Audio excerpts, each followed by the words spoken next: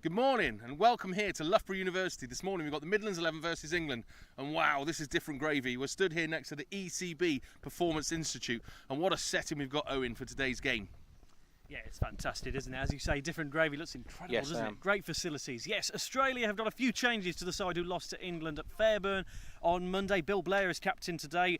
Graham Pavey, Smith, Muddleton, Matthews, Adamson, Orlando, Patterson, Panicasio, Ridge, Betts and Pearce. So a bit of rotation there as they look to rectify that defeat.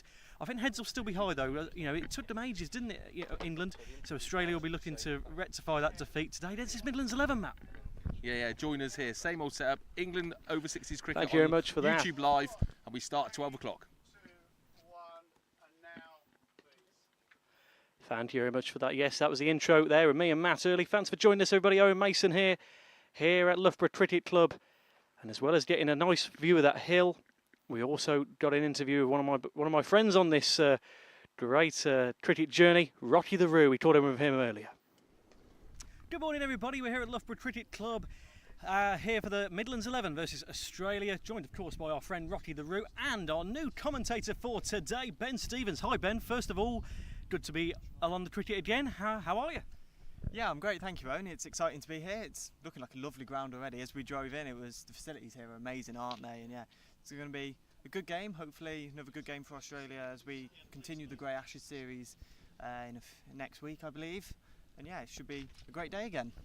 Certainly, you know, it's been one of the best things about the England and Australia series is, of course, Rocky the Roo. Now, Rocky wasn't very happy the other day when England beat Australia to level up the series 1-1. What have you been up to, Rocky?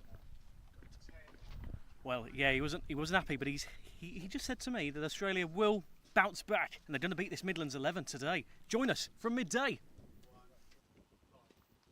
Yeah, brilliant stuff there, Rocky the Roo. And of course, Ben Stevens, who's joining us alongside us for the cricket coverage now as well. And yes, Ben, thanks for joining us. Glad to be with you. Yeah, it's a lovely day for it, and hopefully we get a brilliant game of cricket. Fantastic, yeah, great for Ben Stevens to be joining us alongside Rash Mahmood and Matt Evans. Speaking of Rash Mahmood, here he was with the pitch report earlier on. Well, thanks guys, out in the middle here, Rash Mahmood, Loughborough University track. What an absolutely beautiful ground, but let's get to the track first because this is the most important thing. Neil, if you just want to follow me down, different from the pitch that we saw at Fairburn on Monday. There are green tinges to it, but it's a lot harder. Traditionally, this track plays very, very fairly. There's an even cover all the way through. Nick Newman, one of the England players, he's one of the ground staff here. I expect this to play fast. I expect the bounce to be good. There may be a touch of seam movement, but not as exaggerated as we saw the other day at Monday. Par scoring here. Ooh, conditions set fair. Win the toss. I think you bat first. 300, 320 you're looking at. Yes, that was Rash Mahmood there with the pitch report. That's absolutely fantastic conditions here at Loughborough Cricket Club today. Really, really nice pitch. Great facilities here.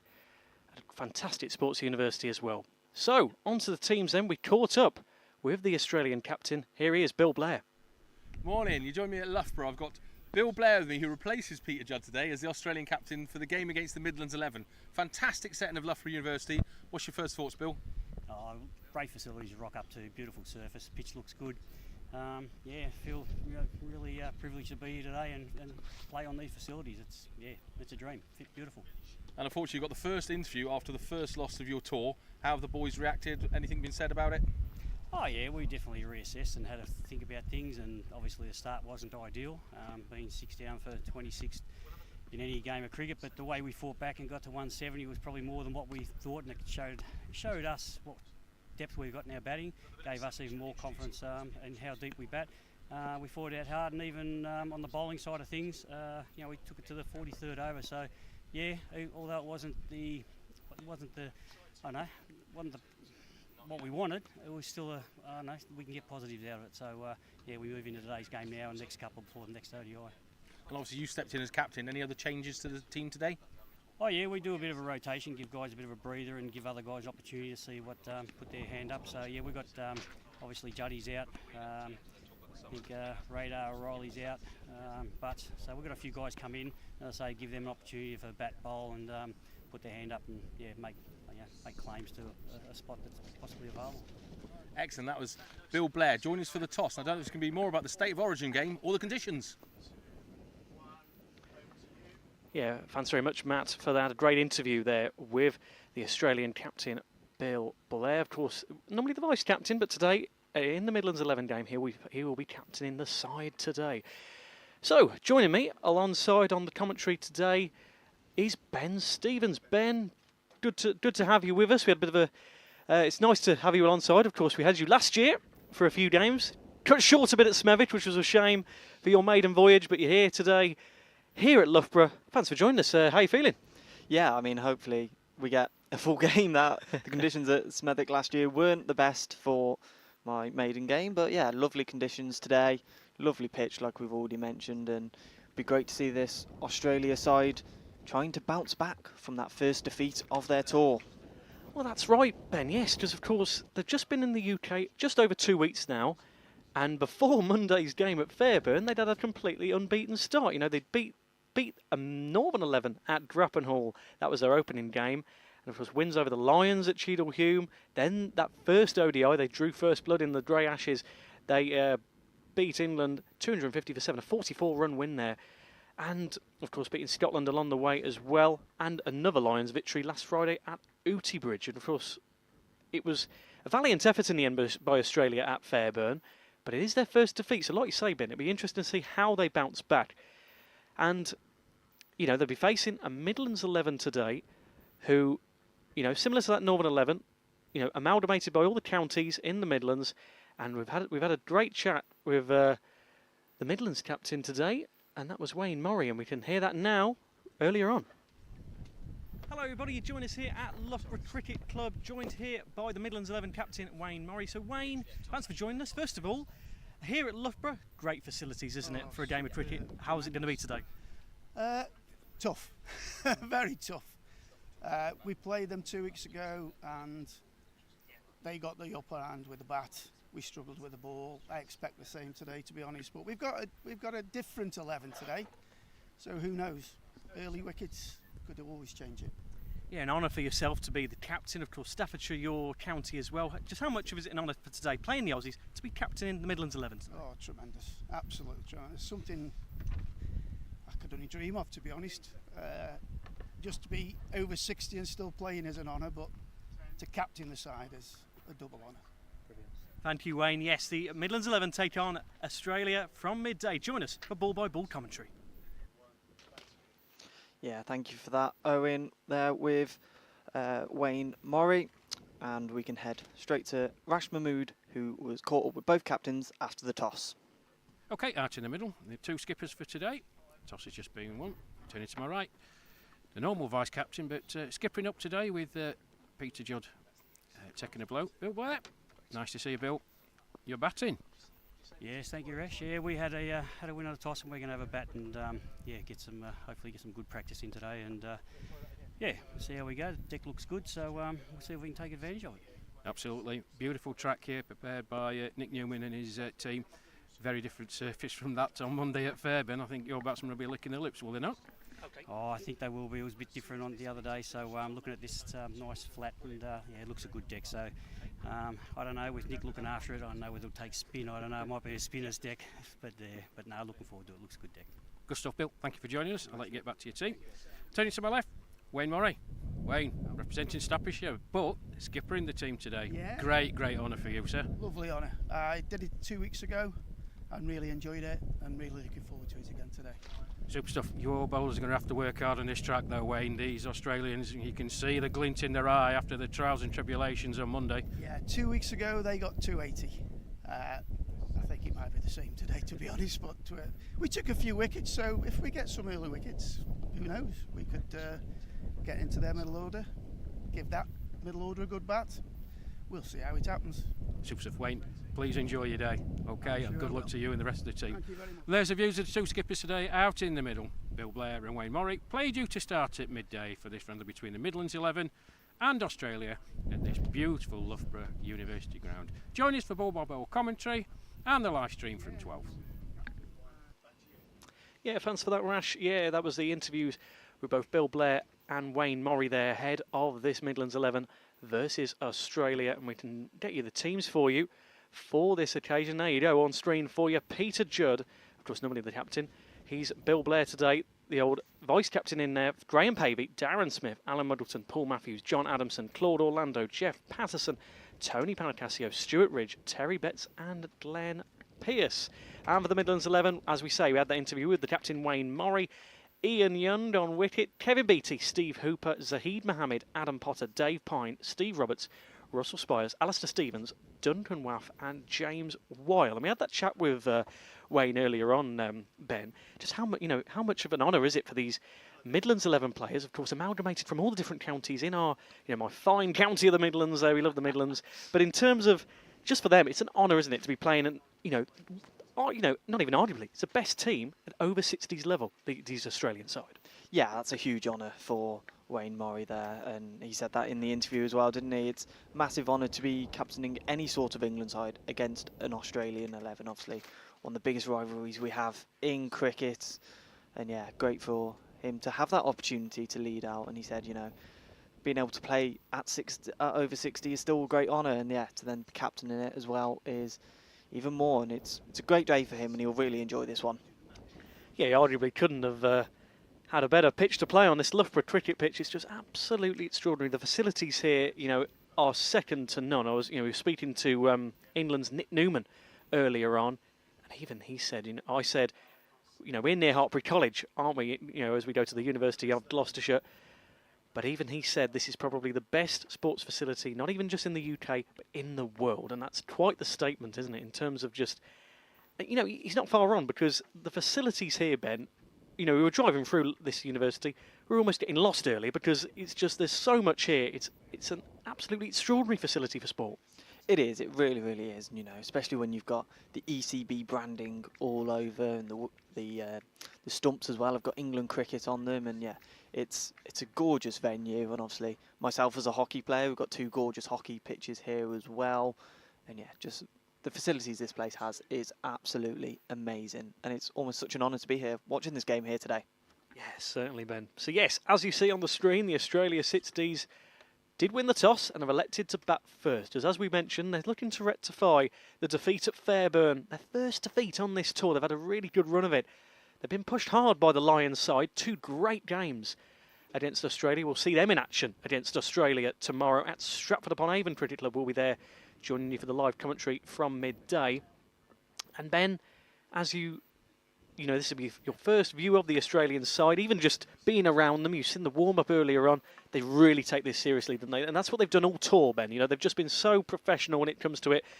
And I think we're going to see another cracking day of batting from them. Yeah, like you said, that warm-up that they went through, that was proper professional. It's actually really, really good to see such professionalism at this level. I'll be honest, I wasn't fully expecting that. I've not seen this Australian team before. But yeah, fantastic to see such a professional outfit, such a professional warm-up, and yeah, let's hope we have a cracking game, which looks like we're going to be nearly ready for, just about 5 minutes away from when the first ball is supposed to be.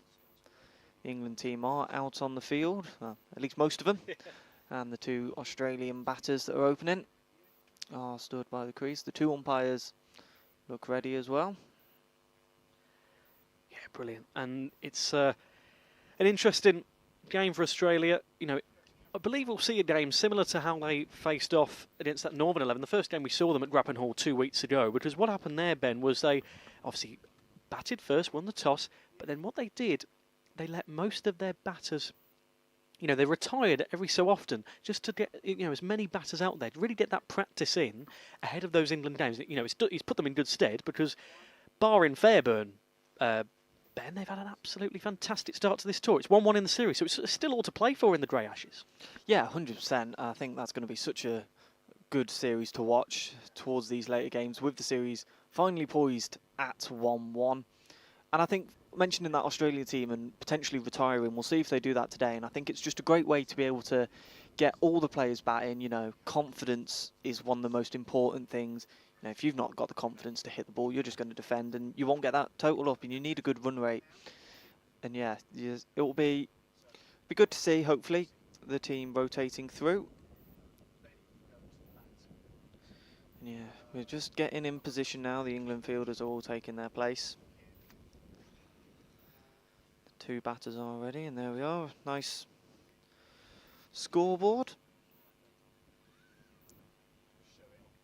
Yeah, it's going to be Alan Muddleton's up there with a 195. What a number that is on the back of his jersey.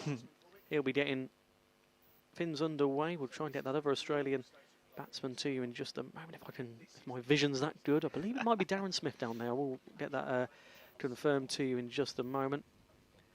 But yeah, it's fantastic. And I've really been impressed by it. It is right, spot on. Get in there, Darren Smith.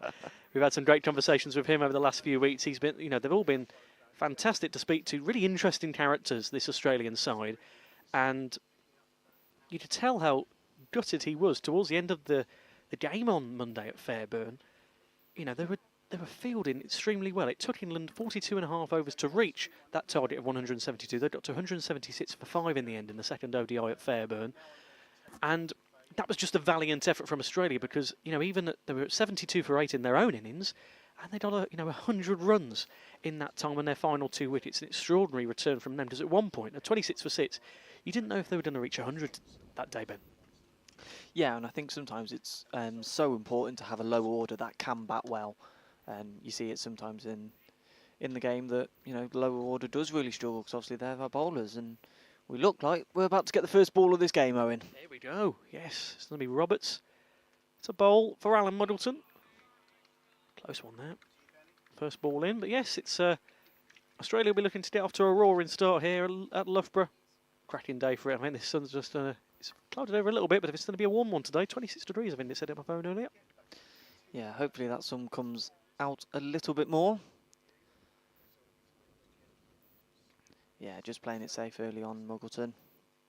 There's no point in trying to do anything rash quite early on, especially in a game like this. It's all about confidence, like we've already mentioned. Ahead of that Lions game, it's a very tight schedule for Australia. It's keeping themselves fresh, though. I think that's the main thing for them. They've got one hell of a schedule since being in the UK just over 2 weeks ago. We're not even at the halfway stage yet. They've got many, many games to come, and their final game is that 5th and final ODI at Royal Ascot on the 24th of July. 2 weeks on Friday. Bit of a call on the umpire, but it's done a roll towards 4 there. Will it just get to it, or will the fielder do well? It's just held up. Yeah, really, really good fielding. Really well fielded there. And the first run's on the board for Australia. Yeah, nice stuff from Australia to get us underway. Bit of a call there from the northern bowlers. They were wondering there what was going on. But yes, 3 runs on the board then for Australia to get us underway. Led by the first runs on the board. And yeah, I think as Rash mentioned in his pitch report, Ben, this is really something that you could see a score of almost 300 today. And he couldn't be far wrong, I think, because it looks as a cracking outfield. Yeah, and it did hold up maybe a little bit there, but it was really good fielding as well. And yeah, I reckon we will be getting a very good total here today from Australia. It'd be great to see. Robertson again then. The delivery for Darren Smith's first ball. And that's fantastic, isn't it? Roll towards a 4, is it? All well fielded again. But they've all did a few runs out of it. Australia. They'll move on to 5 then for the loss of no wicket.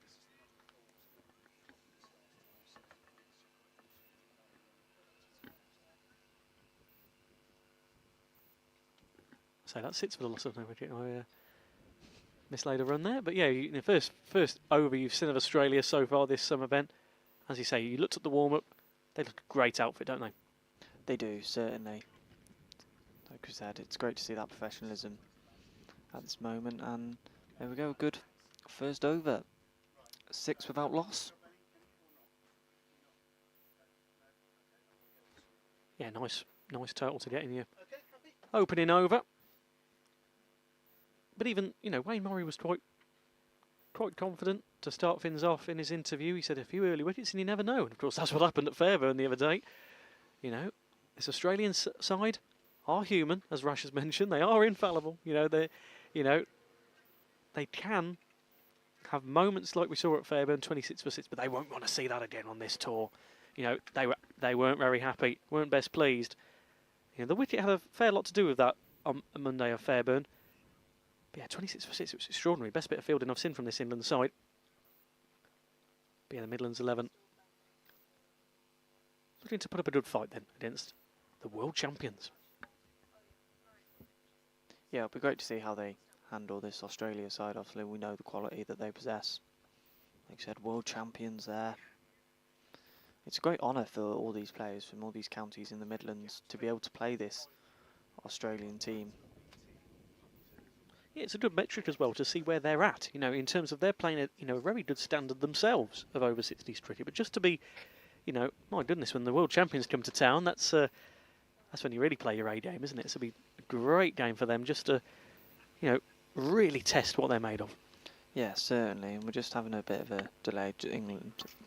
It's Midlands 11, just trying to work out where they want all their fielders at the moment. But yeah, certainly will be a great test for them.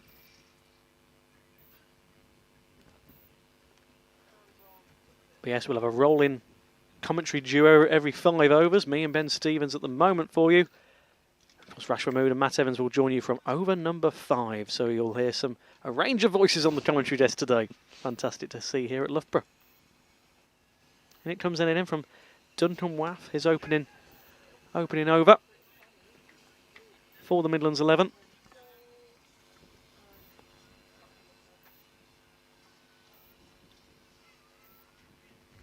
Just hope there's a few Worcestershire boys in that Midlands 11, my local county. You'll be hoping for Shropshire, won't you, Ben? Oh, well, indeed.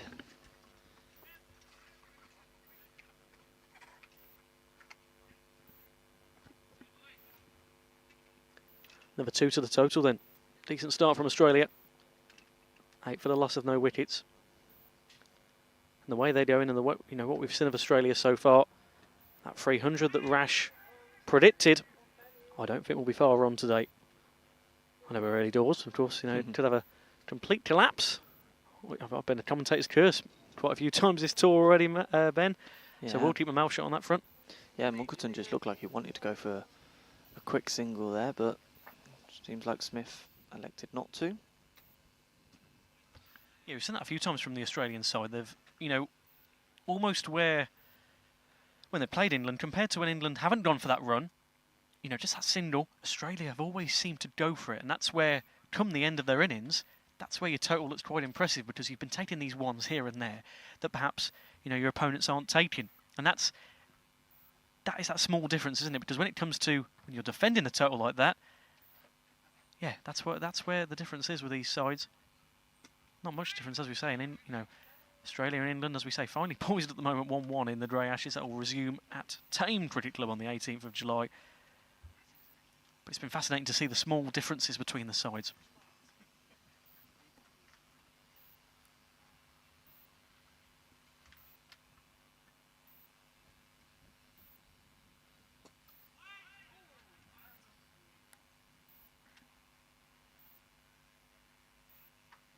Yeah, that's well fielded there, just making sure no runs. Yeah, they want to keep that run rate quite low, don't they, Owen? And be able to put up a good fight in the second innings, this Midlands 11. Yeah, decent fielding so far on this Midlands 11. One, dot ball. There you go. They've trying to stay as economical as they can, really, Ben. And I think that's what you've got to do against this Australian side, because they can put runs on the board. 100%. A very good batting order that we've seen in the Grey Ashes. And a very good over there. 8 without loss, 2 overs gone.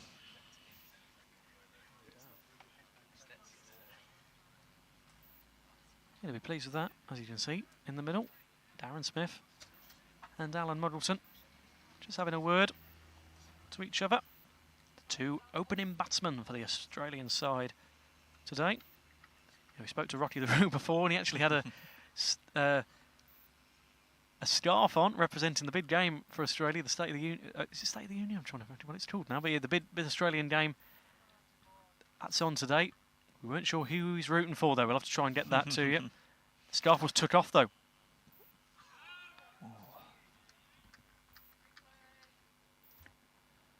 Yeah, there you go on the replay, Darren Smith. Ooh. Yeah, it looked like it was maybe going a bit high, hence no appeals, but yeah, good delivery from Roberts, that one.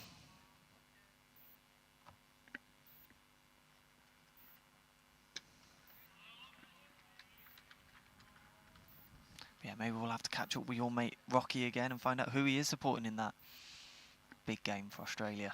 Yeah. Yeah, 1-1. That's finally poised in that series as well. 1-1, a decider today.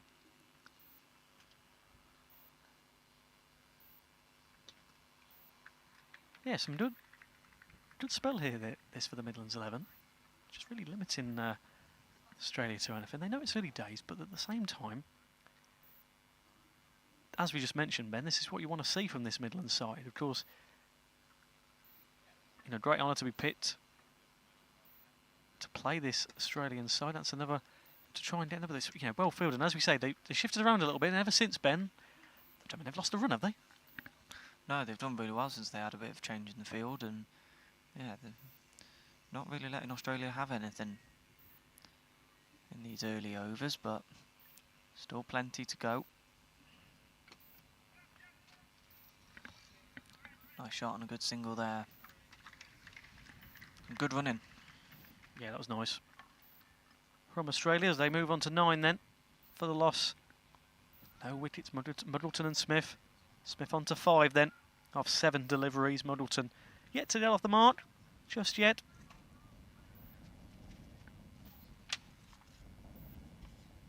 You can hear the wind. He's still there, might play a bit of a... Oh, I said that. Yeah, that's going to be another run on the field, on the ball there. But yes, it's quite a windy day there, Ben. Of course, the sun hasn't come out yet properly. There's a fair few blue skies, but the clouds are prevented that at the moment. Yeah, they are. It was quite nice when I arrived, wasn't it? And yeah, it's clouded over a little bit now, but still lovely conditions. There you go. You can see there's Rocky the Roo. He's got his staff on. There we go. Who's he supporting? That's what we want to know. But yeah, it's the all-important questions. That's right. 10 for the loss of no wickets then as we're into the 3rd over.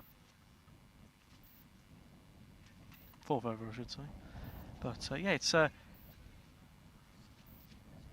decent from this Midlands 11. But as we say, Australia won the toss and elected to bat here as they continue their busy schedule of the UK. They're at Stratford tomorrow as they face the England Lions. Oh, that's nice. It's a nice shot. Yeah, unlucky with the fielding. A good bit of running again. He had the right idea, didn't he? Diving for it. He did. But just a second off it there, unfortunately. But that's 2 for the total then. Yeah, 12 for 0 then. Yeah, it was a nice shot, that one. He knew exactly where he was placing that shot. Alan Muddleton gets off the mark for the side from down under. Again. And he looks to get a few more. Brilliant. Yeah, lovely shot once again. He does go all the way for 4. First one of the day then. Yeah, lovely shot, that one. Yeah, that's nice. And as we, I said about Alan Muddleton, when he gets going, he really can put a good total on the board, as well as, Darren Smith, normally an opener for Australia. He's a great opening batsman. But yeah, one of the most successful overs so far. We're only a few balls in, 2 and a 4 then. Can they continue on that metric? Go for it. And as I mentioned, there's, just like that, Ben, where, sometimes, maybe it's a bit element of risk to it to go for that run. They go for it, and it's another one to the total. Yeah, and that's the important thing. Communication is so key in that, if the ball goes behind like that, then it's the non-striker who's responsible for calling that, and it was a great call by Smith to take a quick single there. and just keep that total ticking over. You know, we've seen that too many times where it's been the other way around. There's been a miscommunication there and they've almost bumped into each other. But we don't see that too often from this Australian outfit. No, they look really, really well drilled in that sense. Nothing worse than that, is there, in a game of cricket? No, and it's... Oh, I say that! Hey, it's given out! Oh, we said how they were a And bit we'll just- comfortable. Look at this for a Watch replay. this. Oh, and it's a great throw. Really, really good. Well, there we go then, Ben. That's an interesting. He just Yeah. said, didn't Wayne Murray say about early on in this Midlands 11 bowling that they might go, you know, a few early wickets and you never know. Well, there you go. First wicket. 17 for 1 then, and as we were just saying how, you know, comfortably ticking over the score, commentator's curse on it. And that was a great bit of fielding though. Darren Smith out. Yeah, it was a really, really good throw. And yeah, Smith out, only scoring 5.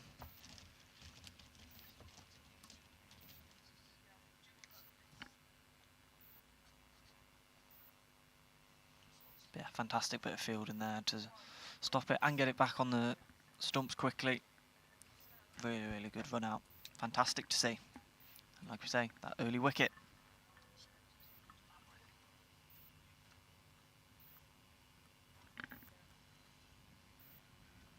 Yeah, really, really pleasing to see from this Midlands 11.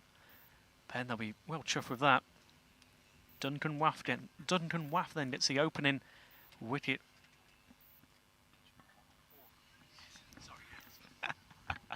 There we go, dot pronunciation there.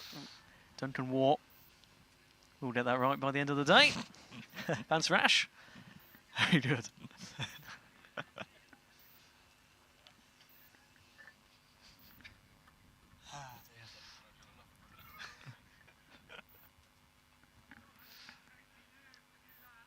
Yeah, Claude Orlando then.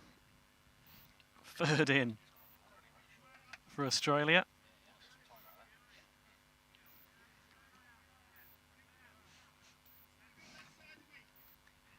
Australia just looking to, you know, it's never a good sign when an early wicket goes. They don't want to then lose another. You know, compared to the other day, my goodness, it went for a spell of 25 for 3, 25 for 4, 25 for 5, 26 for 6. It was a hell of a spell from England. Yeah, and as a batter, you just want to be spending time out there in the middle of the pitch and get a good total and get a bit of confidence. As you know, I think the main thing for Australia will be that Grey Ashes series, which is, like we've said, finally poised. And yeah, it'll be all about just building confidence into the side again after that first defeat of their tour. Yeah, you know, the current holders of the Grey Ashes, Ben, of course, England last won it in 2023, and that's where they'd love to retain the Ashes, you know, on foreign soil as well. And as we've seen so many times, you know, in those England games, another 4 there for Australia. Really, really good stuff from them. And they'll move on to 23 for the loss of 1 wicket. And just as we take it, just quick break in play due to the end of that over, we can give a great thank you to the Inland XI sponsors, and they're proudly sponsored by Stonehill, Sporter Tours, MV Play, Matt Tech, The Jube and Clean Clad. A big thank you, as without your support, all of this wouldn't be possible. Some great help there from the sponsors. And the same can be said for the Australia XI sponsors. They're proudly sponsored by Global Travel Management, Kingsgrove Sports, Exotic Cricket Tours International, Solomon's Flooring and National Tiles. Again, without your incredible support, a lot of this for the over 60s would not be possible. So a big thank you.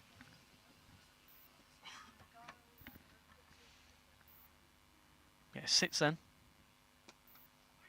Off this partnership. Really well fielded. Really good.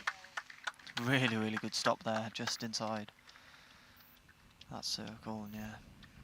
Oh, fantastic. Fantastic dive. Yeah, I've been really impressed with this Midlands 11 so far, Ben. They've really just took to Australia. You know, they knew it was going to be a tough test, but you know, you've been picked and you've been allocated to play against Australia here from the Midlands. It's just a great honour, and they're proving a decent test now for Australia. They are obviously still early doors into the 5th over now. 23 for 1.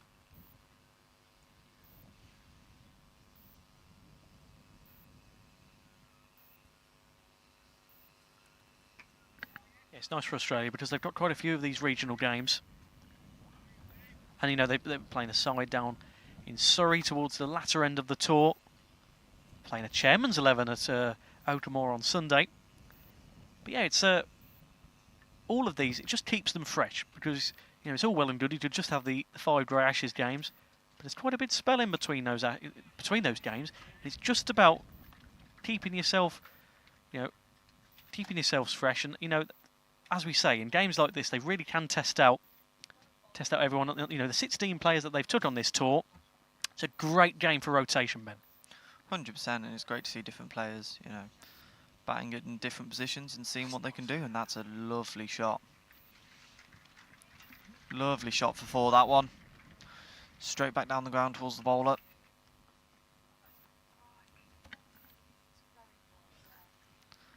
And that's Orlando off the mark. Yeah, brilliant for him. 27 for 1 then. 4 off 5 deliveries for him. 13 off 17 for Alan Muddleton. Good start for them as we fastly approach the 5th over. And we'll take our leave in a moment, Ben, won't we? And We will bit of indeed. a substitution. Rashmood and Matt Evans going to be coming back on commentary. Oh, great stuff once again. Been really impressed at the moment with the fielding. And that is the end of the 5th over. As we welcome Rashmood to the commentary. Rash, what have you thought of this Midlands 11 so far in these opening 5 overs? Well, morning Ben, morning Owen, morning everybody. Oh, good afternoon, should I say. Very, very impressed. It's a really good track for batting. But they picked the lines and the length, forcing the Australian batsmen to play. Some nice strokes on the offside by Alan Muggleton, but a wonderful bit of fielding to get Darren Smith out. It's been a good start for him, but Australia going along at over 5 and over. And Claude Orlando, one of the Australian heroes on Monday at Fairburn.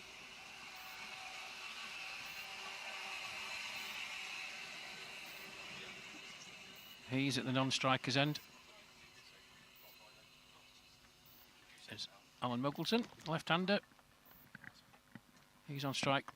13 he's reached so far. And just prods forward into the offside, and there's no run. It's a great pleasure to welcome, sliding in alongside me, Matt Evans. Good afternoon, Matt. Good afternoon, Rash. You all good? Yeah, it's been a bit of a flustered start here today with one thing and another. Parking at this wonderful university was a bit of an issue. It meant that a few people got here a bit late, and then we're trying to do all the stuff that we try and do for the viewers' preamble, and Billy Blair chops into every person and his dog. Well, making the most of his captaincy day as Peter Judd has a rest. And it was a good-looking wicket out there, Rash, wasn't it? The boys are talking 320. I think the Aussies want a real solid long bat today just to get their eyes in and practice. And with that, as we were just discussing off mic, that Claude Orlando's been shoved up the order, probably just to get some time in, do you reckon? Yes, I think so. Continuing his good run of form with the bat. Very underrated, Claude. Very good wicket keeper, but he's certainly a very talented batsman as well. As War comes in again. Just pushed out into the onside, quick call. And it's there in the end. A very easy signal. Duncan Moore operating. And they're also running very hard, aren't they, Rash? They're taking every little single, and I think the first over they ran 2 threes.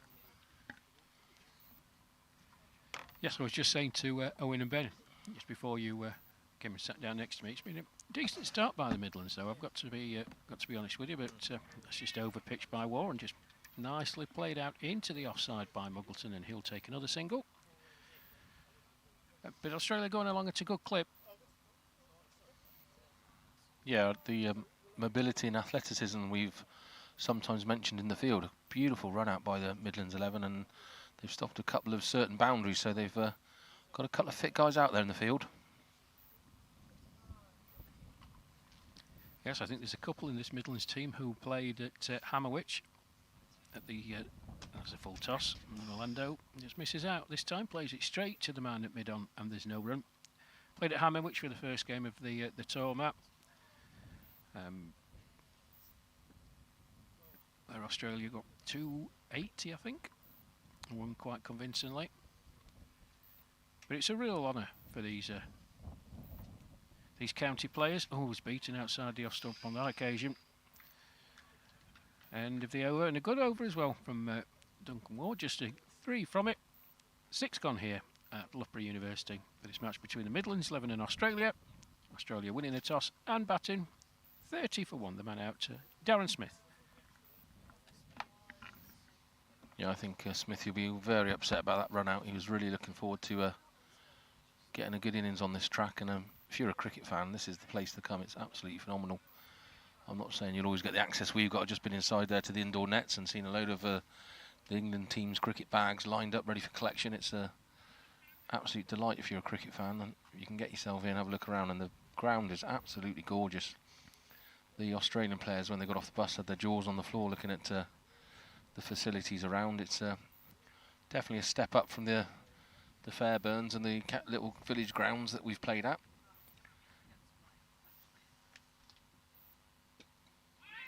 And that's just pushed away by Muggleton into the offside. So it's 30 for 1. We're into the 7th over. Yeah, that's the first ball of the 7th. Roberts bowling, and they'll be looking to just get some early breakthroughs here. That run out was a beautiful bit of fielding. Shied, he only had 1.5 stumps to aim at really, and clipped the bells off the top. I think took Darren Smith by surprise. But they've done that all series, running those very risky 1s and 2s, and tend to get away with it because they're running so good.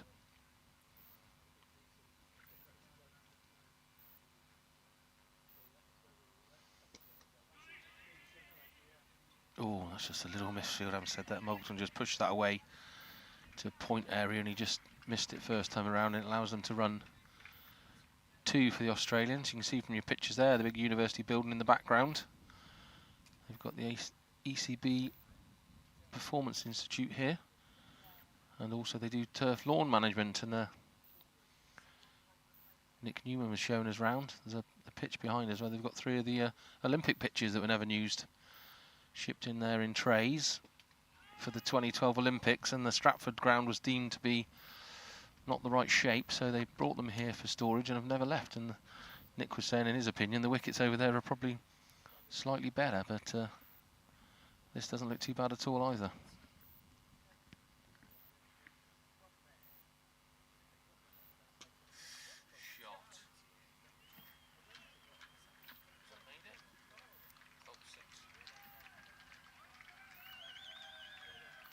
Well, just flighted a bit there from Roberts. Loopy delivery, and Muggleton recognised that. Lofted drive over mid-off for 6, and it's a big old boundary out there, Matt. But as soon as he left his bat, that was only going one place. He moves on to 23 off 25, and we saw him the other day as he was going very, very well. Nearly to run a ball. And that's overpitched as well, and that's probably going to go. So 6 and a 4. But he looked very, very tidy indeed. Yeah, he sort of sneaks up on you, Muggleton, doesn't he? You think he's just plodding along. I mean, that's unusual for a 6 and a 4, but he knocks the odd boundary, plodders along, runs the singles brilliantly. And then you look at the screen, and again, he's there. 27 runs off 26 balls. He's over 100 strike rate, and you somehow you watch it and think he hasn't done a lot, and he just ticks along lovely. And one of these batsmen I think is going to get a score today. We've been giving them a bit of ribbon about centuries and stuff. I think Doug Murphy got to 70 and threw it away, and we thought he was going to be the one. But I think we could have a ton on the cards hopefully today. It's certainly the wicket for it. As Australia are set 42 for 1 in the 8th over.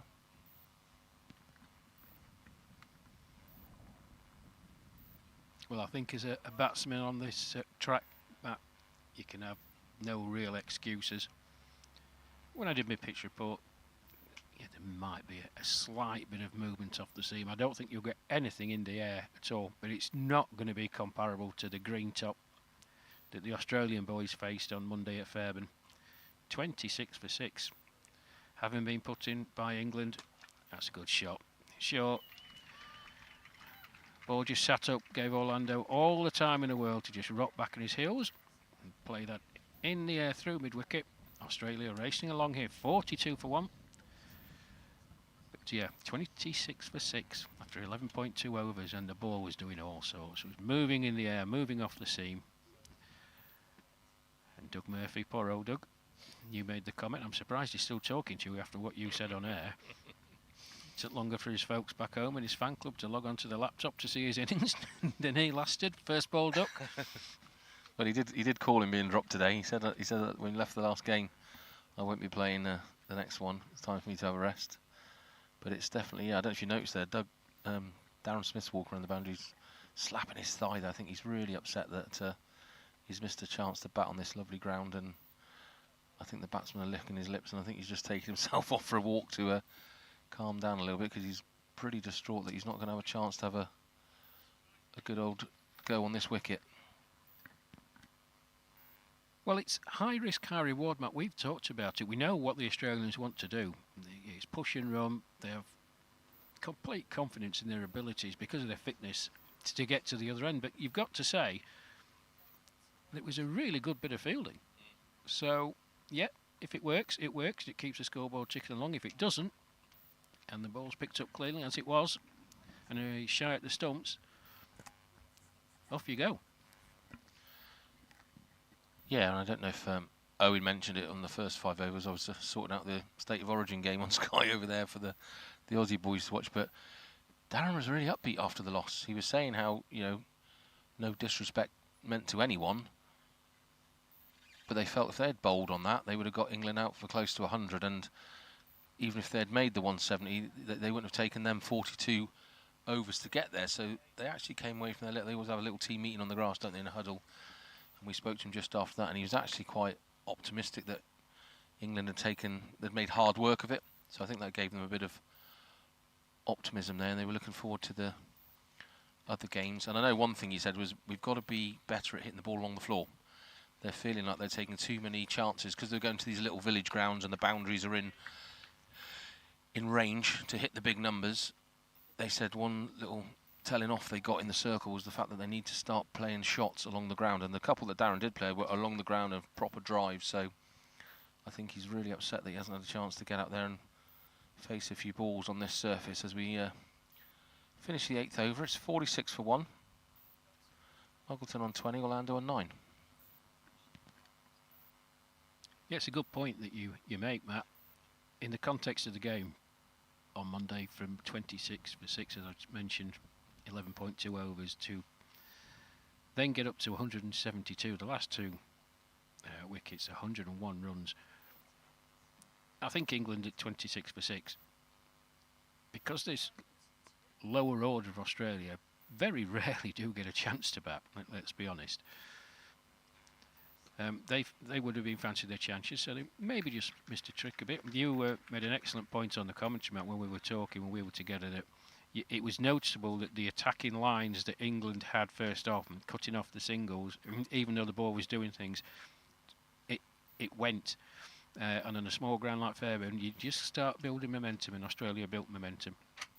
But I think if you asked the England skipper, Ed Gordon-Lennox, if he could restrict Australia batting first to 172, he would have munched your arm off. But conversely, I think England just played to the total. I've had a word with Peter Judd today, and Judd, he was of the same thing. Yeah, it took 43 overs, but they were just playing for the total. Steve Small out early, but a very good partnership between Melisane and Timor Allen. And sitting at 90 for no wicket. That's a nice shot by Orlando, just helped round the corner. Lovely timing. Set his stall out early doors. Just rolled his wrist over the ball, all along the ground for 4. Yeah, I do think that was a mistake. I mean, who am I to sit here and question Ed Gordon-Lennox's captaincy? He knows far more about the game than I do, but they had him under so much pressure with that tight field, which we've talked about in other games, that they haven't been so attacking as the Australians are. And the minute they let that release, they just let them off the hook, and then that's when Australia got up to that 170. As we just see Australia past the 50-run mark here on the 9th over. And I've talked about it, and I whinge on about it, how attacking. I just think that you've got to, they've been a bit defensive. I don't know if you agree with me or not, but when they were attacking, they were getting the wickets. And Australia do bat deep. From number 8 onwards, they got to 170. But I think if that field had stayed tight, you would have lost the odd boundary, but I think you'd have bowled them out a lot quicker. It's all about context of the game and game management that we've said, but having had them 6 down with just over 11 overs, I would have, with the mandatory 2 fielders outside or whatever the regulations are at that point in the game, might be 3, bring them in, because then you're challenging the Australians. They know they can't afford to lose another wicket, or they're going to be skittled out for something like 50, 60, maybe 70. So you challenge them to then go over the top. If they go over the top on that pitch that was moving about, we saw Peter O'Reilly get out. I was advocating on commentary, you get the ball on the driving length with the movement in the air and just a bit off the seam. Well, O'Reilly, that's a great show, well fielded, very well fielded at the covers. That was thrashed by Claude Orlando. And Peter O'Reilly was a classic example. Good ball by Mark Wilson, just back of a length, tempting him forward, and just as he gets the ball to play it through the covers, it just started seaming away, so he didn't get the full bat on it. It was about a quarter of the bat, but it flew straight to Nick Newman. You carry on, because you're then challenging the Australians to either dig in and be very, very stoic, or go over the top. So you'd rather, at that point, have them go over the top. But it was a good, resilient, gritty, determined performance by the Australians, and a good result for England in the end, and a good performance. They took advantage of the conditions. They haven't always done that, if we're being perfectly honest, against this Australian side. So 1-all, all set up for a week on Friday at Tame, Matt. Yeah, 100% correct, Rash. And from a selfish point of view, I know we're not there covering Tame with this. You are yourself, but the BBA bus is already previously hired, so we were so worried it would go 2-0 and we'd actually miss the climax of the series, having followed these boys all summer long. But I think me and Owen are going to try and come down and have a spectate for that game, because we're invested now. Yeah, we are still trying to find a way to stream the game, folks. Tony Fitzgerald, who's scoring for England today. Tony was out in Australia with us. That's his local club. I know he's been in some negotiations with the great and the good. Oh, there's a big swipe across the line by Muggleton. Thickish inside edge, and just dribbles out into the leg side for no run. With the great and the good, and he's pulling in some favours. So we're going to do our best. I know Matt's got some thoughts on how we may do it. I've got some phone calls to make, and we'll get in touch with Harrison, the media guru for England. But we are turning up. It is a long way for me to come from South Yorkshire, but if we can guarantee you some pictures, then we'll try and get on and do as commentary, Matt, because as you say, it's a pivotal game, that third one. Yeah, like Rash says, we're doing our best to make it happen, and it is a big game. I think 2-1 is it's now a three ODI series, isn't it? So taking that one's going to be huge in the result of this series. There's a bit of a swing and a miss by Muggleton there, again across the line. 3 dot balls for War. Nice. Just push that out on the offside. Nice tighter bowling here from Duncan War in the 10th over. And as per usual, we'll have our normal 5-over switch in a minute and invite Owen Mason back with his sidekick Ben Stevens.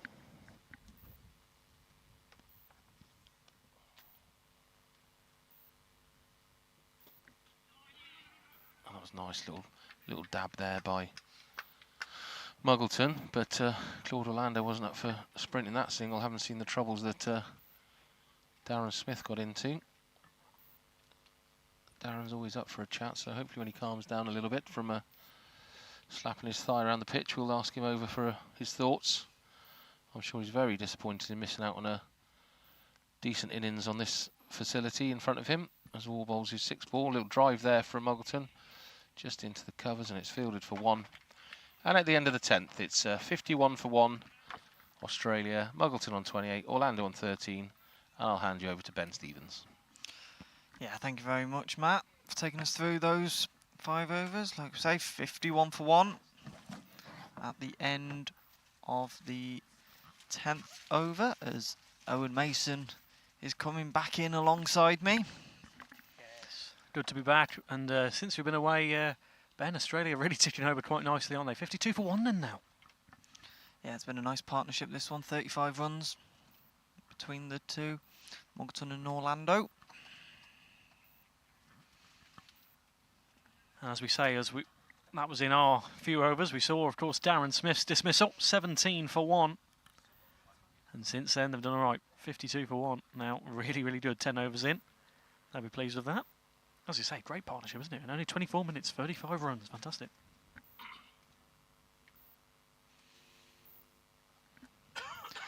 Roberts back into the attack now, and yeah.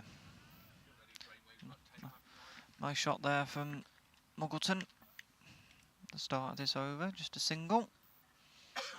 Taking us up to 53 for 1. And more importantly, Ben, we found out who Rocky the Roo is supporting in the State of Origin game, the Maroons. So he'll be pleased if they get over the line today in that big game in Australia, the State of Origin series. You remembered the name now of it? Yeah. Oh, it's just that's a shame, isn't it? That's just unlucky. Yeah. Really unlucky. It's a nice shot from Orlando, but yeah, really unlucky that hasn't been stopped and goes for 4. Yeah, nice. From Australia once again, they'll get on to 57 for 1. But yeah, it's a shame that just again a great attempt, as we've seen quite a few times. Valiant fielding from this Midlands 11 so far, but just about trickles through him towards the boundary.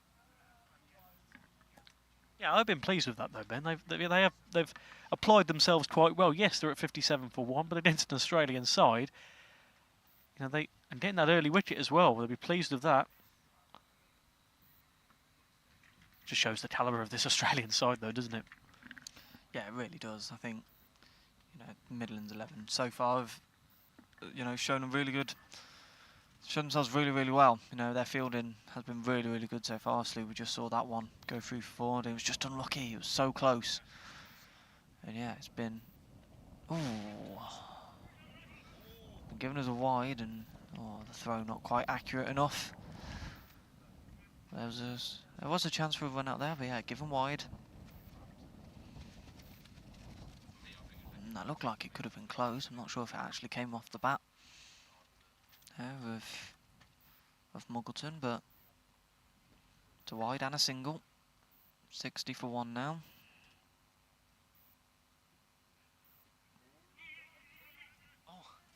Muggleton went for the run there, didn't he? Yeah, he was halfway down the crease there, and Orlando said no, and he had to scramble back a little bit, but I don't think there was too much danger of a run out there. But yeah, almost a moment of madness. The Australian batters, but still both out there. Yeah, a very nice run right there, 5.63, and I think they'll want to carry on going along at this pace. Yeah, there is a chance for a really, really good score here. You know, already 60 for 1.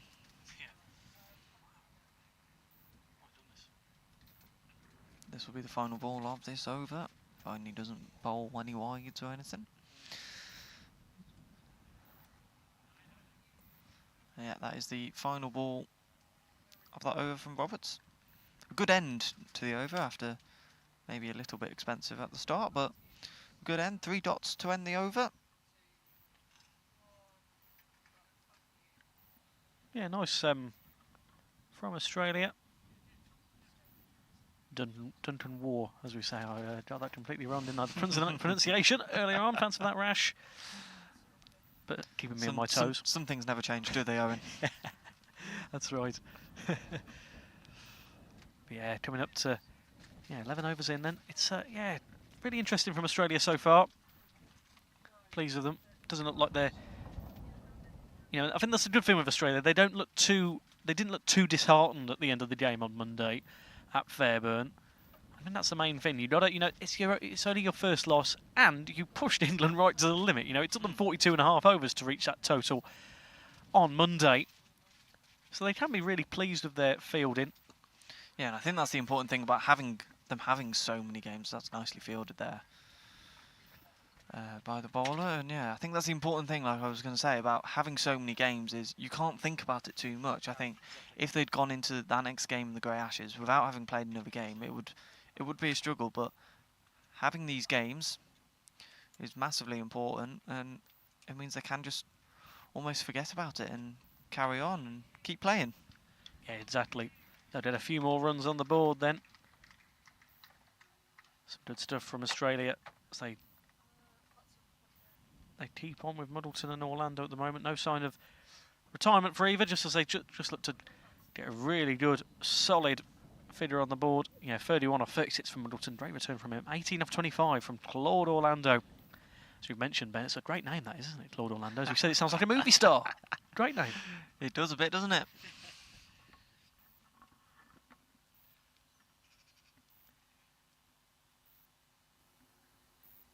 Duncan Warden in again on the delivery. Oh, nice. Yeah, it was a nice delivery, that one. And I think, you know, you can even look at the score, but they've bowled well. They have bowled really, really well, these Midlands 11 bowlers so far. Duncan Moore and Roberts.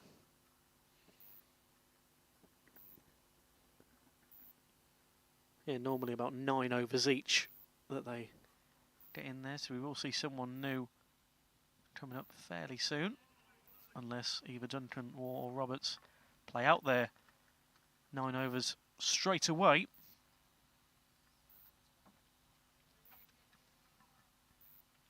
The sun's coming back out now for us, Owen. Yeah, nice, isn't it? Meant to have a lovely spell of weather. It's meant to be just like that, even a bit warmer at Stratford tomorrow. It's going to be a warm one.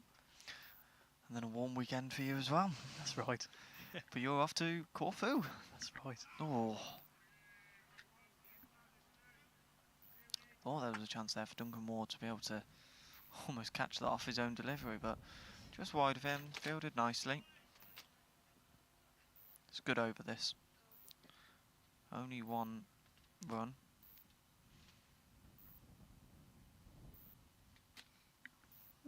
Yeah.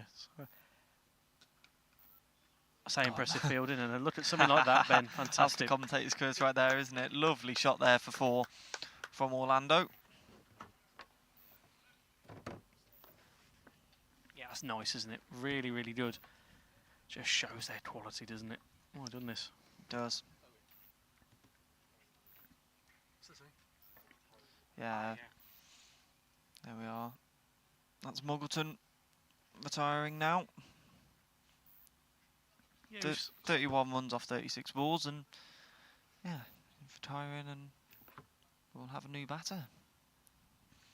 Yeah, we saw that just under 2 weeks ago, this first Australia game that we covered at Grappenhall against that Northern 11. And it's a smart move. We've mentioned it a few times today, Ben, but it is, you know, really shows just, you know, Peter Judd, the Australian captain, of course, not playing today, vice captain in his place, Bill Blair, but it just gives them a chance to really look at everyone, because in a normal game, you know, if you keep a partnership like this going and you're going really well, you get to 100 runs with a partnership like this, you don't normally get to see most of the order, do you? No, and sometimes, yeah, you never get to see that lower order have a bat, so it's nice for others to be able to get the opportunity, and yeah, it's really, really good to see, and it's a great culture as well that they've got going here, and yeah.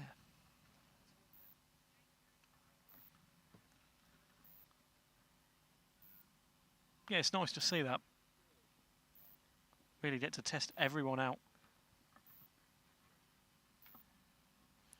Yeah, the graphics still showing Muggleton's batting. And there we go, Muggleton showing as retired now. Yeah, 31 or 36, so like you say, 4 threes. 3-4, sorry, and 1 6. There we go, can't read. There we go. But yeah, good partnership, isn't it? You know, almost getting to that half-century mark. Fantastic between them two after that early dismissal of Smith. Yeah, Graham Pavey is in then. He can hit a ball, Ben, I tell you. Please don't let that be a commentator's curse, but that's happened a few times. But yeah, when he gets going, my goodness, he can hit a few boundaries.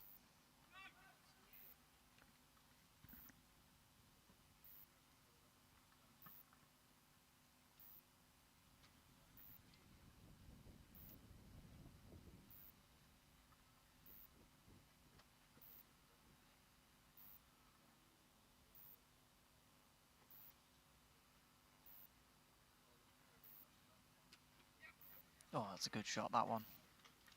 And that will run for 4. Yeah, that's nice, isn't it? Really, really nice.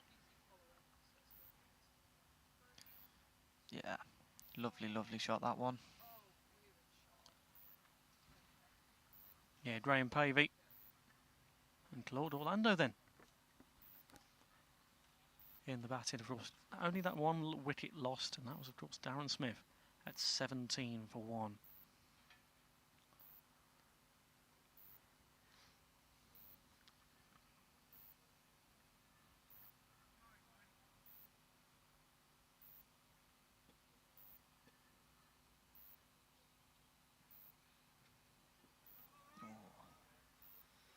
Given us wide, I wasn't quite sure where that one was going. And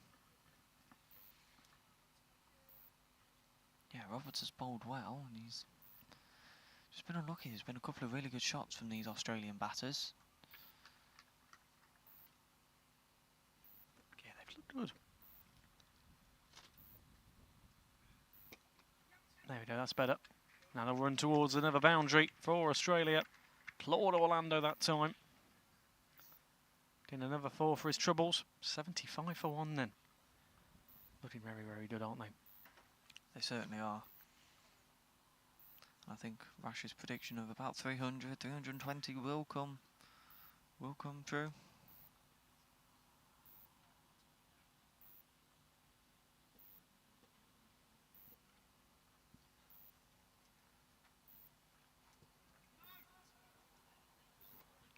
Yeah, really, really cracking return, as you say. 30 off 32 then for Claude Orlando as we end that over. 75 for 1 then. For Australia. Really nice from him. But yeah, it's for Australia now, Ben, this game, you know, we spoke about it at the end of the Grappenhall game with the Aussie captain Peter Judd. You know, games like this, you know, it's a great run out for everyone. That's just the main objective, the main prerogative of this game. Really, really good to see for them. Ahead of that Lions game, which is proven to be quite a tough test for Australia in the 2 games that they've played against them at Cheadle Hulme and Ooty Bridge the last few weeks. Really pushing Australia right to the limit. I think there's only been about 10 runs in between both games for both sides. They've really, really pushed Australia, especially in that game at Ooty Bridge. Really quite tight. But yeah, it's that's a great metric for the England Lions to see where they're at, pushing the world champions right to the limit. And that's going to be another nice few runs on into the board. It's running towards it, going away from them, isn't it? There will be a boundary. Yeah, just reaches it. Thought one of them might be able to get to that, but it's just ran for 4. He's 79 for 1 now.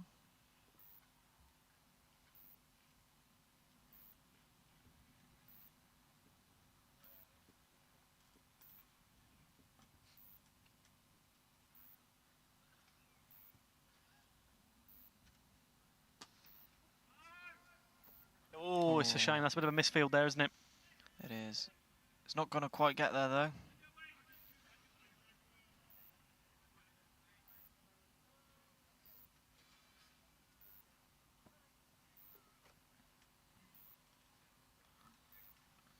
Yeah, run rate goes over to 6. Looking really decent, aren't they, Australia, at this moment in time. 7 off 4 then for Pavey. He's had a good return of a few balls.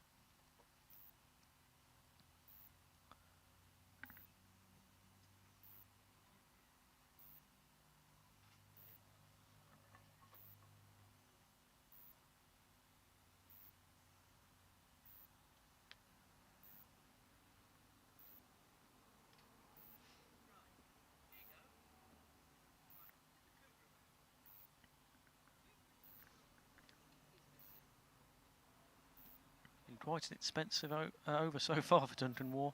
4 and a 2. Top ball though on that occasion.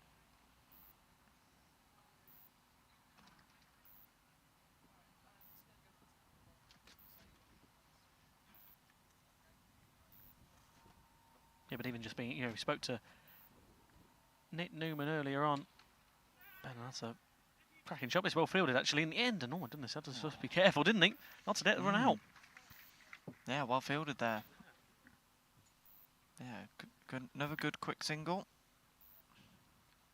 Yeah, we were speaking to Nick Newman, of course, part of the England setup, and a really integral part of the groundsman here at Loughborough. And he was showing me and Matt over towards where they have another cricket pavilion.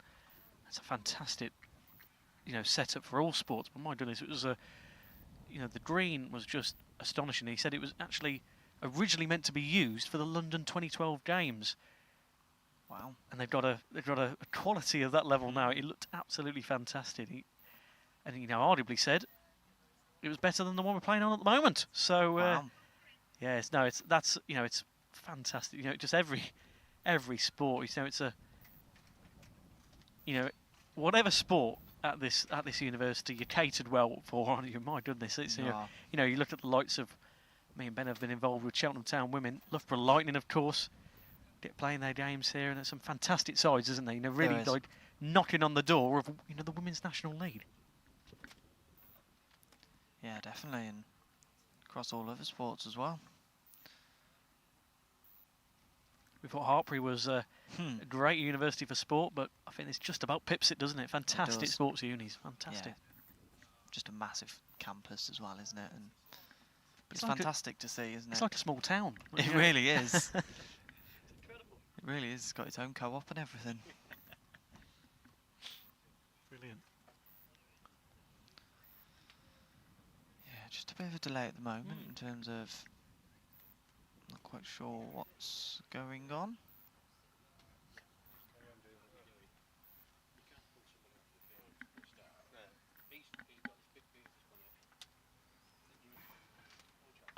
$82 for one then. As we'll have one more over, then we'll do our rotation. Rash Mahmood and Matt Evans will rejoin the commentary table in just a moment. These overs are going by fairly quickly, which is good to see. And I believe we have a new bowler coming in as well. Yes. David Pine. Oh, that's a nice shot. Really nice. Oh, another boundary. Another 4. Fast approaching 100 runs, aren't they? They really are, nice run rate. And yeah, lovely shot for another boundary. And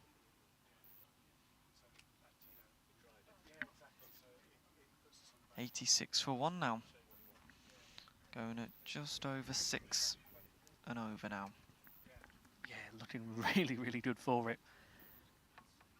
Well, good start to David Pine's bowling.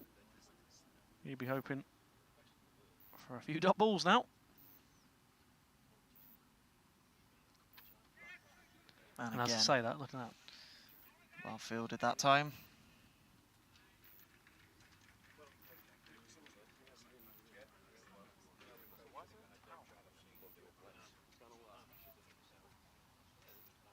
Yeah, it's a couple of nice shots there from Pavey off the spin ball. Yeah, and the good thing is, Ben, you join this commentary at quite a good time because you get to see the Aussies right in the middle of their tour, really. You get to see the Lions game tomorrow. That'll be a fantastic metric to see where they are ahead of that third ODI at Tame a week on Friday. It will come round quick. The weeks are going by so quick at the moment. Always does, doesn't it? But it's just, we've had 2 weeks so far of this Australian tour. It's been fantastic to cover it on this YouTube channel. But yeah, what have you made of them so far? I know we're only a third of the way through your first Australian game, but what have you made of them so far? They're a great outfit, aren't they? They really are, like we mentioned earlier. Their professionalism in the way that they warmed up and everything was really, really good to see. And yeah, fantastic batting at the start of this game. 90 for 1. It's a really good total and so far, and yeah, they look good for it. And this Midlands 11 is playing really well as well. Some of the fielding has been excellent.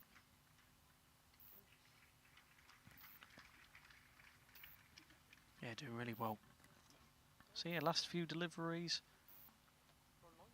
before we reintroduce. Yeah, one last delivery then from David Pine. 4-2-1-1-1 so far in this over. So good over for the Aussies, and it might just get better. Looks to be well fielded. Yes, it is before it reaches the boundary. Really good, actually. Really, really good stop, that one. Yeah, it looked a certain for the way it was going. But yeah, really, really good stuff from the Aussies. So they will put 2 more on the total then, and that's the end of that over. 93 for 1. And we can welcome back to the commentary table Rash Mahmood and Matt Evans. Rash, welcome back. Thank you, boys.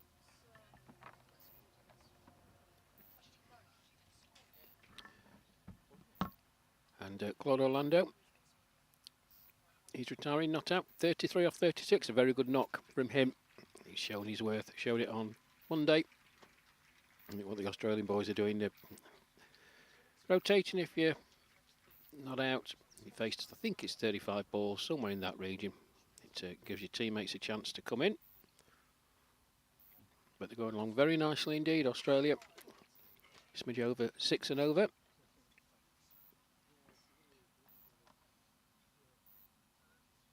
As Matt Evans joins me in the commentary area.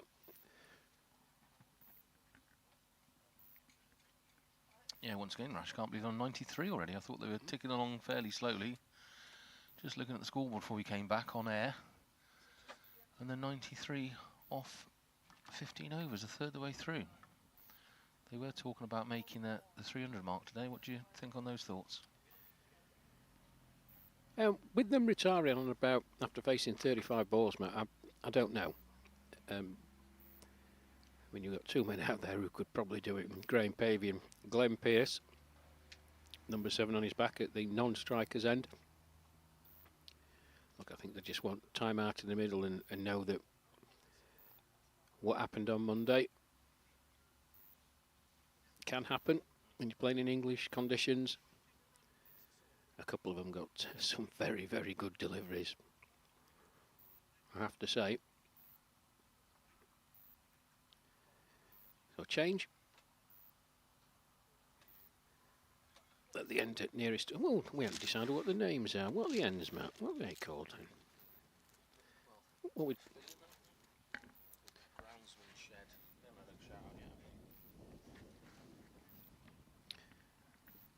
Got the groundsman shed at one end and not a lot at the other end. You can hardly call it university ends because it's surrounded by the uni. As Pavey just misses one there, wraps his pads, but going down leg side. Just confirmation of Claude Orlando's retired, not out. 33 off 36 deliveries, 7 fours. Very, very good knock from him. It's Russell Spires. Plays his county cricket for Leicestershire. He's on. Pavey just pushes out into the offside. Nice one-handed pick-up that makes his ground quite comfortably in the end.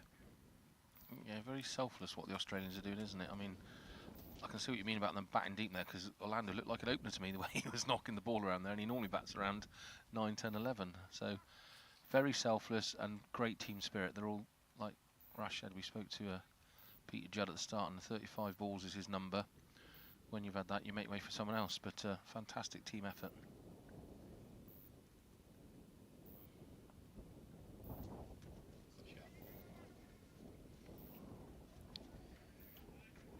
Yeah, we saw it at Grafton Hall the first time we got together for the summer, Matt, didn't we?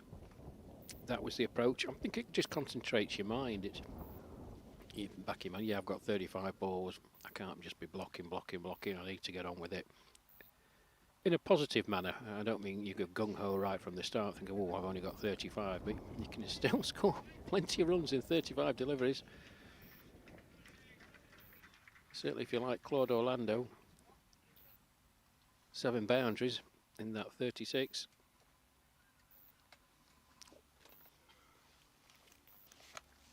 I've just tried to lift Matt's rucksack up and I've nearly done myself an injury. What on earth have you got in there? His lunch.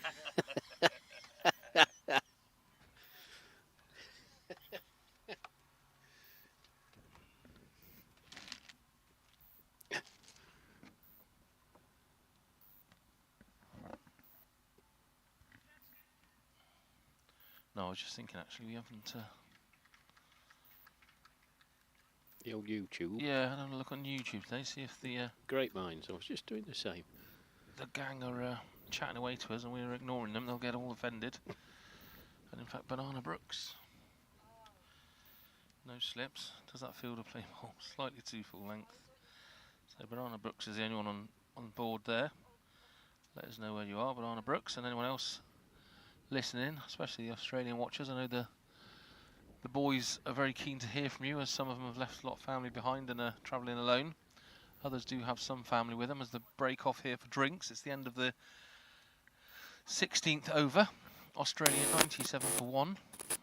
Pavey on 3 and Blair on 1. We've got the retirement, so they're sticking to the game plan of 35 balls and have a rest, just to give everyone a go, which, as I was just saying, with Rash, very selfless, great team spirit, great attitude.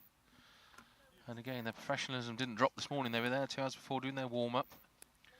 I think the England boys there an hour before, but they thorough warm-up, these Aussie boys do. And the boys that don't play are still running around the pitch, going through the motions to keep this team ethic of doing everything together there, just as we watch them enjoying drinks.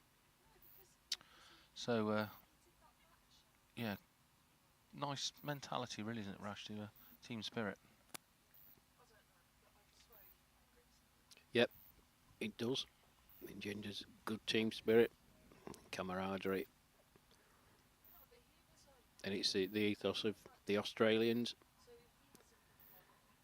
No matter what situation they're in, they never give you an easy time. And conversely, it works the other way, man. When they're under the pump, which has happened on occasions, they've managed to find a way to get themselves out of the hole that they've dug themselves. It's a busy week for them. It started on Monday with that second one-day international at Fairburn. Then a moving day for them yesterday, moving from their base in Leeds down to Stratford. Had a very pleasant afternoon in Stratford yesterday. A short drive here to Loughborough for this match today. And then we'll all be with you tomorrow at Stratford upon Avon for the third and final instalment, the meeting between the England Lions and Australia. Really looking forward to that. We've had 2 wonderful games between the Lions and Australia, Matt, at Cheadlehume and at Outerbridge last Friday. So the final instalment of that, the Lions will be hoping to at least get on the scoreboard. And then on Sunday, Oakamore with the Chairman's 11 versus Australia. So it's a busy week. And I think the Australians are travelling to Wales. A fixture at St Helens before that crucial third one-day international at Tame Cricket Club a week on Friday. Well, the England boys are taking on some fluids. Pavey and Glenn Pearce out in the middle.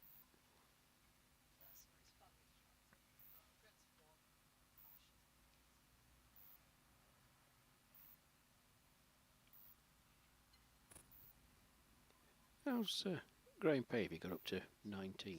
I know, I was just thinking the same. I've just looked at the scoreboard, Matt. It says 19. Off 16 balls. Again, another one just to paddles it here and there, and before you know it, he's a 100+ strike rate. So there's a lot of talent in this Australian batting. They just seem, maybe they're just naturally, and they kind of get the ball away with it being very, very natural, without looking like they're putting a lot of effort into it. And before you know it, just like Pavey and we said Muggleton at the start as well, Pavey's gone 19 off 16 without us kind of blinking an eye, really. But and it's not a small pitch, is it, Rash? It's not tiny. They're getting the runs in very nicely. No, it's not. It's good shot selection, and it's confident running. I'm just having a word with Darren Smith, and I was waltzing round on the break, and I said, well, you can't legislate for a clean pick-up and throw like that. And he said, oh, I thought it was close. It probably was. We went on there at time, and I was at the other end of the ground, so I couldn't see, but that's what they live by. When it works, it can be very, very effective, because if you are going through a bit of a sticky patch and you're rotating the strike, suddenly 6 and over. A couple of 2s in there as well. You've got 8 or 9 without taking many risks, and that score just builds and builds and builds and builds, and you look across at the scoreboard and think, well, how have they got there? Yeah, I think he was just out. I was lucky enough to be stood behind Owen and Ben when they commentated, and again, fantastic camera work from Benny. over there who got the shot, and he was just out of his ground, so I think the umpire got it right. But yeah, the quick score building is phenomenal, really. But they do that a lot, don't they? Nothing ball, dabbed away, ran a single. And the English teams, I know this isn't England, this is the Midlands 11, so they just don't have that same attacking field sense of stopping that. That's the ones that just build up, isn't it? Be interesting to know how many singles they get at the end of an innings. So, you know, they must add up to a big chunk of the score, because they do a hell of a lot of running between the wickets, these Australians.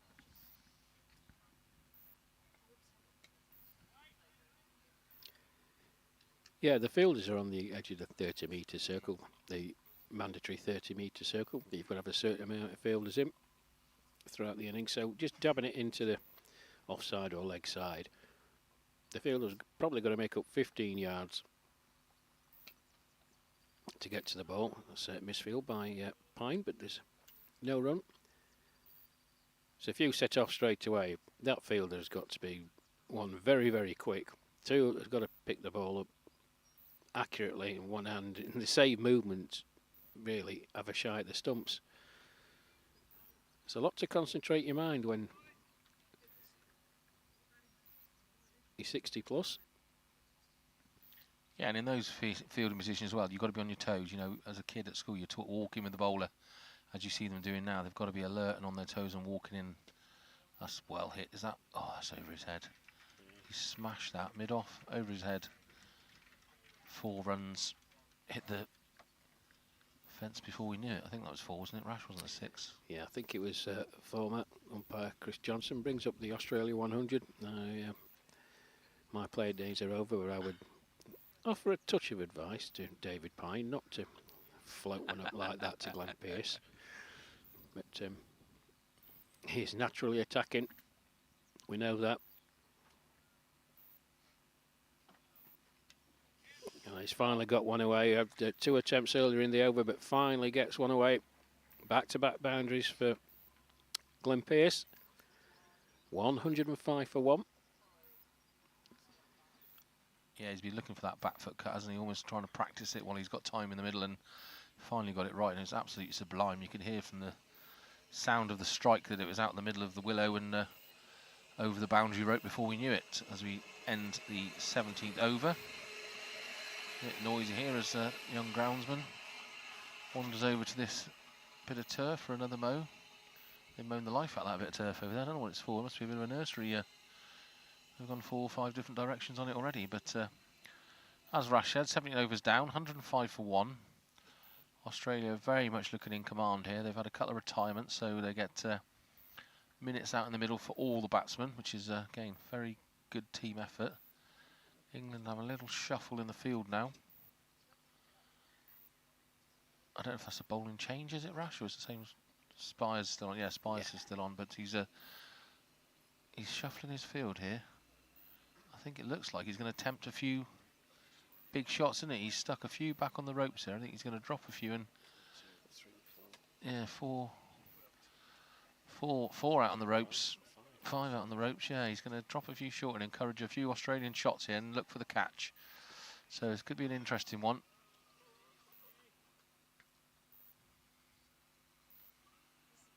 And I mean, the batsmen will be aware of that, won't they, Rash? They'll know what the game plan is and play accordingly. They will, Matt. Of course, by putting 5 men out on the boundary edge, it does leave massive gaps in the field. But 2 decent deliveries to start this over from Russ Spires.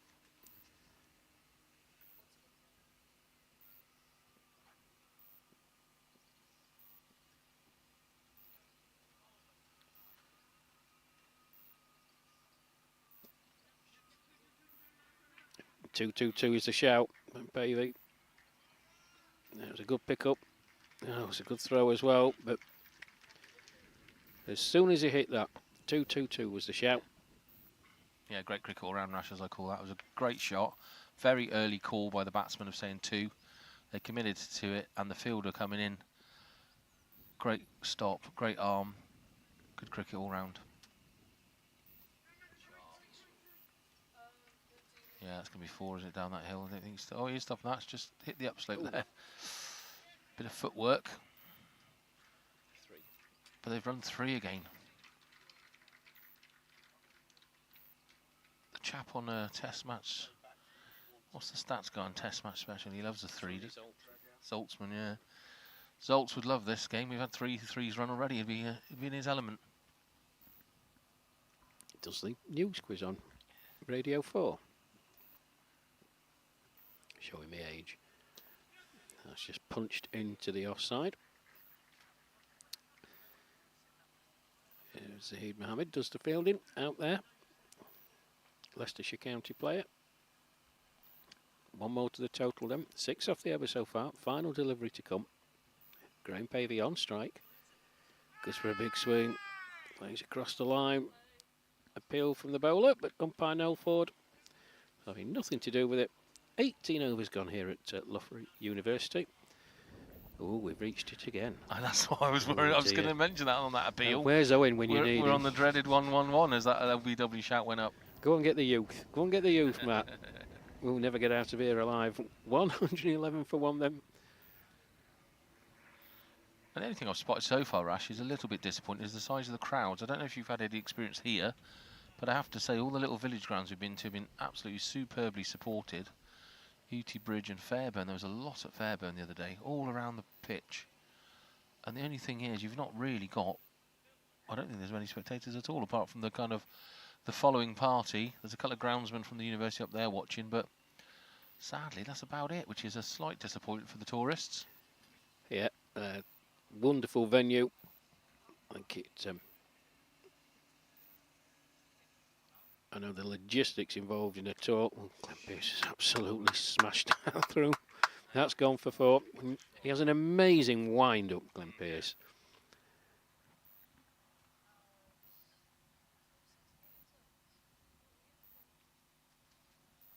You're an ex-pro golfer, Matt. Look, just watch his wind-up. I mean, his takeaway is it's ridiculously good, but it goes so far back, but he manages the speed of his bat that comes down to make contact. Look at that. Yeah, same again, isn't it? Yeah. It reminds me of I worked at Ravens Meadow in Worcester right back in '98, and probably the best person I've seen hitting a ball on a range, Graham Hick.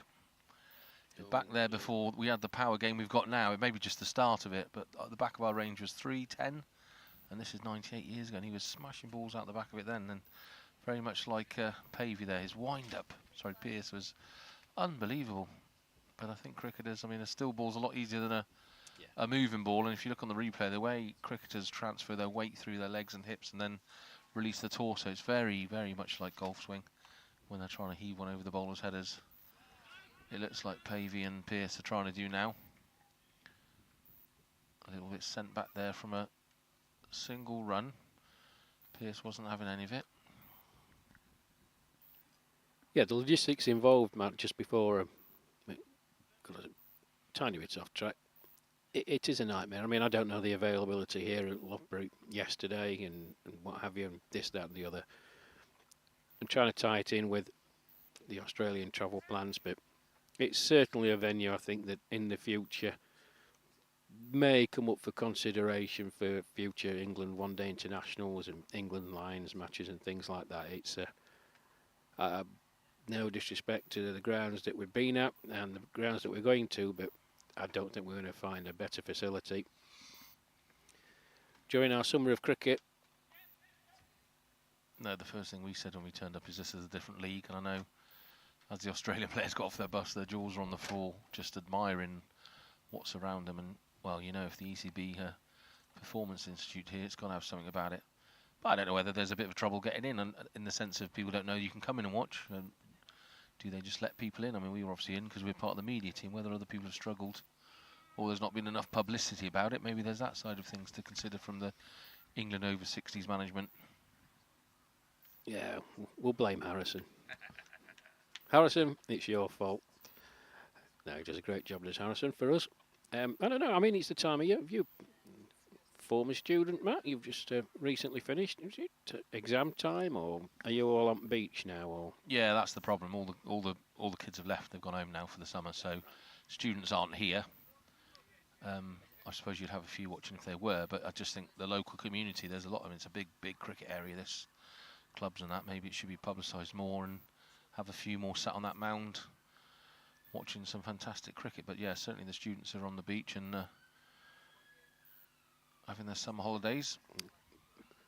Clogging up town centre bars with their 5 pences and 2 pence pieces, asking for half a shandy.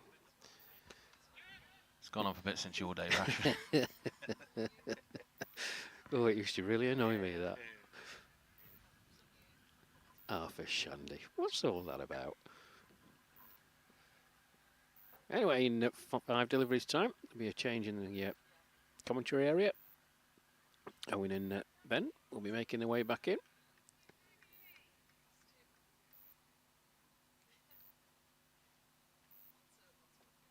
$121 for 1 then. Australia, that single to Graham Pavey. He's 26 off 25 deliveries. Glenn Pearce 17 off 12, always having a big wind up for that.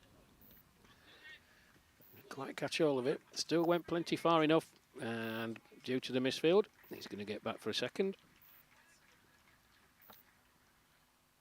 123 for 1. He moves on to 19.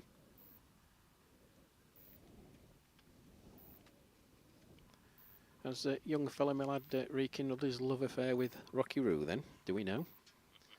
Whispering sweet nothings into his ear. That's a great shot. Just leant back.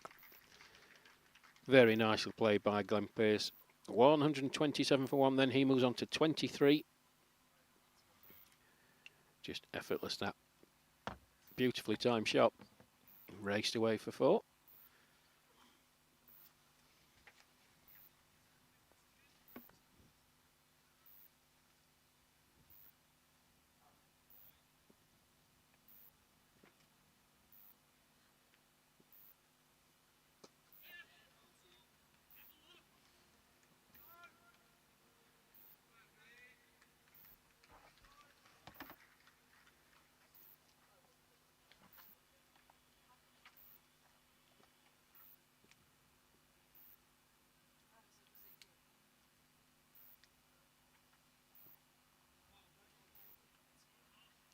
So the end of that Russell Spar's over.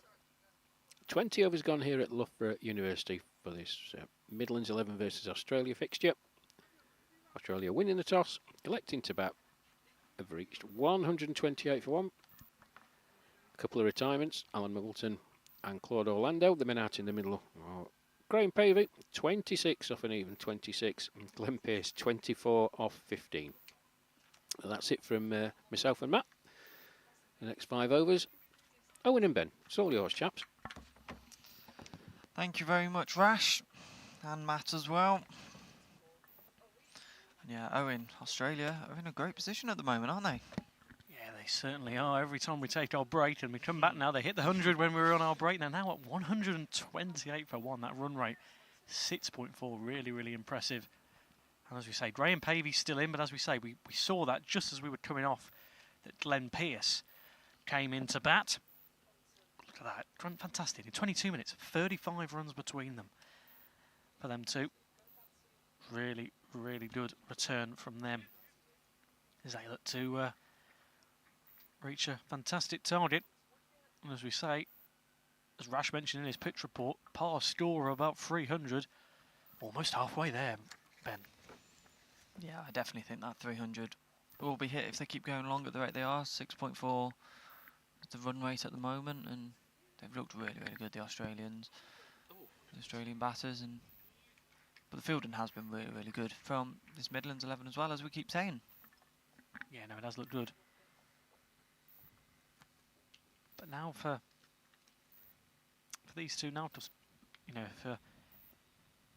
if we're to look into how Australia, of course, take those retirements, Graham Pavey might only have a few more overs left the way it's going, unless he's batted out, of course. Yeah, they've been retiring on about 30, haven't they? So Pavey on 26, from 26 balls at the moment. Pearce 25 from 16. Yeah, really looked good. And we were just mentioning as we were just on the side of the boundary. Oh, goodness, shame there for the fielder, because there was just a quick, cheeky run there by the Australian batting outfit. Yeah, it's a really, really good run, that single, and David Pine tried to almost just flick it behind him. And yeah, tried it, but not quite. Yeah, we had a few messages on the chat. Thanks for getting in touch, everybody. Kevin Ford, good day from Sydney, Australia. Great to know we're being streamed all the way to Australia. Fantastic. Great viewership there. Thank you very much, Kevin. And Chris Jury, 300 plus track today, but do not write off the Midland 11. Up the Foxes, Melton Mowbray. Chris Jury says yes. Yes. Two right there, Chris, because they've put a good account of themselves this Northern 11. Some of that fielding's been really, really good. Yeah, goodness me. Tell I've been here a few weeks now, can't you? But yes, the Midlands 11, there you go, have looked really good. They have, certainly, and it'll be interesting to see how they can bat as well against this Australian bowling. Yeah, almost at the halfway point then of this Australian innings. Pavey and Pearce. Oh, good delivery, that.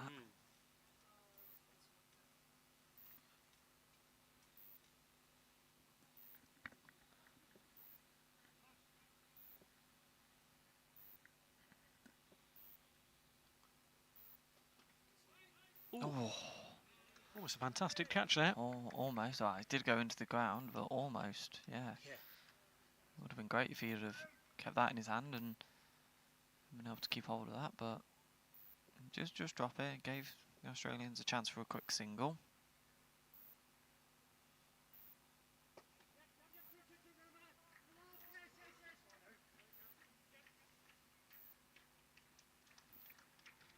Yeah, great run in that.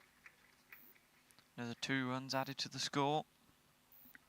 Yeah, 134, 136 we'll get there for one for Australia. Are looking quite good at the moment for that. Almost coming into our 21st over. 21st over's gone, of course.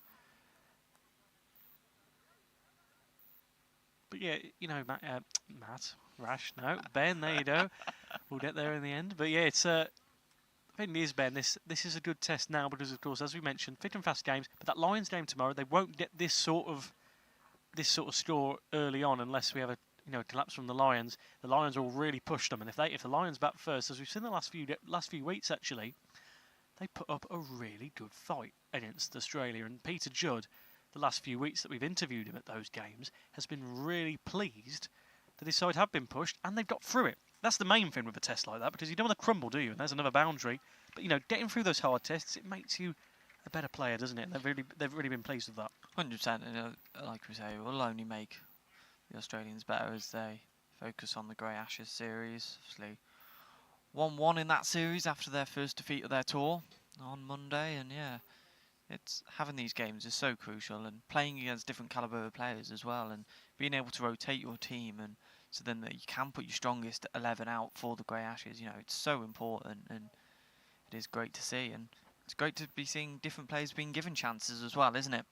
Yeah, that's the good thing, because Australia have brought quite a tight squad over. 16 really, really talented players, but it gives you that chance to just rotate every so often and really keep things fresh within the batting lineup and, of course, the fielding. In the lights of today, Bill Blair, normally a vice-captain, captaining the side today as that goes up in the air on the roof. There we go, it's a 6. That's a fabulous shot.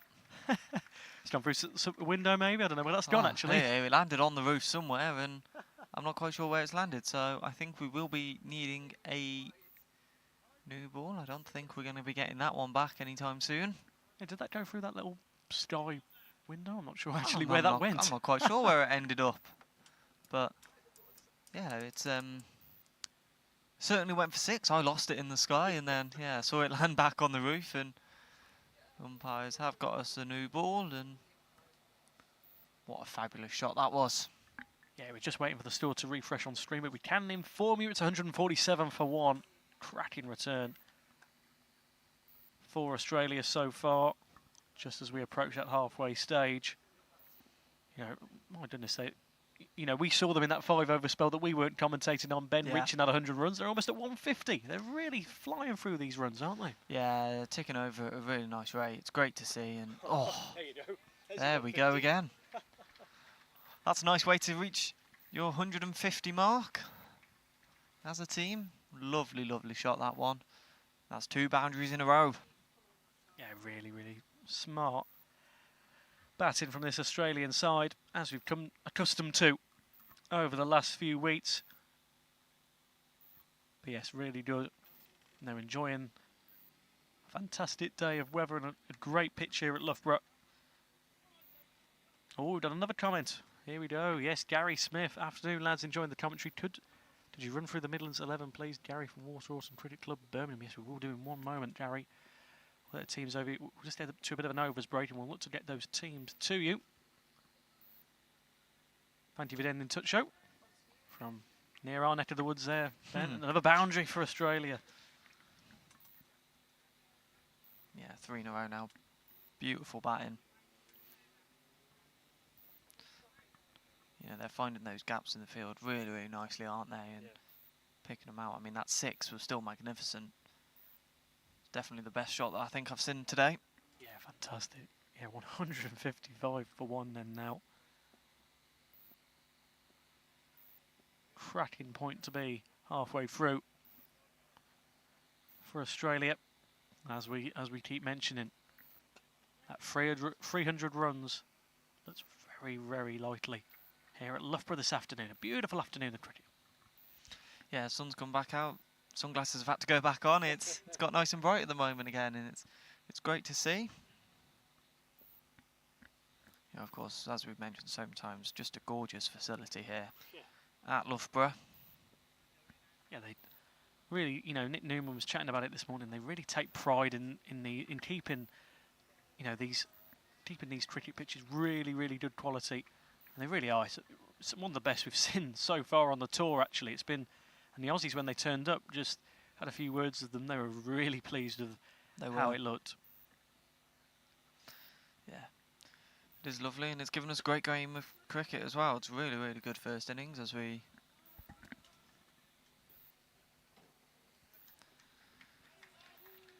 Yeah, 157 for 1 then now. There we go, another retirement as well. Yeah, that's a good return.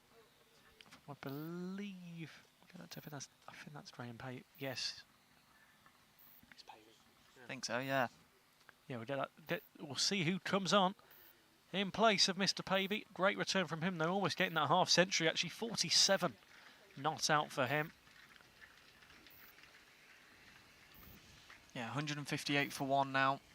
And coming in now is the Aussie captain for the day, Bill Blair. Yeah, this will be interesting to see. You know, he's got one hell of a delivery, but my goodness, he can hit the ball as well.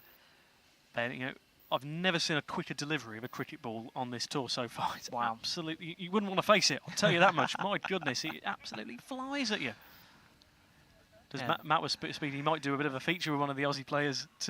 That'd be an interesting bit of content there, wouldn't we? If Matt tries to face one of these Australian bowlers, that'd be a fantastic piece. I'd happily join in with that one, Matt. Yeah, that's right, Bill Blair, and it was, of course, Graham Pavey. 47 not out for him then. Really, really good return. Glenn Pearce remains. He's had a great return as well. 33 off 23 deliveries. But let's see how the captain does today, Bill Blair. Yeah, 22 overs to go. Still only the 1 wicket gone. Of course, plenty of retirements as the Australians choose to give every player a good run out today.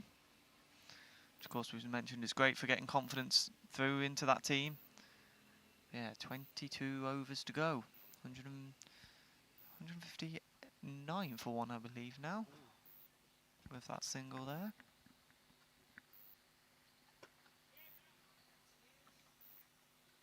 Well fielded this time by the Midlands 11. 159 for, yeah, 160, there we go. Just as you start saying it, it'll update.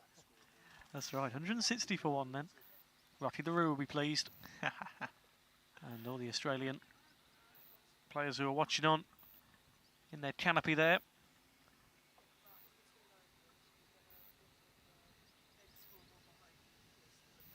I do think as well the Midlands 11 can be pleased with how they've done so far. You know, obviously the wickets haven't been there, but there's been some great bowling and some great fielding, and you know, it's not. So I'll just break away as the good delivery once again, and yeah, you know, they've not. Australian batters haven't had, you know, chance after chance. Yeah. Obviously, we saw that brief spell of about 3 boundaries in a row, including that brilliant 6 onto the roof of the building. But you know, they have shown themselves really, really well, this Midlands 11, and I think they can be really pleased with themselves. Yeah, 2 right, Ben. You know, the early dismissal, really good wicket. You know, the loss of Darren Smith for the Australian side.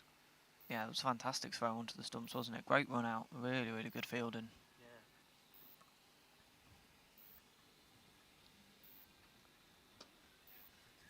That's going to be well fielded again. Yeah, another good single for the Aussies.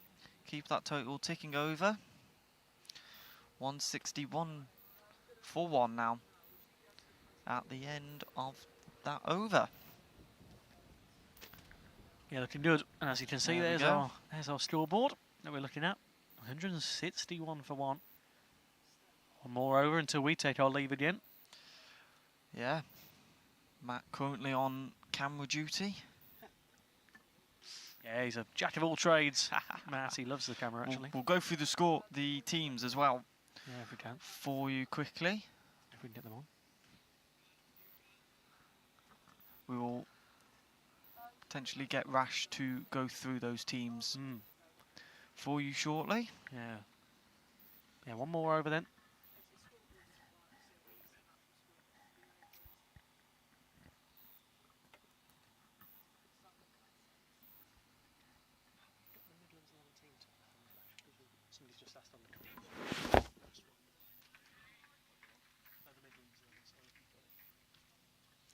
Yeah, we're just getting that team for you now from our co-commentator Rash Mahmood.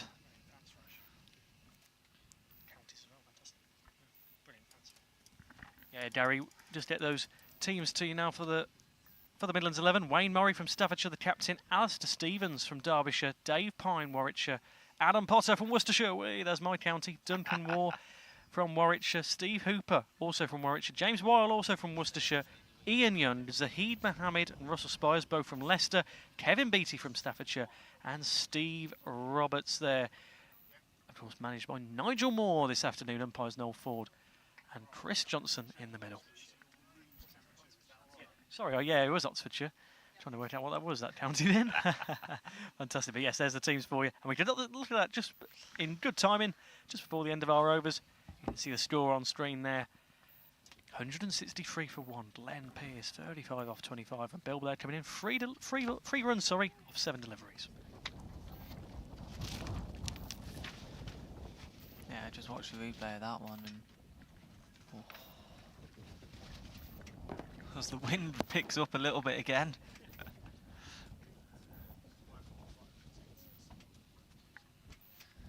Yeah, that run rate's really, approaching 6.6 now. And they really are. Each, it was helped, of course, by that spell of about, there's the sits that went on the roof. Yeah. And those 4s there in quick succession. Yeah, last delivery then of this over.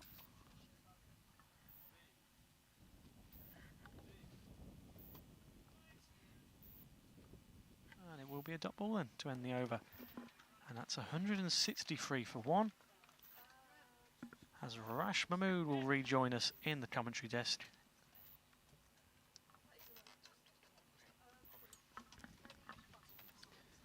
Thanks, Owen. Ben, you're going to stay with us for a bit. I think Matt's just gone for a comfort break.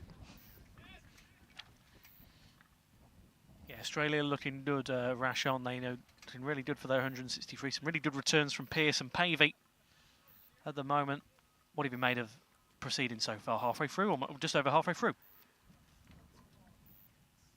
Well, it's going to be a hard slog for this Midlands 11 side. They knew that when they looked at the pitch. I mean, the Australian boys were licking their lips. 3, 4, 6, I predicted. It depends what they do, we saw Claude Orlando. Well, started off with Alan Muggleton retiring, not out. Claude Orlando, Graham Pavey. Where are we? Glenn Pearce is on 35, and Bill Blair goes big, and he goes long, and that's 6. Straight back over the bowler's head.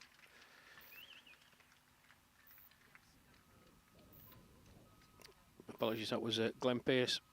So what does he move on to now? 41. Yeah, it depends what they want to do. If they're operating this policy of 35 balls an hour, he can do a lot of damage in 10 more deliveries, and he's got the instruction that's hit powerfully into the leg side. Fielded it deep square leg, just a 1. So yeah, 9 more balls for Glenn Pearce theoretically to face. Well, 8 now. Yes, he could rattle up another 30 or 40. But it's what the Australian boys needed just to get the confidence back, because the top order, we have seen it in the last 2 games, the second one-day international at Fairburn, boys, and that game at Tooterbridge, the top order, which is normally so strong for them, just faltering. Yeah, that was an interesting spell, wasn't it? You know, of course, you know, Fairburn especially. You looked at that, and you looked at it, and you think, my goodness, like it was one hell of a spell from England. But as you say, when they got to 26 for 6, it was quite the return to then get 101 runs off their last 2 wickets in hand. You know, that was that recovery. And, you know, it pushed England right to the end, didn't it? 42.5 overs it took England. You know, it just shows how strict they are in the field, Rash. And, you know, like you say, confidence booster ahead of the Lions tomorrow. But as me and Ben have mentioned, that'll be a fantastic test again, as the Lions have, you know, as we say at Bridge, really pushed Australia. And Peter is pleased with that. He's pleased with that test. What you want to see, the temperament of your side. You know, it can't all be plain sailing. As Ben and Owen just exit stage right. Matt Evans takes their place. End of the over then. 26 gone here. 173 for 1 Australia, winning the toss and batting against this Midlands 11. Loughborough University, the venue, and a beautiful venue it is too. And the sun's beating down. What a place to play your cricket. But Matt, I was just saying, Owen was asking me about the Australians being under the cosh. It's what you find out as a skipper, the temperament of your players. It's not always going to go tickety-boo for you. And if you're in a sticky situation, you need to see character, you need to see grit, you need to see determination. And Peter Judd, he will be more than aware that the Lions have pushed them in the 2 games that they played. They've managed to find a way. That's the Aussie mantra, finding a way. And they found a way on Monday as well to get out of a big, big hole. But this is going to be good for them out there. Nice track.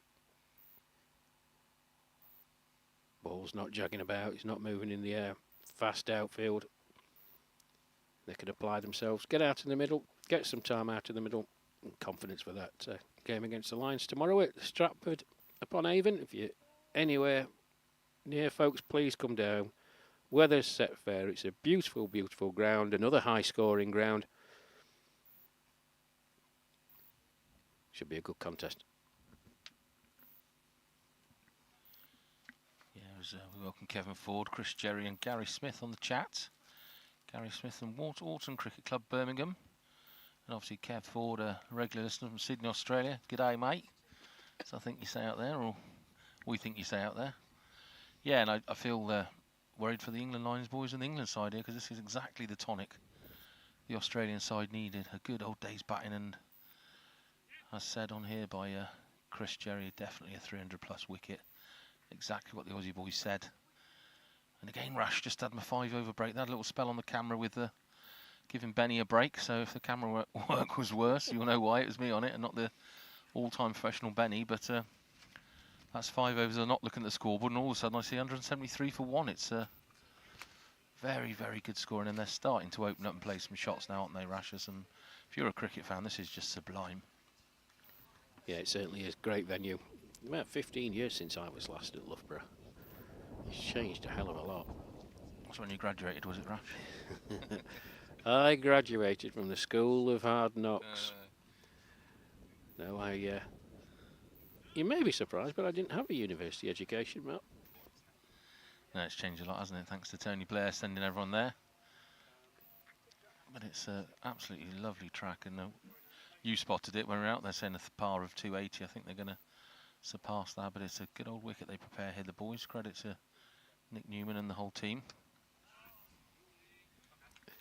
Yeah, 280, 300. I did mention I was walking off after my pitch report. So sidled up to Graham Pavey and I went 346 today, and then he just started laughing. Glenn Pearce, if they adopt what they do adopt, he's probably got about 5 or 6 deliveries to go, and that's a nice little shot. Just changed his mind. Sorry, that was Bill Blair. Just changed his mind as the ball got to him. Just opened the face, ran it down through the vacant slip area for 2.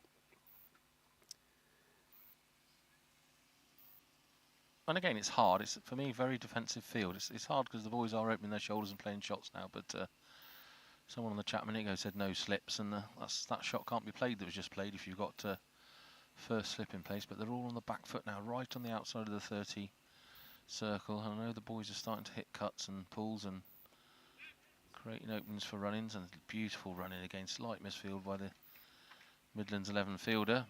But they're just ticking that scoreboard over so consistently. As we come to the end of the 27th over, 178 for 1, and Australia in control, I'd have to say.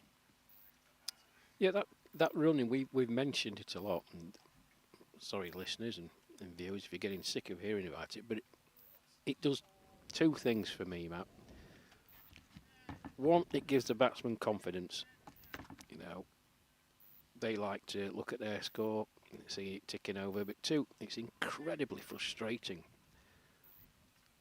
for the fielding captain, because no matter where he puts somebody, they're just dabbing and going or looking for the gaps, and you move somebody and they recognise it and they invariably hit it to where you've just moved the fielder from. But it just builds up your score, and if you do it consistently well, 5 overs, you can quite easily accumulate 25 runs without hitting a boundary, and that's why they're such a dangerous team when they're all on it. And the Lions tomorrow and England a week on Friday, well, they've certainly demonstrated you can get in and amongst them,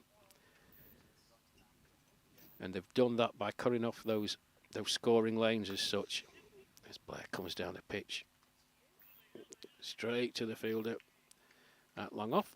One more to him then. But the England boys have recognised it, and you know we've seen it on a couple of occasions, cutting out them running lanes, bringing the fielder a bit closer in on that 30. So they're probably starting at about 20 yards. That's a great shot. Don't bother running for that. Glenn Pearce, rock back, all along the ground, straight through the cover region for 4. He moves on to 48 from 31 deliveries, so he may see the last 4 balls of this Russell Spires over out, and then trot off the pitch. I think he'll be looking to go big and finish with a flourish.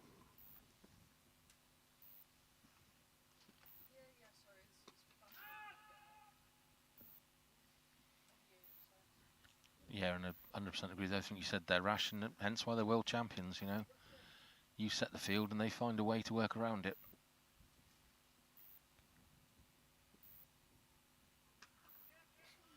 I mean, that back foot cut shot that Pearce has got going there is just absolutely beautiful, isn't he? He's hit 2 of those right out the middle of the bat, and his 50 comes up, and well-deserved round of applause for Pearce. Yeah, off 33 deliveries, 7 fours and a 6. But the thing is, he doesn't try to thrash it, man. He's such a powerful man. And because his bat comes down from such a high, the momentum's going forward. I don't know how he does it, but it makes a hell of a sound off that bat. Well, it's timed, isn't it, Rash? Back to that golf analogy that I can relate to. He just times his shot so well. Those 2 cut shots, like you said, there was no point in the fielder running. They were over the rope before he had time to think about it. There were more like punches rather than, you know, like an orthodox cut shot that he just punched it through the offside. Oh, that's tickled round the corner. It's running away. Should be just the one, and it is. We'll wait for the signal from umpire Ford. It's a leg bye. A leg bye to finish the over them. 10 from it. And yet, Glenn Pearce gets the come back in sign. Retires not out 52 off 35 deliveries, and a very, very good knock it was as well. Showing his worth. Hasn't quite got going on this tour so far, but on that Australia tour to New Zealand, the early part of this year, he was the one who got them home.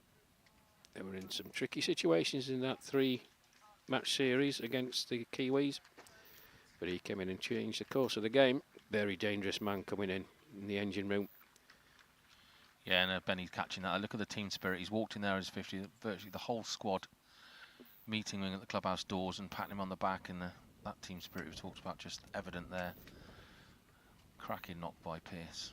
It was very well done, and it's another retirement, 188 for 1. Yeah, and just to emphasise how good that Australian running is and recognising opportunities, partnership between Pearce and Blair, 30 off 30. It's Jeff Patterson. So, immediately off the mark. Just plays that into the offside. And trots through for a single. 189 for 1. Yeah, a nice bit of cricket by the Midlands 11 again there. Not well fielded, well taken by the keeper. They're not doing a lot wrong. It's just a quality outfit they're up against here. Oh, we've seen Blair's power with his bowling. He's shown us a bit of that as he batting straight to the fielder. Gets down the other end and puts Patterson on strike.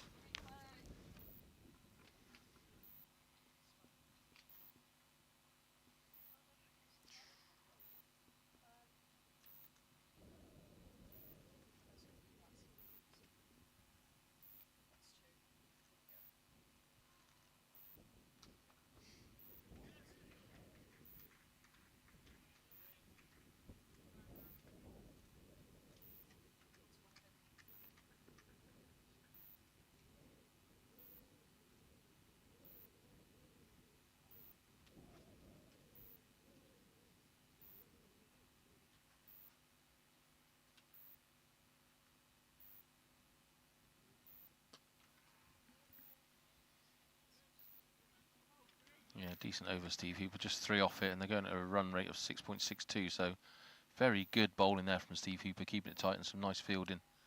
Again, they're not doing a lot wrong, are they, Rash? It's just a quality outfit they're bowling to here.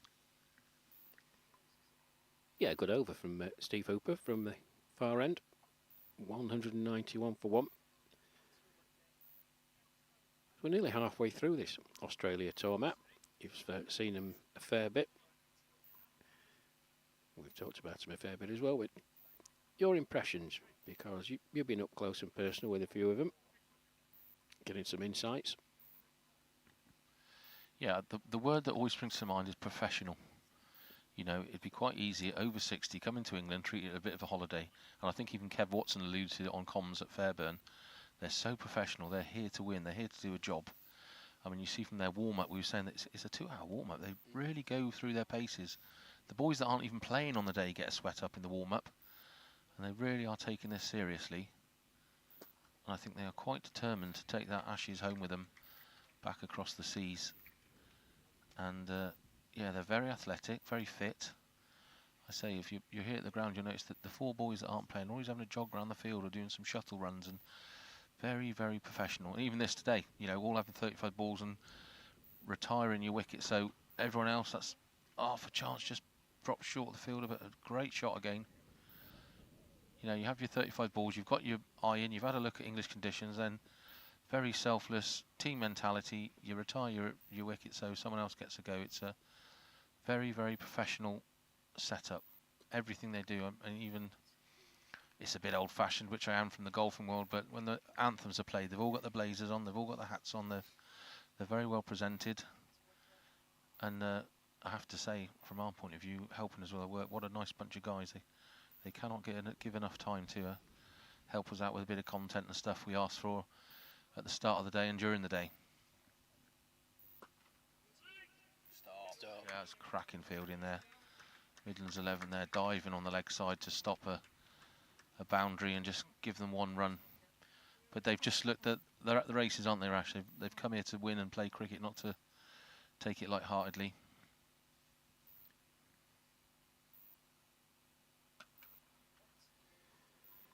They have, Matt, and it's because of the way that they do things and because of what happened down under on the England Ashes tour in November and December. It was a mindset shift by the England management as well. We knew we had to get better in the fielding department. We knew we had to get fitter as well to challenge these Australians, because it's the little things that they do in the field over and above the very talented batters and very talented bowlers, but it's the things they do in the field. So, as 30 overs go by, 15 to go here at Loughborough University. Drinks are going to be taken. Australia have reached 197 for 1. Bill Blair, captain for the day.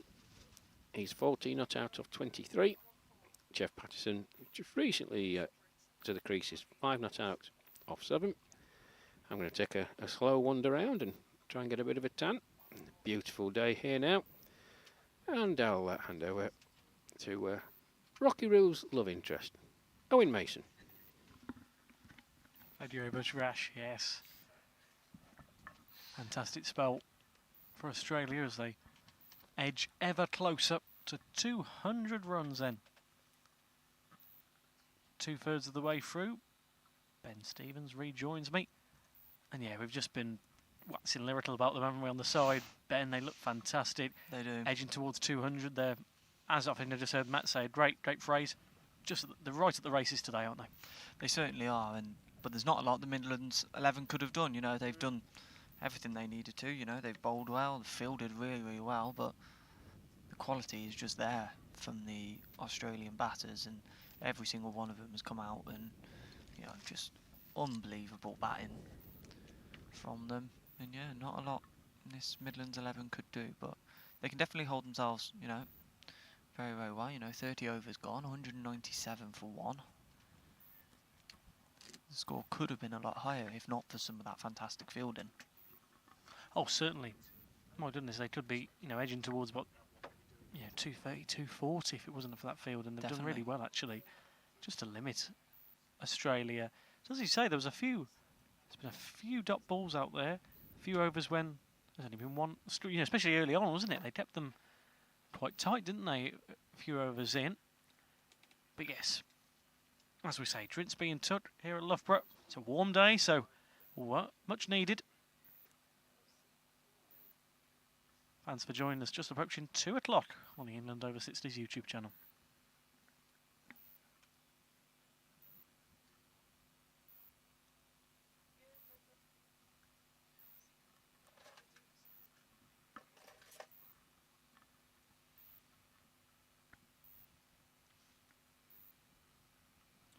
Yeah, 15 overs to go in this innings for Australia. Still only that 1 wicket. Retiring each batter after about 35 balls. 197 for 1. What do we think they're going to get, Owen? Any predictions? Yeah, I was just thinking that in my head. Of course, Rash mentioned about 3. 3-4-6, I think, was Rash's prediction. Yeah, it'd be a very good 15 overs if they were to get that in this final. I'm gonna say they hit the 300. I'm gonna say 310. What about you, Ben? Yeah, I'm gonna go around the 300 mark. Only just over, about 302. I think I'll go for. I think they will just about make it. I think it'll be tough though. You know, Midlands 11, like we keep saying, have done really, really well and have fielded extremely, extremely well. So I think it will be a challenge, to be honest, for the Australians to be able to hit that 300 target. Rash is confident. And as they start returning to the field now, we will start getting these final 15 overs underway.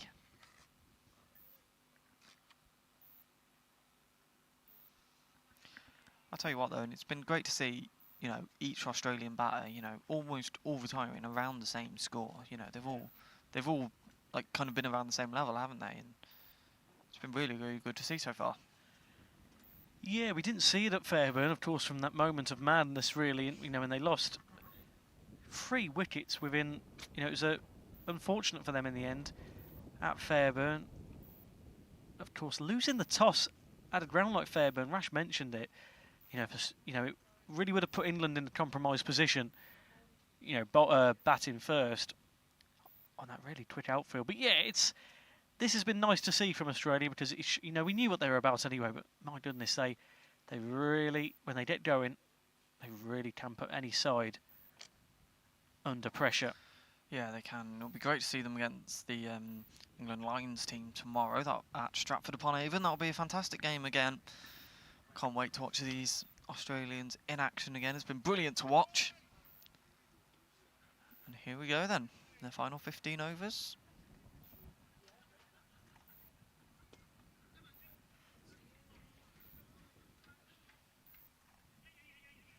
It'll be a good 2 to start off the over for the Australians. Good run in there once again. Yeah, just look at that. The last wicket on 17 for 1. 17 runs and now we're on 199. Fantastic to see. And with that, they will trickle over the 200 runs. Brilliant return from Australia. Some fantastic batting on show. Yeah, it shows why they are the best side in the world at the moment. Fantastic outfit. It's been a pleasure to see them playing over the last 2 weeks. And that's up in the air, and that's going to be tested, but it will just go for 4. There you go, 205 for 1 then now. Really are cooking with gas, just reaching that 200 run mark in just shortly over 2 hours. They've done really well this afternoon. Really, really pleasing to see for them and the Australian side who are watching on. Had a few words with Terry Betts as I was coming over. Yeah, and the captain, Peter Judd, will be really, really pleased with what he's seen. Obviously not playing himself today, he's been able to watch it and take it all in, and I think he can be really, really impressed, and maybe it will give him a few selection headaches ahead of the next game.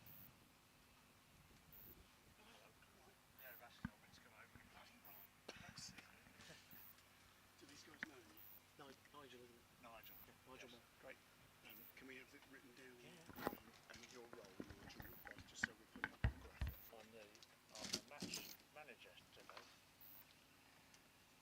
With these microphones, Nigel, you might be aware that this bar needs to sit on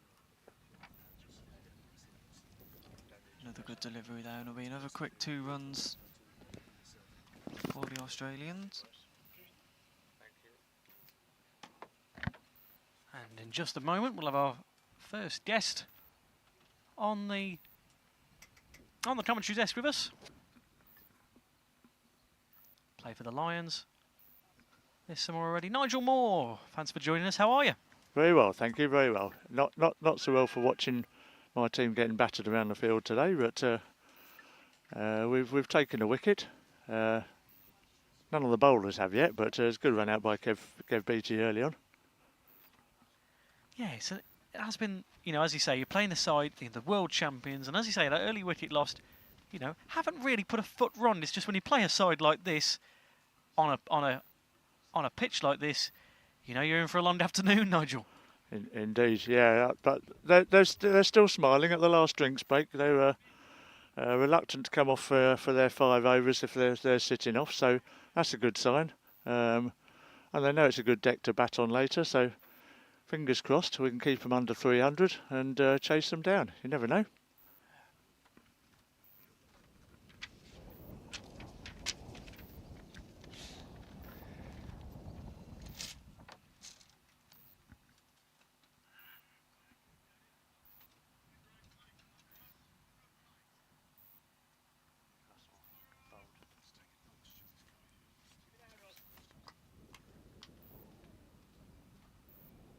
Yes, but as we say, Nigel, fantastic facilities here. One of the best I've seen in my short time doing cricket commentary. What do you make of the facilities here? It's absolutely top-notch, isn't it? Well, yeah, how they've managed to keep the grass as green as this is quite. And this summer is quite an achievement. But when the wicket looks absolutely flat as a pancake, so the Aussies are clearly enjoying it. Well bowled, well bowled. That was unlucky, quicker ball. He's bowled well, Russell, but he hasn't had any luck. But yeah, what great facilities. I last played here more than 40 years ago when I was at university, and they weren't as quite as good facilities in those days. So, Yes, just talk to us a bit about what your role is as match manager for this team then. well, it's about getting 11 guys on the pitch, well, 12 people on the pitch who may not otherwise get a chance to play against the Aussies.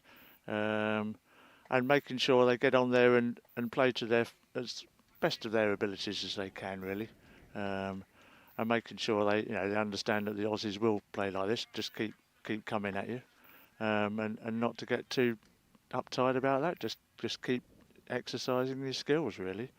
And so far it's been good. I think everyone's bowled as well as they can. So Yeah, that's one thing I was going to say. You haven't really put a foot wrong. There's been some fantastic fielding, like with that wicket, great run out, and you've got to be pleased with what your side have done.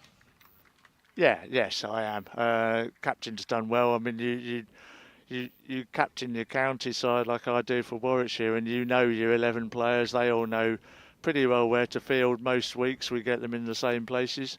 I have to say, Dave Pine at extra cover is a new one on me. He doesn't field there for us, but he's done really well today. So.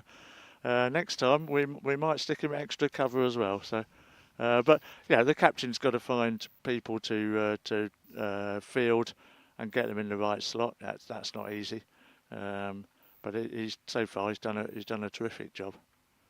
And Steve Hooper is still bowling well from that end. He bowls for me and the Warwickshire side. So far, touch wood, he hasn't been clattered. That's the commentator's curse, isn't it?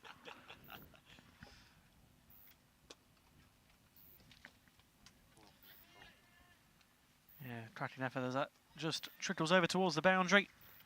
4 there for Australia. But yeah, Nigel, you've been a part of the England Lions side as well this summer that have, had some fantastic games against the Aussies this summer. What have you made? The Lions, it's a great metric to see where, as England, a bid squad of 30, it's nice to be able to push this Australian side right to the limit. And, it's given Peter Judd and his side a test, but it gives you and your side a fantastic run out and really a great test against the world champions.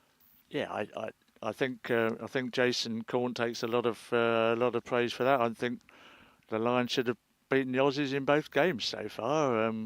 We're taking him on again at Stratford upon Avon tomorrow, and hopefully third time lucky. But it's good. It really has.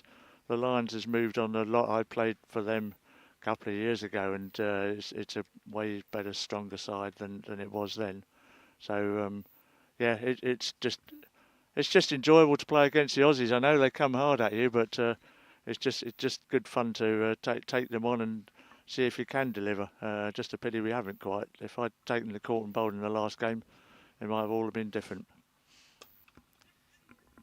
When it is England versus Australia, no matter what format, what series it is, how much of an honour is it to be able to play the Australian teams? Well, and that's what I said to these 12 today, is just go out and enjoy it. Take your chance. You might hear me. Well, no, you won't hear me on Sunday because I've got the Chairman's 11 game at Oakamore on Sunday, and as soon as I sent emails out to all 4 corners of the country, people just no problems. Back they came. Yeah, I'll come up from Cornwall. I'll come from Norfolk, just to get the chance. So yeah, it's just great to play against them. It really is. Yeah, it's brilliant. 222 for 1 now. 13 overs remaining in this game. Keep it under 300. Is that the target for you guys now? Just keep that under 300? It is in my mind, yeah. Yeah, of course, Stratford tomorrow, as you mentioned, Nigel. Another great ground, isn't it? And it's a fantastic place. What are you looking forward to tomorrow? Like as you say, getting that third time lucky, but just to be able to play on a lovely pitch like Stratford. Yeah, lovely pitch. I had my first England game there against Wales last year, so and a ground I played against quite a lot with club cricket. But it's a lovely setting, decent. I don't think it'd be quite as good as wicket as this, but decent wicket and just a great atmosphere. So yeah, I think that the Aussies will enjoy it. They're staying in Stratford, so they can just walk to the ground, I think, tomorrow. Be nice. Weather's looking good. Old hoops. That was the commentator's curse, there, wasn't it? 3 overs for.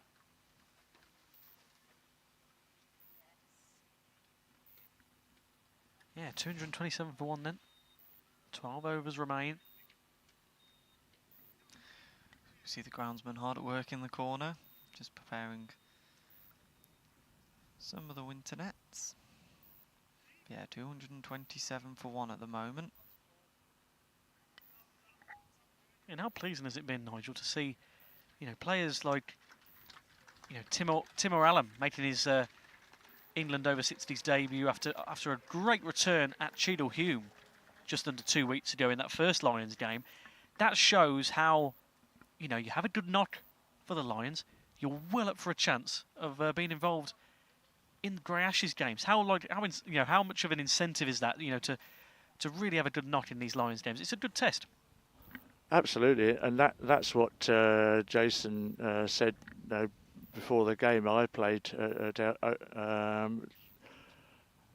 That we're all competing to put pressure on the England side, himself included. So we all want to try and do what Timor's done, do well for the Lions, get our chance in the full England squad. So that's good for the England squad. It makes a real difference. We're not just rocking up for the Lions to just play a game. We're rocking up to compete and try and push our case to get into the full ODI games. So it really does make a difference. Yeah, the Australian captain Bill Blair has just retired, and we've got John Adamson in at the crease now, alongside Patterson. He's had his bat and his gloves on for about the last 10 overs waiting to come in. So.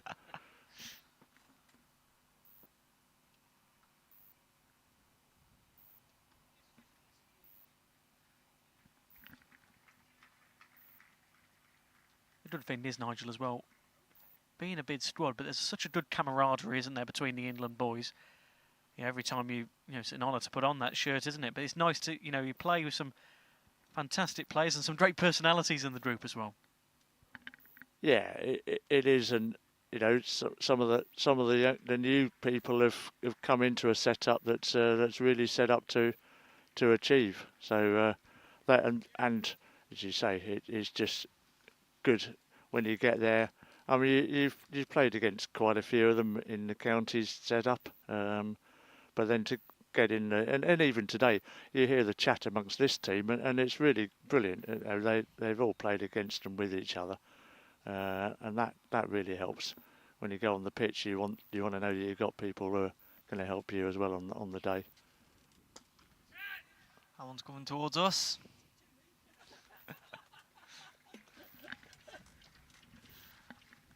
Didn't hit my knee this time. I was about to say that. You didn't get in the way of that one today, Owen.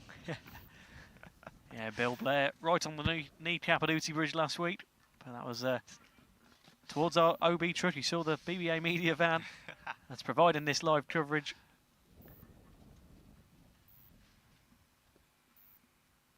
Yeah, run rate trickles over to 7 now. They really are starting to get going, aren't they, Australia now? They are.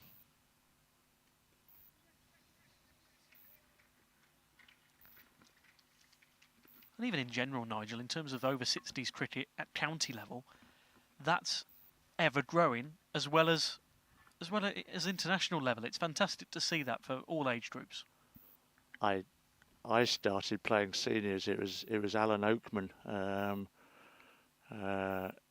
who famously played in the Jim Laker Test. He was the guy who was instrumental in getting Warwickshire going. and he started chasing me when I was about 40, just because I looked a bit old. But and then at that stage though, we were running one team, 50s. That's all you had, one 50s team in Warwickshire. We now run 4 50s teams, 3 60s teams, and 2 70s teams. And we're not unique in that. There's a lot of counties running that sort of amount of seniors cricket. It's just exploded. And you play with people you've played with and against for a lot of years in club cricket and then 50s cricket. So it's phenomenal. It really is. The same in Australia. When we were out there, the numbers of teams they're getting and the numbers of players is absolutely brilliant. It really is.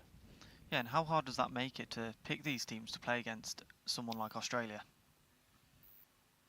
Well, very hard. I mean, we've looked at, certainly for the chairmans, we've looked around at people who aren't getting a chance otherwise. Obviously, Midlands are playing. The Aussies are going south after this. So, but then we also looked for people who could compete. So we've, hopefully on Sunday, we'll give them a good go. But it's not for lack of picking people who can really play cricket. Yeah, as you say, Nigel, there was no, a load of people coming forward from all up and down the country. That must give you a lot of heart. That just shows how much goes into games like this, doesn't it? Even in the behind the scenes, and it's great to see that come to fruition for a great day all round of cricket, and that'll be the same at Oakmoor on Sunday. Yeah, hopefully. I was amazed how quickly people just came back from Cornwall, Devon. Yeah, I'll come to Oakmoor. Not a question about it. Yeah, I'd love to.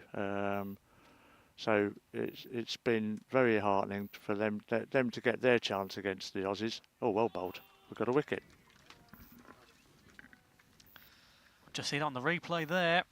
And for the first time since 17, yeah, look at that, 17 for 1. That's that second wicket gone. And it is Jeff Patterson. That's really good from the Midlands 11. Ben, as you say, they've fielded well, and that's a second wicket. Lovely stuff. Yeah, it's brilliant delivery from Steve Hoop. And I feel like they have deserved that wicket. And I'm sure you'll agree, Nigel, won't you? That wicket almost felt like it was coming.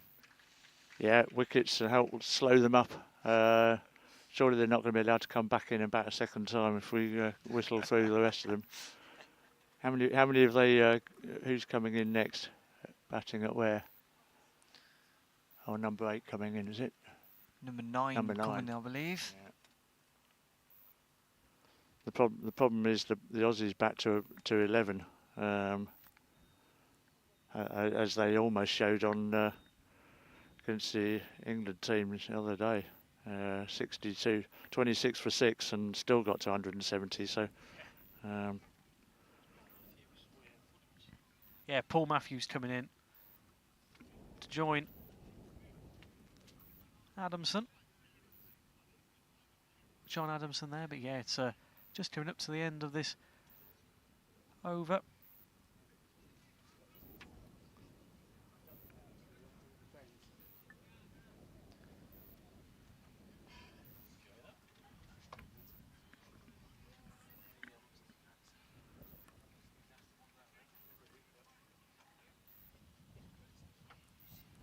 Yeah, just a word on this Australian side, Nigel. Whenever they come to town, it's always going to be a test, but it's always good to see, even on the other side of the world, as you mentioned, now over 60s cricket and seniors cricket in general is just absolutely exploding worldwide. What a side they are.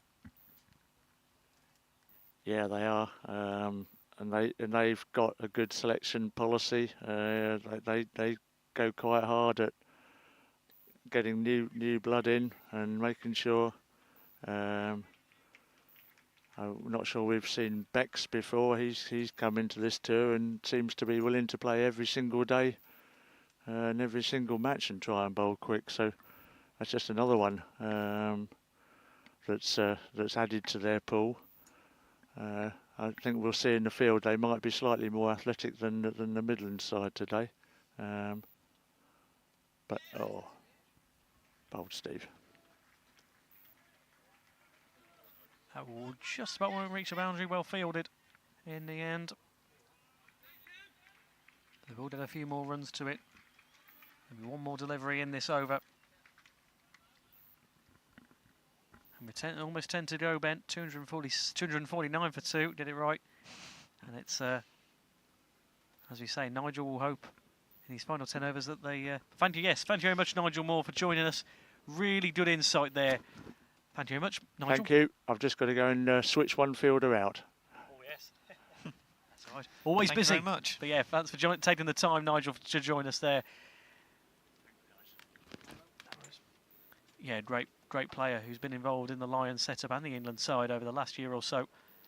Since that maiden game that I had at Wales last year, and we're there at Stratford tomorrow. But at the moment, me and Ben will take our leave and rejoin for these next 5 overs. Rash Mahmood and Matt Evans. Rash, welcome back. Thank you, Wayne. Thank you, Ben. Nice to hear from Morrow, Warwickshire in England.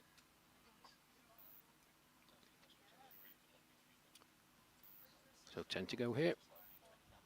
249 for 2 Australia. A number of retirements, of course. And then out in the middle, John Adamson. With a crucial innings last Friday at Outerbridge against the Lions. He's on 6 not out. His partner Paul Matthews recently at the crease following the dismissal of Jeff Patterson. And a good afternoon to Matt Evans. Oh, little edge, there's half a chance. Just dropped in front of the fielder, I feel. Trickled away for 4, and they've definitely upped the run rate here, Rash, since we were last speaking. Had a lovely little walk around the ground there. Spoke to a couple of individuals.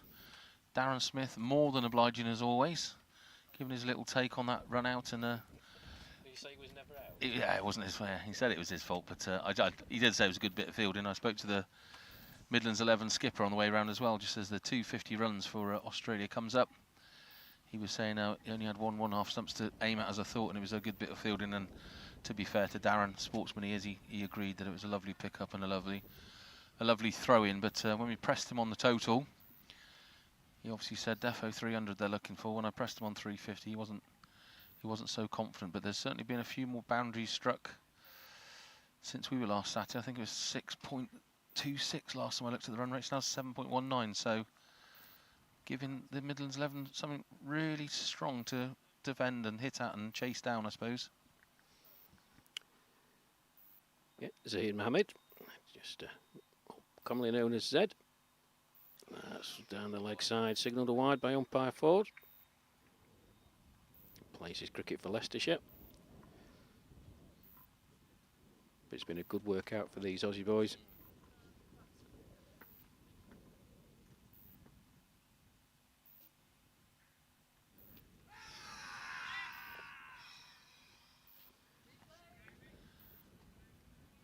See on the replay, I think that was a little bit high on the pad there for the LBW shout.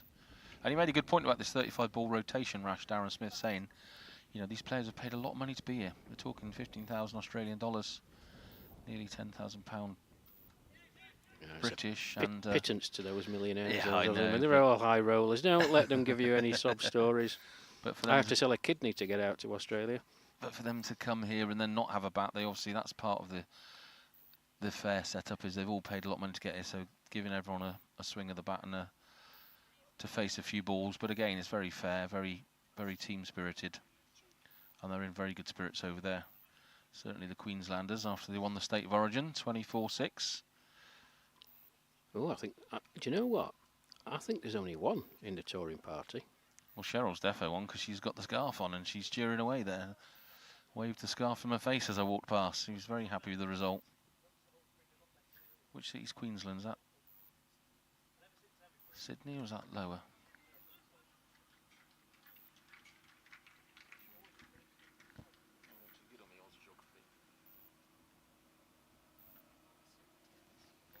Someone in the chat will set us right about the geography of Australia. Is State of Origin match, Rugby League. Down under. That was a great shot. There's a lovely shot from Adamson. Nicely clipped. Over the man at square leg for 4. Benny Elias was my favourite player. Just a disruptor, a right mucky little player. I remember him causing an absolute mass brawl many years ago in one of the State of Origin games. First scrum, all you heard was 99 and they were at it, fisticuffs. Loved it.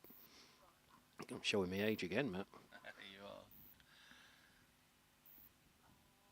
It's quite interesting when I walked around the boundary, actually, Rash, on that point of the quality of this Australia team. I was over there. It's kind of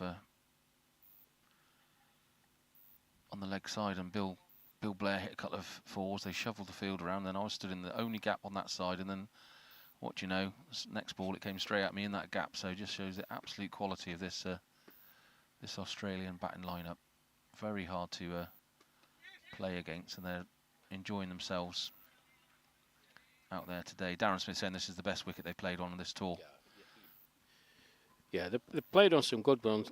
Loughborough was a very good track, and despite the way the match went at Loughborough, I thought that was a decent track as well. But for the rest of the tour, and I said it earlier, no disrespect to the other clubs that we're going to, Tame for the 3rd one-day international, and then Sparsholt and Royal Ascot. As much good work that the grounds people, curators, whatever you want to call them, do, you're not going to find a better track than this. As you would expect, the centre of excellence. It'll be Steve Hooper. It's going to continue from the far end then. Australia 261 for 2.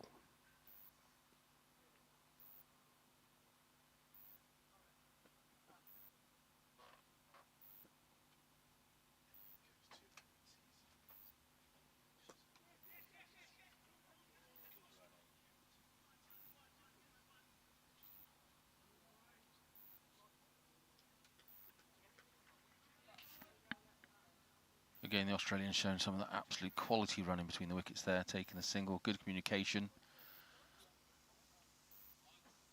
Oh, we've got the left-hander in now, Matthews. So a little shuffle of the field.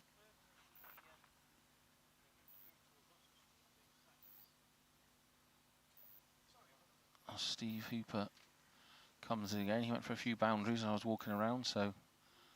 And it was that wide... No, I thought about it. He was just a bit leg side, I think, that last over he bowled, and I saw a few boundaries off his over, Rash. Yeah, we're just a couple of floaty ones that the batsman put away. Although he did get the wicket of Jeff Patterson. This one that was floaty, but it was fuller in length, and Jeff just missed it. The ball hit his stumps.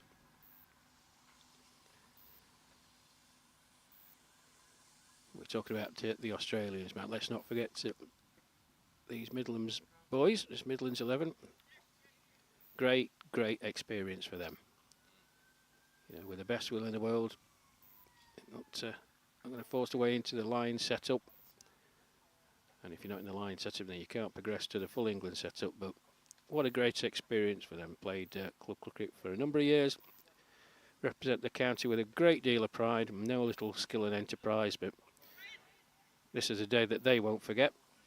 Very proud day for them, their family and friends, and for all the counties as well.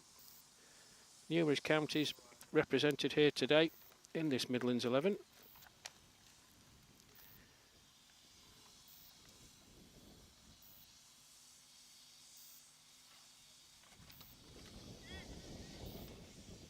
Straight to the fielder by Adamson. There's no run. Yeah, you've got the likes of Wayne Morrie captaining today from Staffordshire, Derbyshire, Warwickshire, Worcestershire, Leicestershire and Oxfordshire. So good representation from the Midlands counties. Yeah, we caught up with Steve Robinson's wife, the player from Oxfordshire. Jane had a little chat with her up on the hill just about the spectators and lack of this game.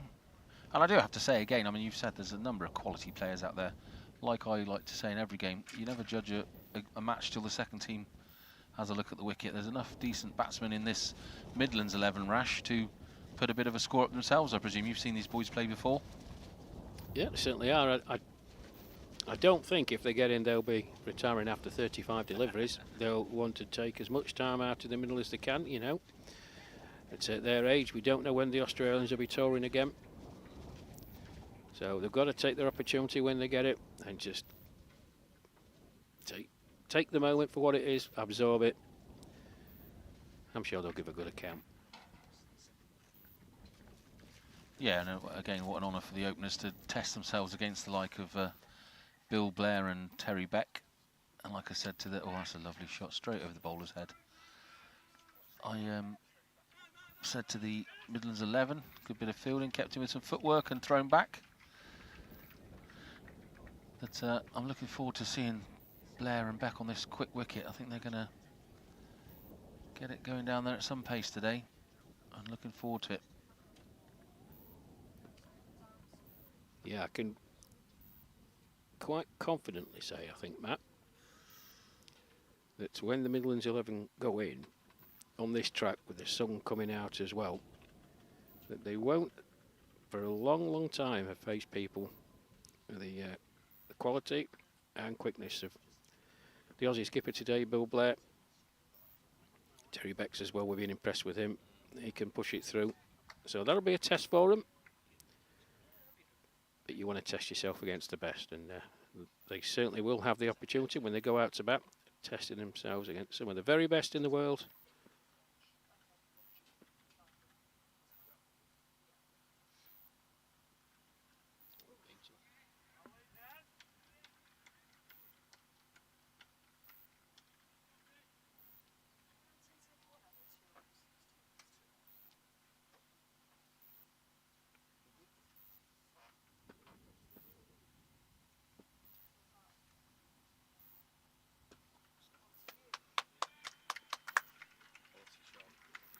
Well, it was nonchalant by John Adamson.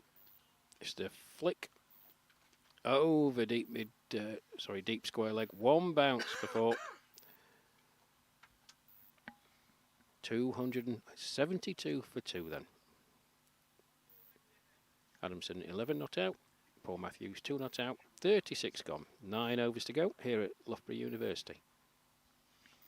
Yeah, and turned a decent Mohammed over into, you know, an expensive one again. He's gone 1, 2, ... You're thinking he's bowling well, that's decent. And then just that, like I said, that lovely time shot off the hips, just hitting that 4. Then makes the over go for 7, which puts a different reflection on it. Again, like we said numerous times today, the quality out there batting is second to none, hence why they're world champions. Steve Hooper comes in again for his 7th over.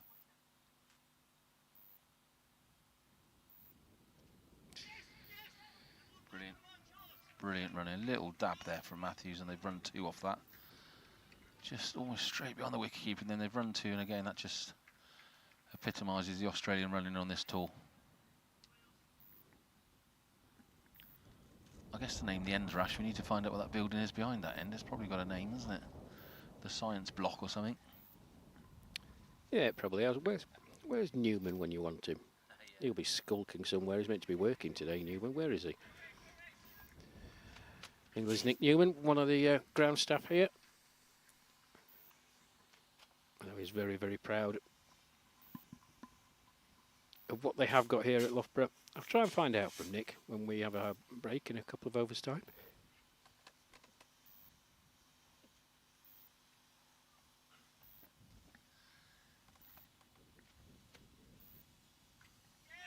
Yeah, a backward cut there by John Adamson coming down here. It's been well chased here by the Midlands 11 field. He's going to get to that.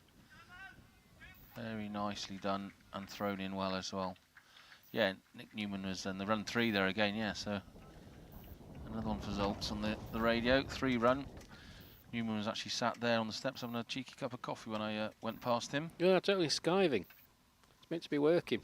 Get the camera on him, Benny. It's out him on a live broadcast. Now, Nick's done a great job along with his colleagues. Well, there you go, Rash. Young Ivors on the case. It's the Hazelrig building. So we've got the Hazelrig building on Google Maps. Hazelrig end and the greenkeeper's shed end, unless we've got a name for that one. Not greenkeepers, that's golf, isn't it? Groundsman's shed. Oh, I thought he was going to open his shoulders and have a right go at that one there, Matthews, but it just trickled through. And again, a slight little hiccup from the wicketkeeper, and they run a single.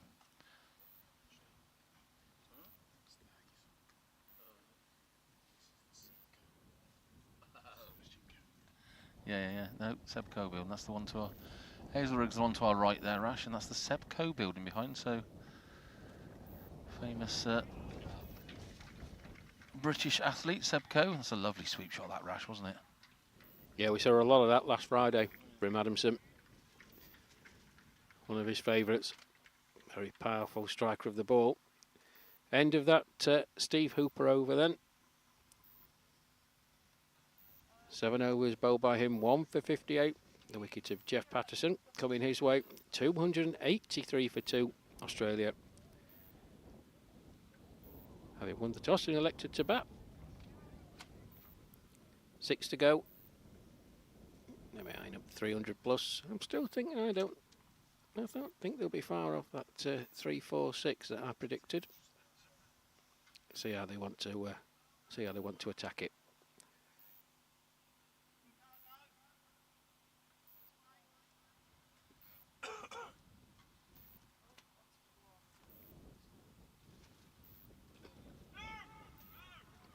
Oh, said man, he's a very lucky man. That was a slow, flighty full toss that I think had Matthews in about 3 different minds. In the end, he just prodded it out into the offside. That should be a wide, and it is. Down the leg side. 1 more to the total then. 284 for 2.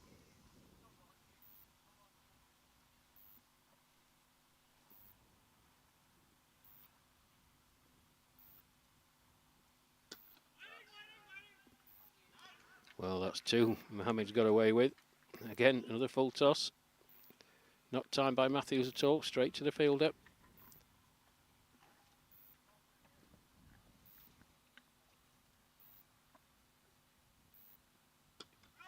And again, 3 full tosses he's got away with. I'm surprised none of those have been dispatched. You'd imagine they'd attack, wouldn't you, Rash? They want to give their bowlers the highest thing, kind of the highest figure possible to defend with their bowling.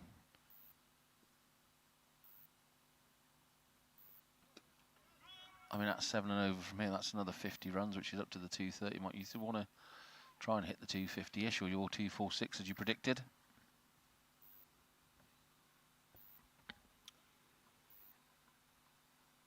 I'm going to stick my neck out. And there's a very talented batsman in this Midlands 11, but as it stands at the moment, they'll be doing well to get up to 280. They may well do, of course, and we wish them well in their endeavours when it's their turn to come out to bat. But you know that this Australian unit, they're not going to give them anything for free.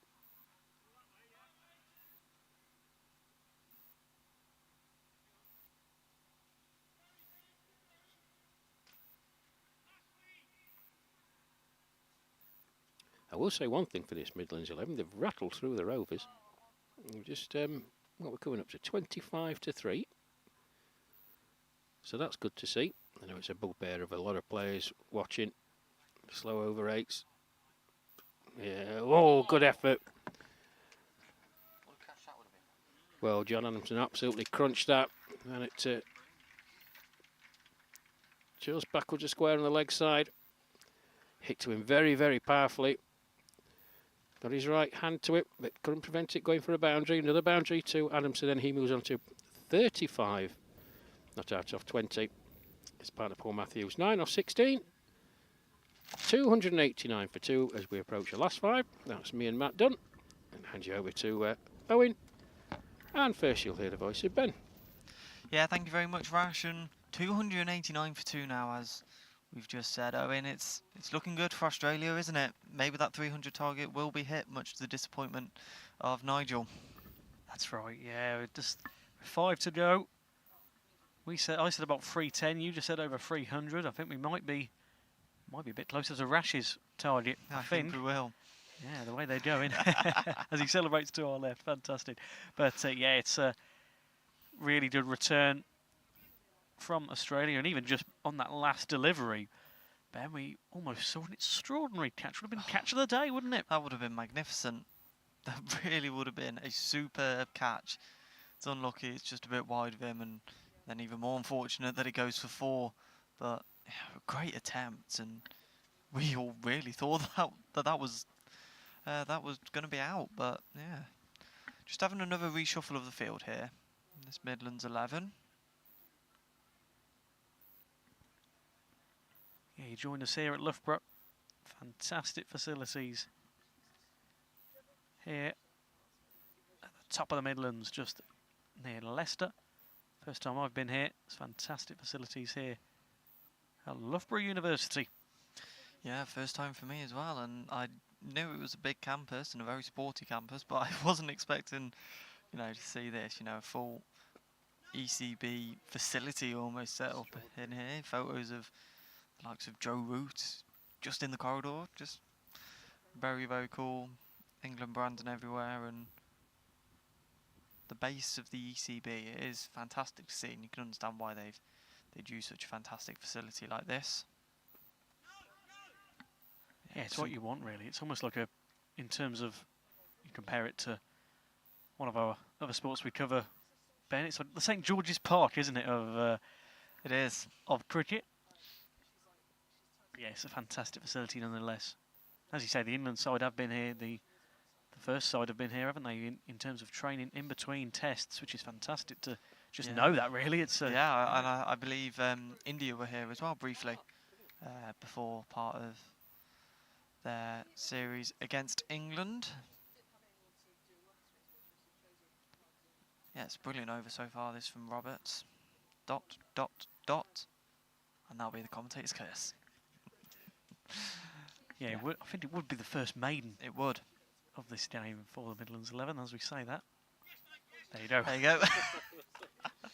We apologise. Only the one run, though. Yep. Knew that would happen as soon as I said it. Should have kept quiet and said it at the end of the over. Yeah, been some fantastic bowling from Roberts from that far end today. Yeah, so England, Australia, my goodness, I've got watching England, Australia, all the teams in my brain at the moment, but Australia, 240, 290 for 2, there we go, we'll get there in just a moment. Oh, what a shot. What a fantastic shot that is. Applause from the Australian. The gazebo. What a brilliant shot. Back over the bowler's head. And yeah, not a chance. Hit the sight screen there at the back, and a very nice 6. Yeah, as you can see on screen, that brings up the 50-run partnership in only 25 minutes. Wow. For Adamson and Matthews. Great return as they look to get towards 300. Only 4 off it now. Yeah, but look at that for Adamson. 41 off 21 balls. That is incredible. Really, really good return for him. He'll be delighted with that. And yeah, if they're playing their 35 balls like we mentioned, yeah, could a half century be on, or will they retire him early?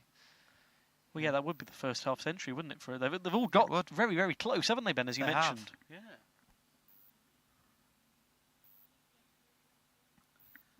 4 to go then.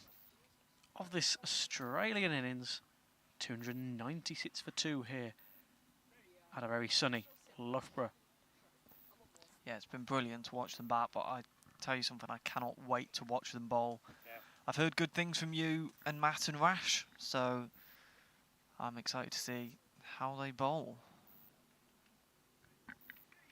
Yeah, if this, against this Midlands 11, this will be the test for them now. Just to see how they can bat against this Australian unit. As you can see, the boundary rope there. It's a nice shot. Cinematic.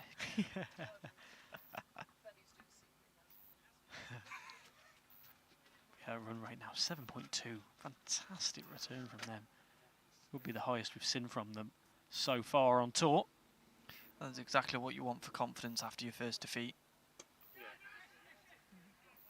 Nicely cut away that one, and just be a single, but a nice shot. Yeah, they held their heads up high after Fairburn. Yes, there was disappointment, but they pushed at the England side right to the end, took them almost to their allocated 45 overs. But for Australia, as we say, and as we've mentioned a few times today, keeping themselves fresh, really, really going up and down the country to, more regional 11s like this, and they've still got a game. Plenty of games to come. One against Wales next week, actually. Oh. Yeah, Australian batters weren't sure whether to run or not, were they? And just a little bit of a misfield there, but in the end they decided not to run. The chance was on, but just keeping it simple. No need to give away wickets. And they approach that 300 mark. Only 2 wickets gone as well, but a brilliant delivery from Hoop whilst we have Nigel on for the first wicket, and the first was obviously that run out, which was a brilliant bit of fielding as well. Yeah, really, really good. They're going to hit 300, Australia. 298 for now, and there's another single there, so 299 now for those 2 wickets. But like we keep saying, the Midlands 11 haven't put a foot wrong, have they? That's right. Yeah, that's right, and that's been pleasing from them, and that'll be intriguing to see how they do with the bat. It will. Come after tea. But yeah, say for Australia, they have, just about at the halfway stage of their UK tour. And there we are. There you go, 300 runs for them, and that's fantastic, Ben, isn't it? What a return from them so far today. Yeah. Absolutely brilliant from all the batters that we've seen on the field today. 300 in 41 overs, nearly 46. Brilliant. Yeah, that's what. It's quite the run rate to keep up, isn't it? As well. It is. Do you think, with some overs we've seen quite some strict fielding from the Midlands 11, and to really, we've seen quite a few fours, a few sixes as well. One that went right into the roof of that centre. And we will just take a moment to thank again our fantastic sponsors that keep us going on this England Over 60s YouTube channel. They are Stonehill Sporter Tours, MV Play, Matt Tech, The Jube and Clean Cloud. A big thank you to all of those sponsors there. And the same, of course, can be said for Australia's Over 60s sponsors, Global Travel Management, Kingsgrove Sports, Exotic Cricket Tours International, Solomon's Flooring and National Tiles. Big thank you to all of those putting these games on. Really helps. So big thank you to all of those. But yeah, so as we just mentioned, Ben, they're about halfway through their UK tour at the moment. Of course, they face the Lions at Stratford upon Avon Cricket Club tomorrow, Sunday the 13th of July. Oh, fantastic. Sorry, no. That has gone over the roof, that one nearly. Gone to the other side of the building. What a magnificent shot that was. Fantastic sits, isn't it? It really is. But yeah, they face... Adamson's enjoyed himself out there, hasn't he? Oh my goodness, he's had a fantastic return. He's ever nearing that 43 for 20 off 25 balls now. It's extraordinary. Oh no, 49. There you go. 49. Yeah, there you go. One more. One more to hit that half century. Fantastic, isn't it? But yeah, so they play that Chairman's 11 at Oakamore on Sunday. Then that test against Wales at St Helens Cricket Club on the 16th of July. And that third ODI is at Tame Cricket Club, just outside Oxfordshire, 2 weeks on Friday, the 18th of July. And then they have another regional 11 against the South East 11 at Moat Cricket Club on the 20th of July. The next day, they have their 4th ODI, the penultimate ODI of the series, at Sparsholt Cricket Club on the 21st. 23rd of July, they play Horsley and Send Cricket Club. And the final ODI is the 24th of July, 3 weeks on Friday, at Royal Ascot. And that's the 50, isn't it? It is indeed. There you go. 37 minutes as well. Fantastic. That's fantastic. 5 fours, 2 sixes. Just a brilliant batting display there from Adamson. Yeah, he's looked really, really good.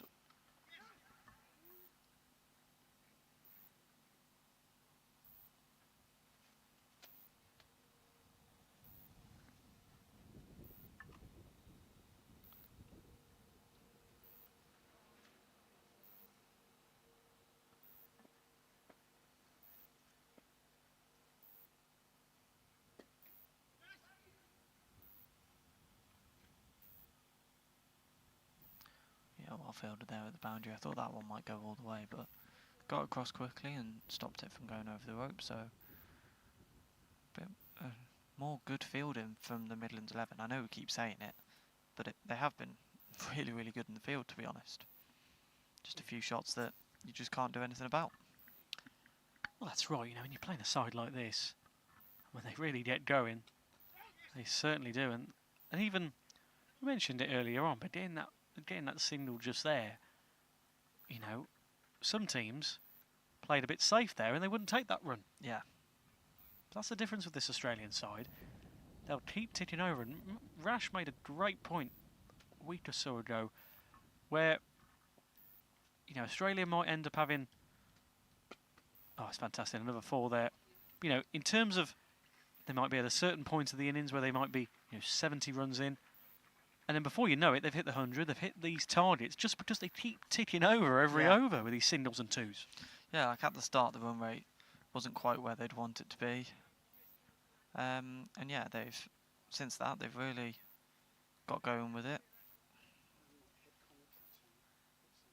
And they've, 314 now, as I believe that's Adamson retiring now on 55. Brilliant batting display from him today, Owen. Yeah, great to see him get that half century. Of course, we said quite a few players knocking on the door in terms of getting that half century, but he reaches it, and that's a fantastic return from him. 55, not out for him, and we'll see who comes in to replace him. But as you can see, fantastic. 4 of us on commentary. You're being treated today on the commentary. Rash Mahmood, Owen Mason, Matt Evans and Ben Stevens. We're doing it in little 5 over breaks. We're thoroughly enjoying our time here at Loughborough, aren't we, Ben? We are. It's been a brilliant... Oh. Will that go all the way? I think it... Yeah, just about bounced over the rope there. I wasn't quite sure if that was going to make it. But yeah, it's been a brilliant day here so far. It's a pleasure watching this Australian team bat. Some gorgeous shots being played. Those 2 sixes over the roof. A couple of lovely 4s, and that was also a nice shot. I'm not sure that's where he meant it to go, but went for a 4 anyway. I'm not sure he'll care too much. Yeah, certainly so, Ben. Terry Betts comes in then for these final 2 overs. A debutant this summer. He's only just come in at the start of this summer tour for Australia and looked very, very good for it. One of the, you know, they've all been fantastic players, but he's looked a real standout so far.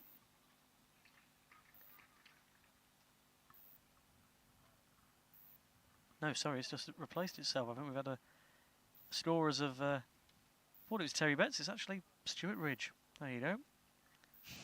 We're all human. But yeah, it's and you get to repeat all that again. That's right. But yeah, 320 for 2 then, these final overs. Will we get to Rash's predicted target? Oh, yeah, what was it, 346? I believe so. Oh, might just be a bit short of that, but we won't be too far off that. We won't.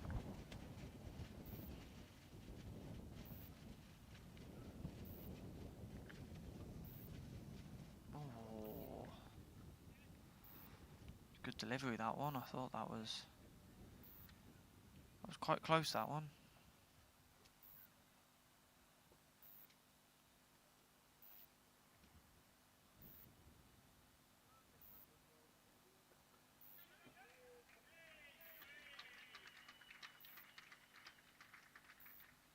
Another good single and Ridge is off the mark. Still going along nicely. Run rate of 7.38.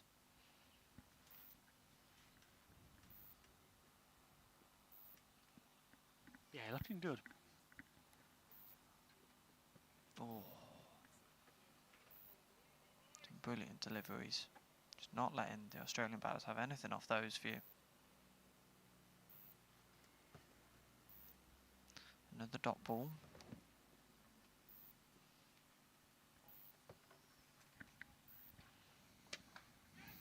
That's a great effort. Will be prevented. The boundary though. Also some good fielding. Yeah, that one wasn't the greatest delivery. He's a little bit too high, and a no ball is given.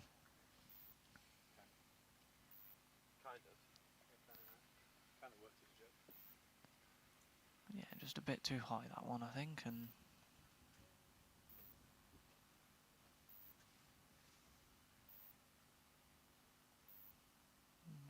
quite sure what's happening here. Umpire's about to have a word. Oh, I think they're changing the bowler in the middle of the over. Not something you see No. very often.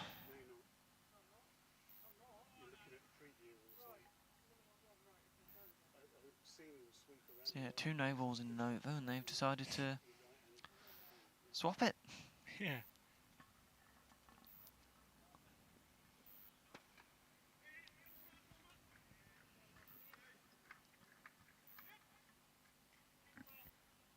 Ooh. Oh, and that's out. There you go. I don't think he meant to do that, but a really good run out in the end. He's just tips it on. That is brilliant. A brilliant bit of fielding. But he's just trying to claim the ball there. Yeah. He almost. And he's tipped it onto the wickets, and Ridge is out.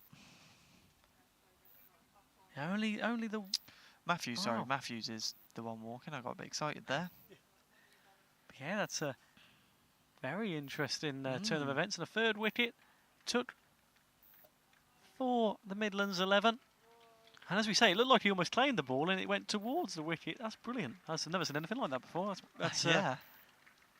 brilliant. And as you say, I think he almost timed it so well that when he was coming back for that run, that maybe it was a risky run to take, possibly for Australia. But even so, it looked comfortable in a sense, didn't it? Here's Terry Betts. I think he's coming over now. Come on, you've got to repeat your stats again now. There you go. Yeah, he's kept Australia in some games, you know, coming up at Fairburn and, of course, at Ooty Bridge. Had a fantastic hit on Friday. Rash's home club of Ooty Bridge. It was a great day out there. Just had such great hospitality wherever we've been on this cricket tour so far. But yeah, for the final 1.2 overs then. 8 deliveries remain.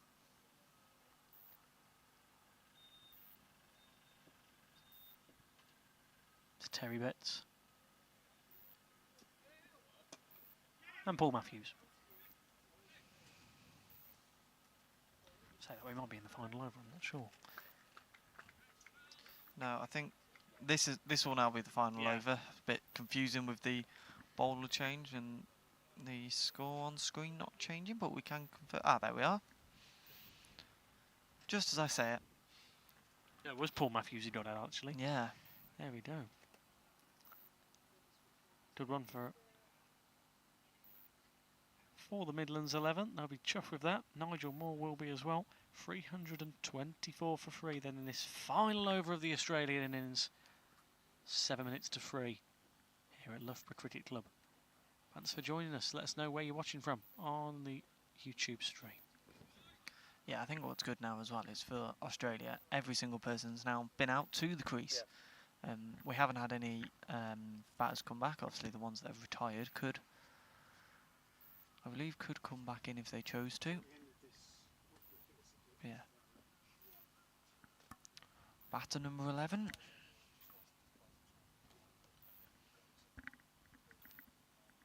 So yeah, still a few runs needed to get to Rash's total, but it's about in the middle of all of us now. I can't remember what you predicted, Owen. I think you said around the 320s, didn't you? So I think you get to win this game. I'm not quite sure what Matt's prediction was, but you get to win the predict the Australians' total. Brilliant. 324 for 3 in this final over now.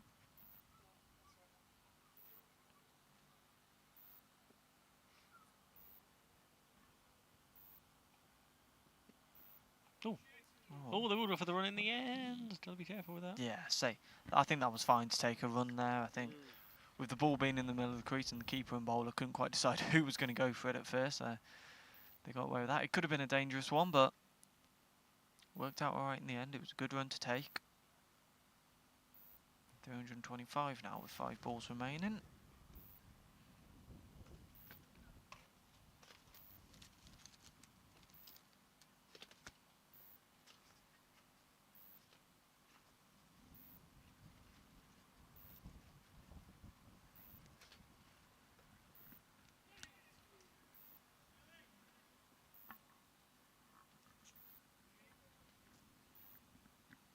leg bye given on that one. I didn't think it came off the bat.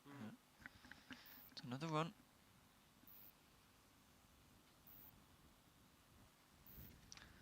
.327 for 3 now. Just 3 balls remaining in this Australia innings. That's another lovely shot. It won't quite go for 4. Fielded well, just a single off that, but looked like it could have been a nice shot. But straight to the fielder, so just another single off that one. 2 balls remaining, Owen. Yes, only 2 to go then. And if you've just joined us on the live stream, as we say, 328 for 3, the loss of 3 wickets. That being Smith, Matthews and Patterson for Australia. But some great returns, including that half century that we saw just earlier on for Adamson. Really, really good spell, and that's we'll get to the final delivery of this Australian innings then.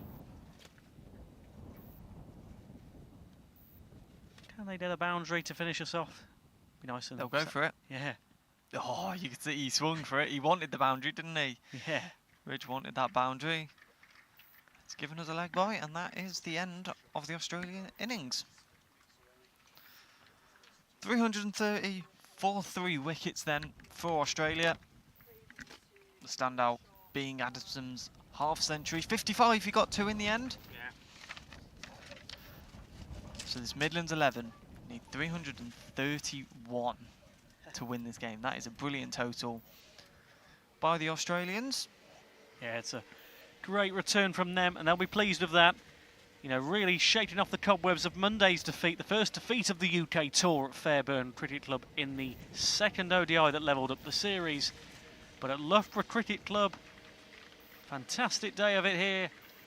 We've really enjoyed our time here at Loughborough so far, and as we say, Australia are 330 for 3, it's easy for me to say, and me and Ben Stevens will join you alongside Rash Mahmood and Matt Evans as the Midlands 11 look to reach 331 after tea. Thanks for joining us, everybody.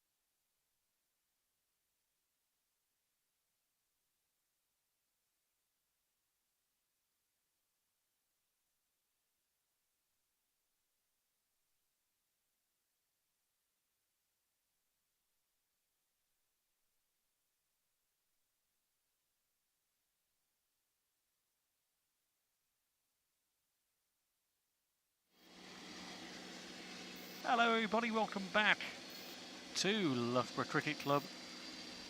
Just about to get underway, a few players emerging from tee. We've had a few interesting interviews around the grounds today, starting with, as you can probably hear it in the background, the groundsman Steve Boothright, who was all on about preparing the winter pitches ahead this winter. So you join us here at Loughborough in these gorgeous facilities, and I'm joined here with Steve Boothright. Steve, we couldn't help you notice going over this ground again and again, so just talk to us a little bit what you've been doing here. Okay, so this area to your left is our winter grass nets that we have. We put a big marquee up, all the touring sides come and use it. So I'm doing the prep work for us to overseed it, top dress it, so it'll be in top condition once we get to September and it comes into use.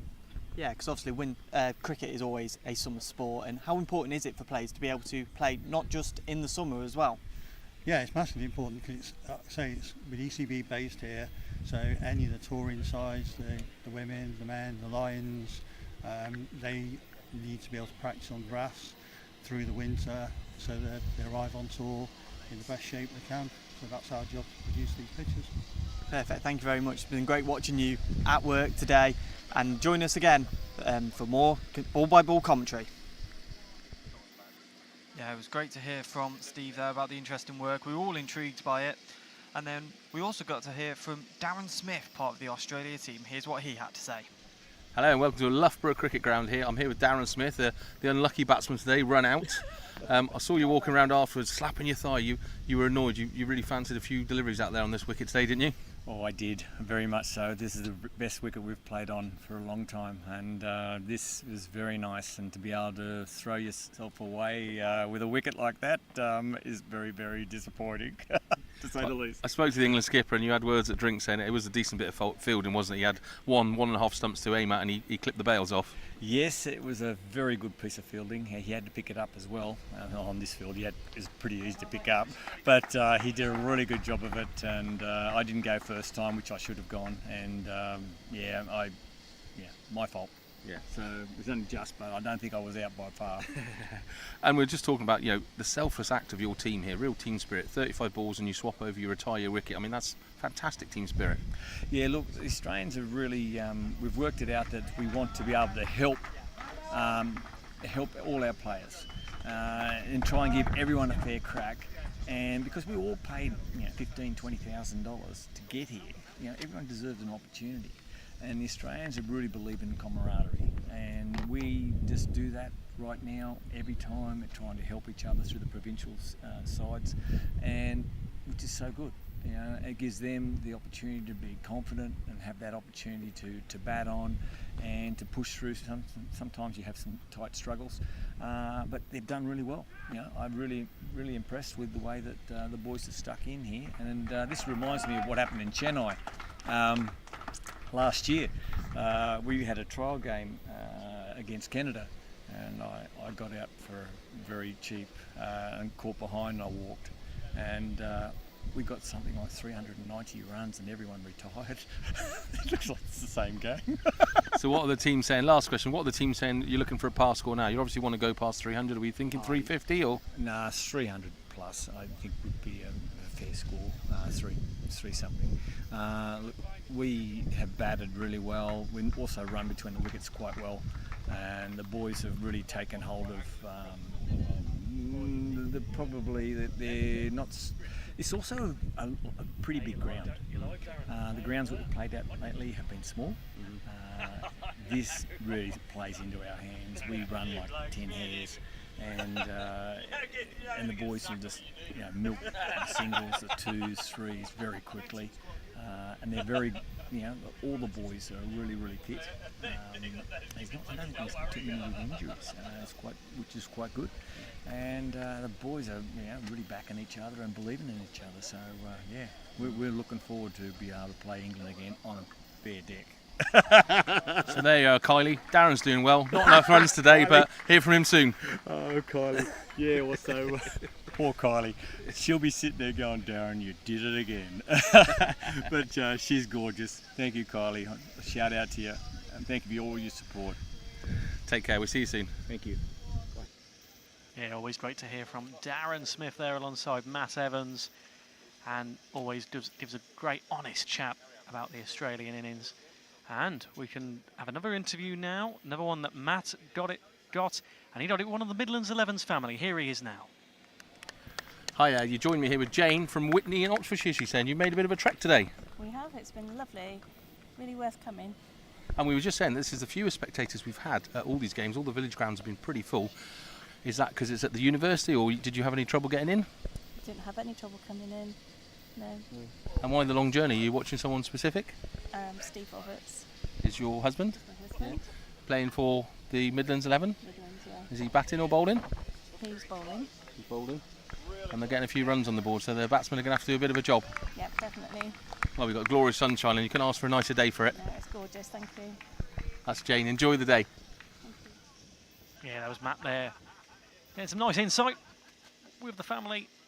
One of the Midlands XI's players who played really well in that opening innings. 3 wickets took against a very talented Australian side. Yeah, fantastic few interviews there to get us through the break. And we're just about to get underway. Bit of a slight delay here, but Ben Stevens is alongside me. Ben, it's haven't seen many emerge just yet. No, we've seen Darren Smith come over and have a chat with us at the time when he was live, so that was quite a funny one. Yeah, just some of the Australian bowlers starting to get warm over on that far side. Yeah, 330 on the board from Australia. It was a great innings for them, wasn't it, Owen? Yeah, it certainly was. They really,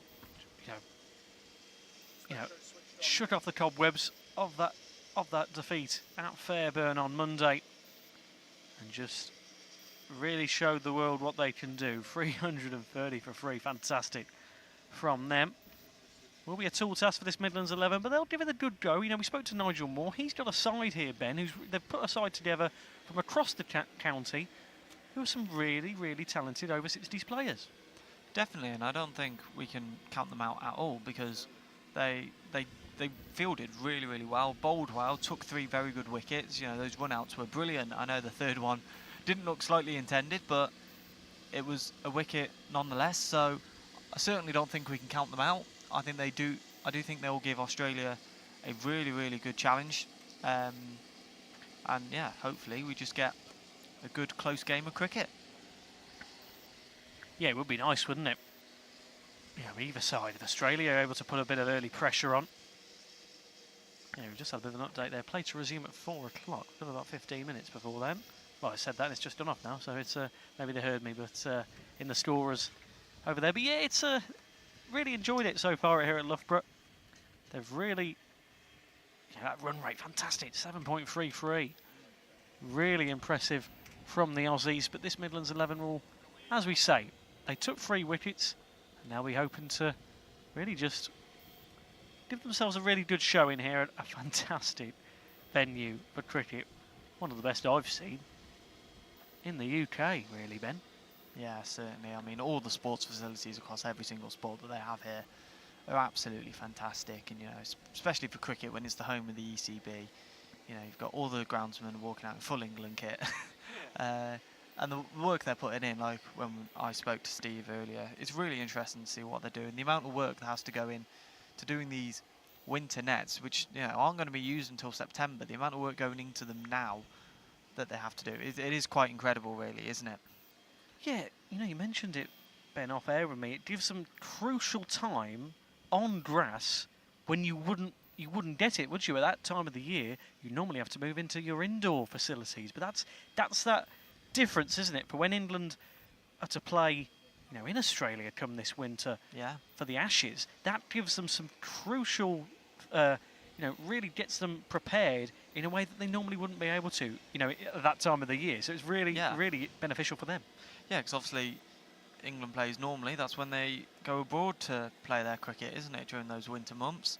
So to have something here at the home of the England cricket, it's going to be great, and hopefully, they'll just provide us a good Ashes series like what we're seeing with the Grey Ashes. Yeah, certainly. Blockbuster stuff so far in the 2 Grey Ashes games. You've seen that live on this YouTube channel.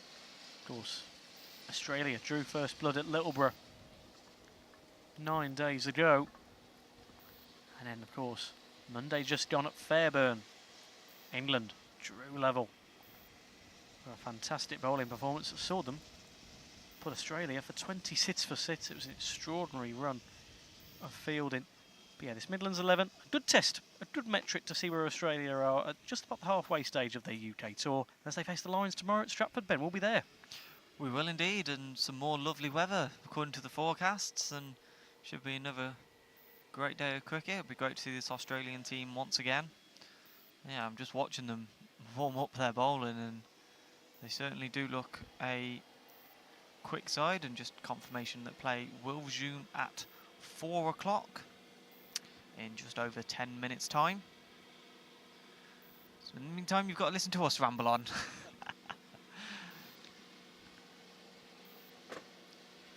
Yeah, they certainly do look, you know, just watching them warm up now for their bowling, they do look like they've got some quick bowlers, and they will provide a good test against this Midlands 11. I'm excited to see how they're going to bat against this Australian team, but like we said, you know, they're certainly not to be counted out at all, are they?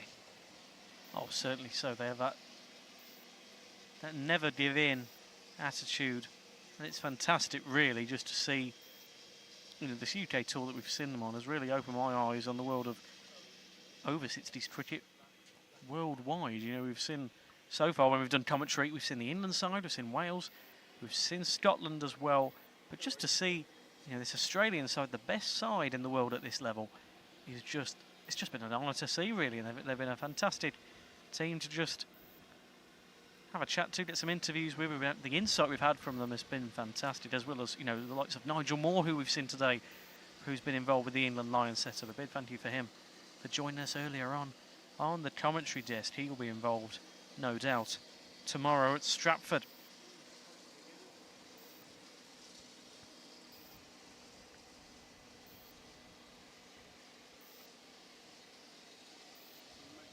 Yeah, just under 10 minutes then, Ben, until we get underway here. Here at Loughborough Cricket Club. On the storming day of weather in Loughborough. Yeah, gorgeous. The clouds are trying to go away. There's still a few around us, but you can feel the sun through our canopy, and yeah, it's a lovely, lovely day for cricket. Wouldn't have it any other way, would we, Owen? Oh, that's right. I did just remember a tip from my mum. I might have to put some sun cream on at the moment. Does this wind burn? She always warns me about it. And I think it's going to get me again. It got me at Newport. It's got me a few times this summer already. I said, no, don't worry, Mum. It's not that sunny today. And then the wind burn gets me. So yeah. Come on, Joe knows best. We know that. That's right. Too many times this summer. That sun, you know, the great tan line on the glasses. But no, it's, as we say, it's going to be like this tomorrow, even warmer in Stratford-upon-Avon. Join us from midday tomorrow. Some more great interviews and insights as the England Lions in their third and final test against Australia, live on this YouTube channel.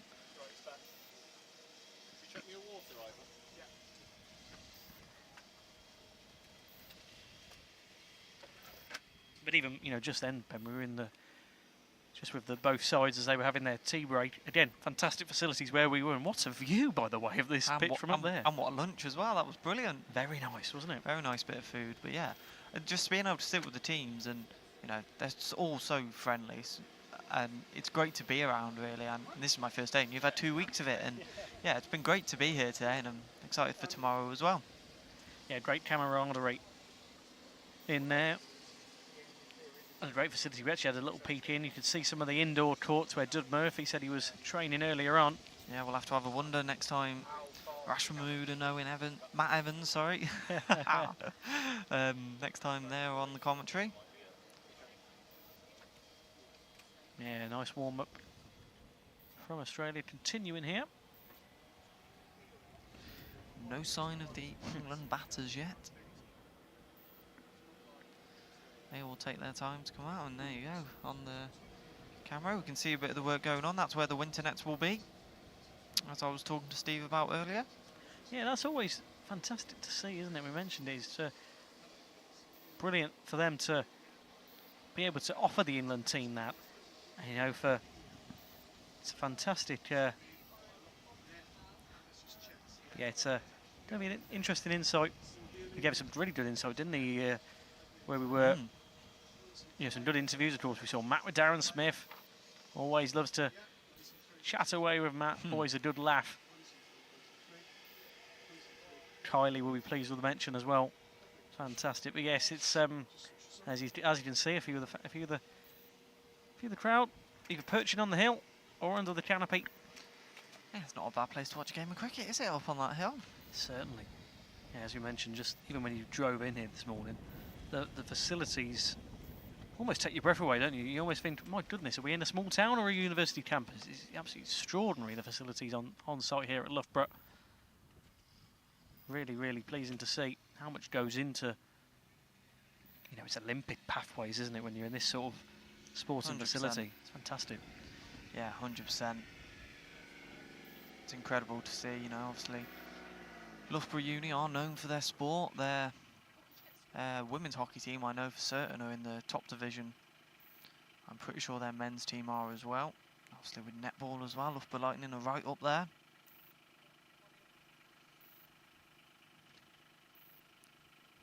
Yeah, it is incredible the level of athletes you do get at this university, and there you go, you can see the scoreboard there. 330 set by Australia for this Midlands 11. Yeah, 331 then, that target. We saw throughout there that the fielding was quite nice from the Midlands 11. As much as you can do against a side like this, a fantastic Aussie side. What an outfit they are, and what an advert they are for over 60s cricket across the world. Really providing a stern test for England as they look to regain the Ashes. With games to come at Tame, Spas, Holton, Royal Ascot in the grey Ashes.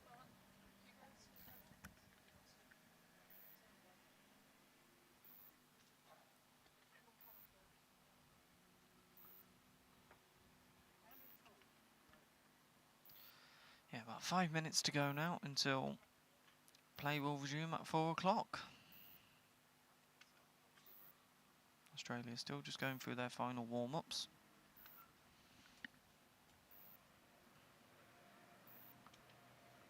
Still no sign of our Midlands 11 batters at the moment.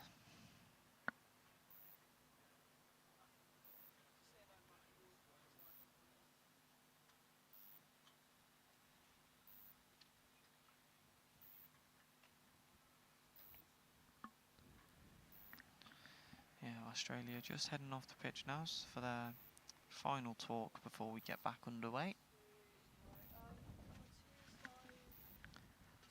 Yeah, the umpires are just coming out to our left. Bit of movement towards the clubhouse. There's that wind, you can hear it. Yeah. A sunny day, but that wind is about. It is. Testing out the canopy. The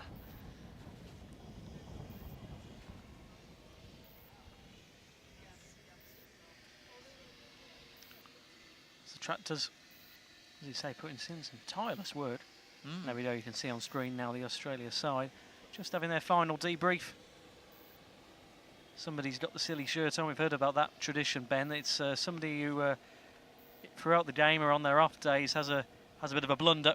They get to wear that quite bright shirt there. Some great colours on that shirt. Darren Smith wore it a few weeks ago, and a few others we've seen wear it. Nice little bit of fun around the camp. Just shows the camaraderie, really, really close knit.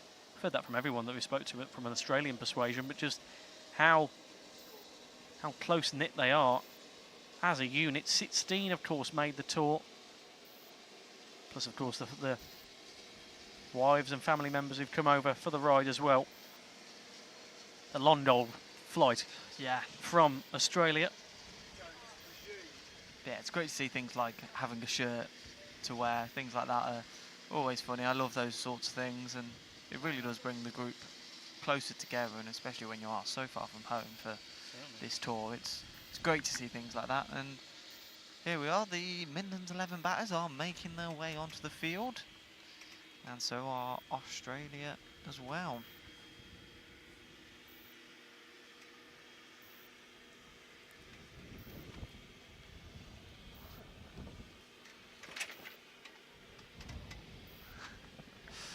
as our canopy just fights with the wind above us as we are almost ready to go.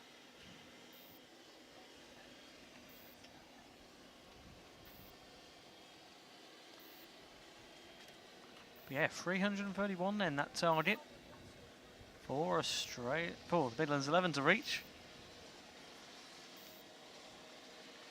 After bowling first this afternoon here at Loughborough. Just about to get underway in any moment now.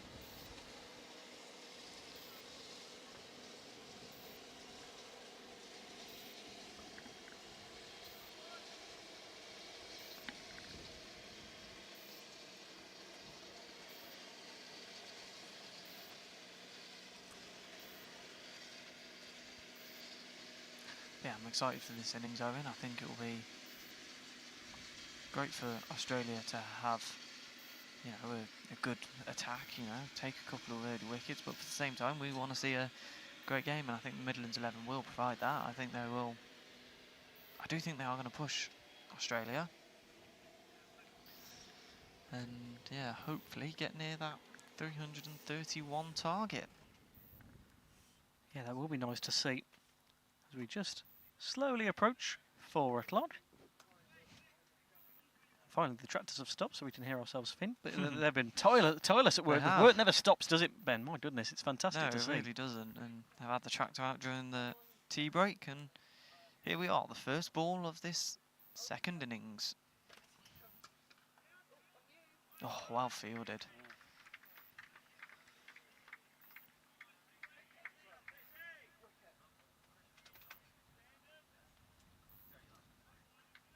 Preventing that early run as we just wait for the scoreboard on the screen and at the ground to update itself. And goodness me, I think that might be an early wicket. Possibly, yes. I think it is, yeah. Wow. That is quick, isn't it? Second delivery. As you said, Ben, early wicket, and would you look at that, when the second delivery. Unfortunate for the Midlands 11. Could that be a sign of things to come, Ben? It very well could be. It was fast, and it was, you know, just took the bail off cleanly, and yeah, really, really good delivery. Fantastic first wicket, and a bit of a shame for the Midlands 11 opener. We will get confirmation of who that was to you as soon as we can. Yeah, second ball, and a wicket gone already without scoring.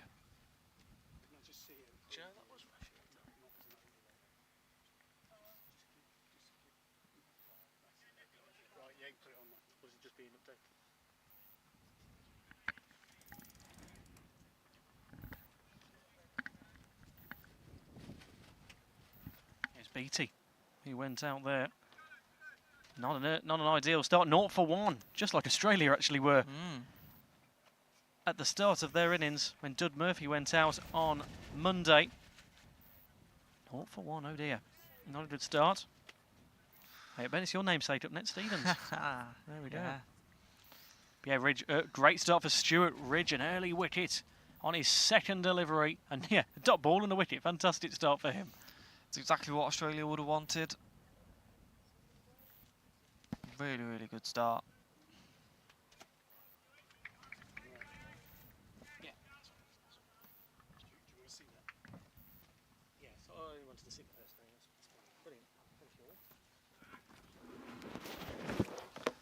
There we go, that's much better for the Midlands 11. That one just runs away for 4. Really nice.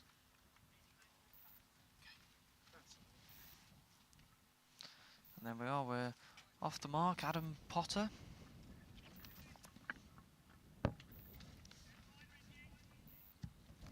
Gets that Midland 11 off the mark. And with a boundary straight away as well. 4 for 1 then.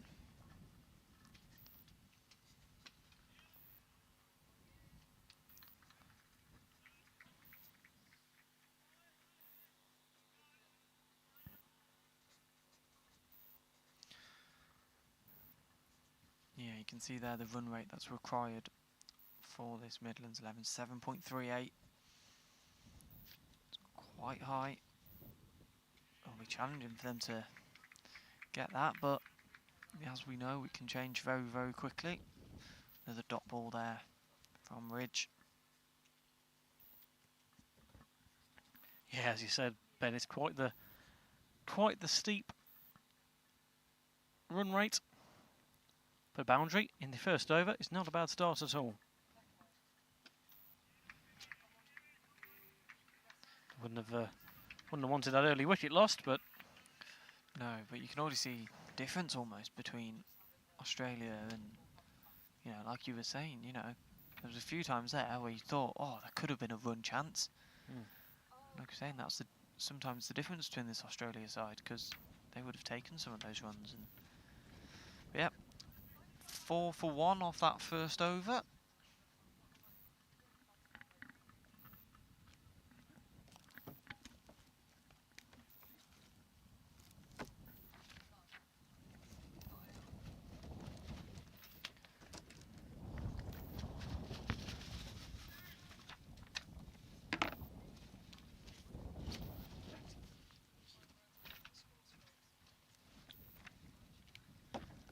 so yes,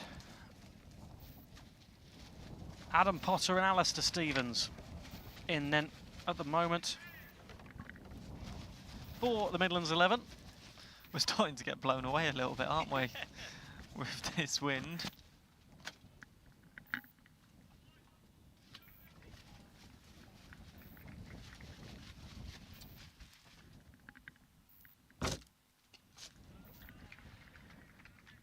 Yeah, interesting to see how they, you know, these opening few overs, that's where you really get a metric of where this Midlands 11 side will be. As you said, there was a few moments there where they possibly could have gone for the run, probably left it a bit too safe.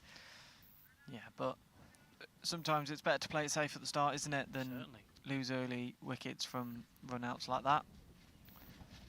Terry Betson in. Oh, that's another that's a early good wicket. catch. Really, really good catch there. 2-0 in the second over. It's a second wicket for Australia. 4 for 2. Slightly ominous now, Ben, isn't it? It is. Stevens departs for scoring nothing. And yeah, slightly ominous, like you said, Owen. It's 2 wickets, sorry, in 2 overs. They look good on the bowling, don't they? Goodness me, they certainly do. I have a fear this could maybe be a quick second innings, but we hope, you know, that they are able to put up a bit more of a test. Yeah, 2 deliveries Stevens faced and out for nothing. A duck. And Potter's on 4 for 4. Yeah, it's Zahid Mohammed to come in then for this Midlands 11. Looks to try and stop the rot a little bit. Another wicket, as we say, Terry Betts, very similar to that opening over actually. Dot ball wicket. Indeed. Carbon copy. Is the next one going to be a 4 then? Yeah. That's what happened in that first over. Yeah, the target of 331 and 4 for 2 at the moment.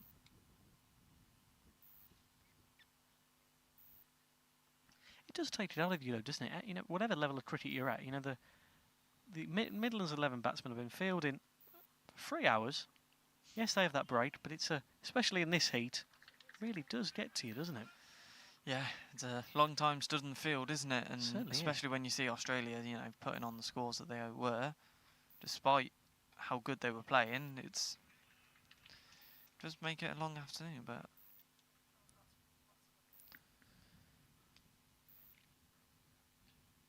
yeah, another dot ball there, so no repeat of that opening over, but if you just watch that run rate required, it's just going up and up, isn't it? Owen, already at 7.52. Yeah, with these, you know, 3 out of 4 dot balls in this over from Terry Betts. He's shown himself to be very economical. Yeah, it's exactly what you'd want from one of your opening bowlers, isn't it?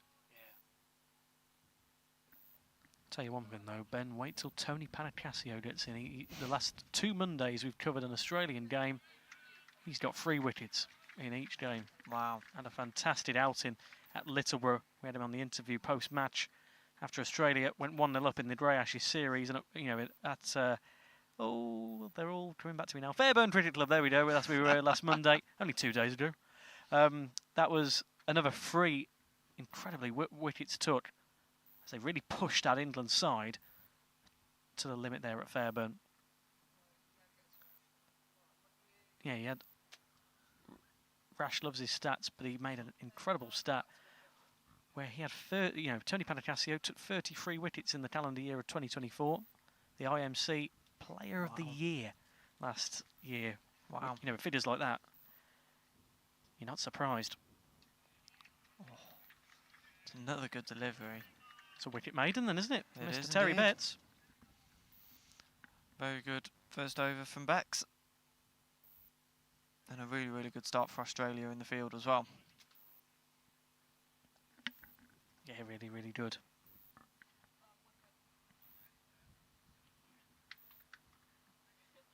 One wicket, no runs. Stuart Ridge hasn't got too bad of an economy either. 1 wicket for 4 runs. And those are the only 4 runs the Midlands 11 have put on the board at the moment. Yes, early days, 2 overs in, but 2 wickets lost. Adam Potter and Zahid Mohammed at the moment for the Midlands 11.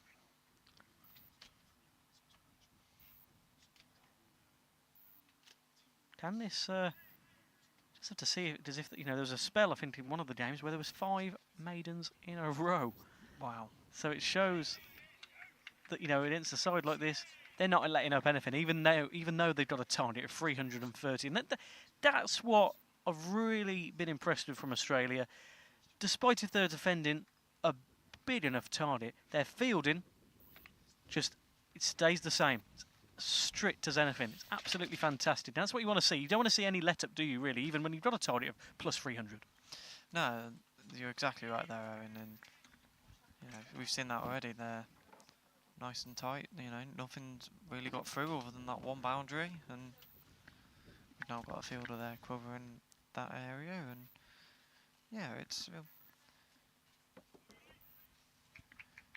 been a good start so far for Australia. Certainly has. 2 dot balls. Make that 3 to start this over from Stuart Ridge, his 2nd of the day.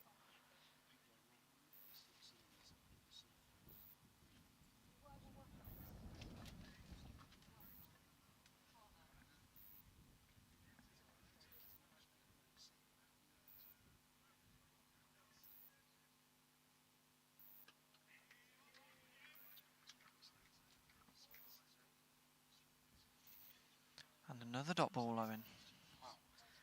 On their way to a 2nd maiden in succession. Of course, famous commentator's curse there, but I think Stuart Ridge might have it in hand. Don't prove me wrong, Stuart.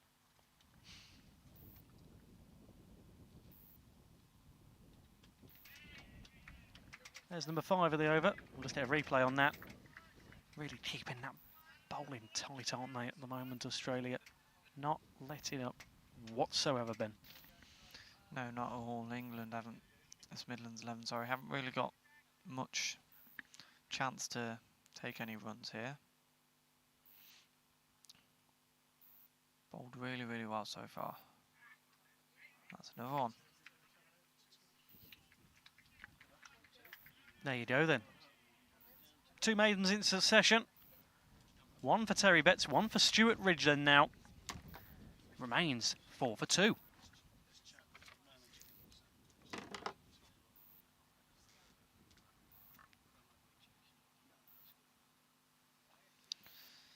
Yeah, there you go. You can see there another 327 runs required for the Midlands 11.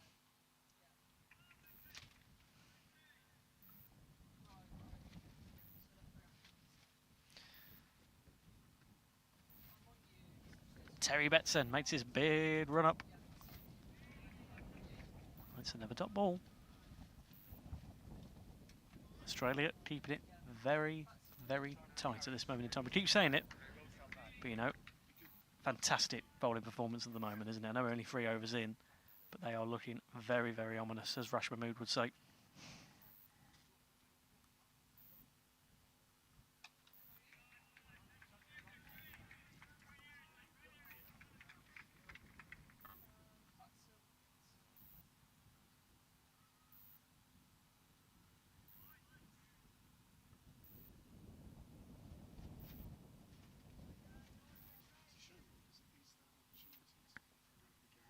Wind picking up across Loughborough.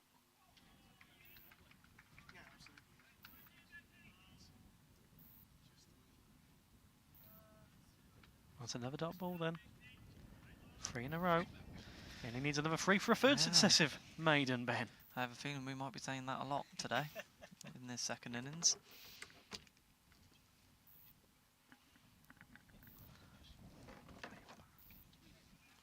Bowling is so good. Yeah, it's fascinating. From Becks and Ridge, isn't it? Fantastic to see. That's 4 in a row then. And can they get 2 more? Terry Betts will be... Look at that. If he gets that, if he gets his second maiden, that's 1 wicket, no runs. Yeah. 3 overs. Oh, goodness. That one looked a bit close, didn't it? Yeah.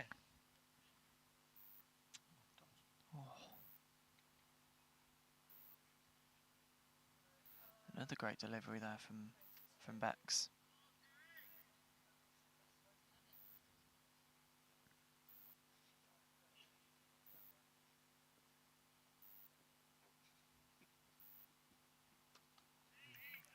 And there we are. Another maiden.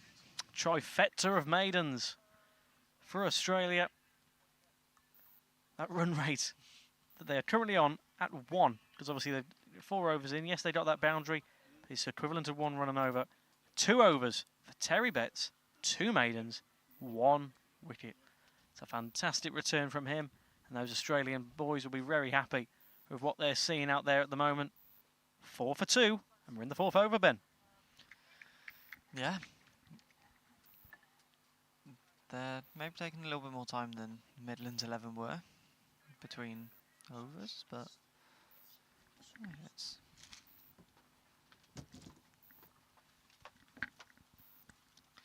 great to watch this bowling attack. And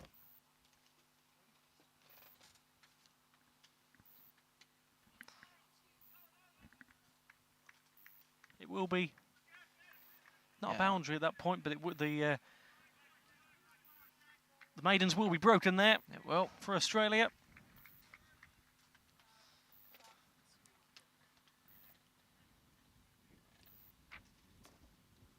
Midlands 11.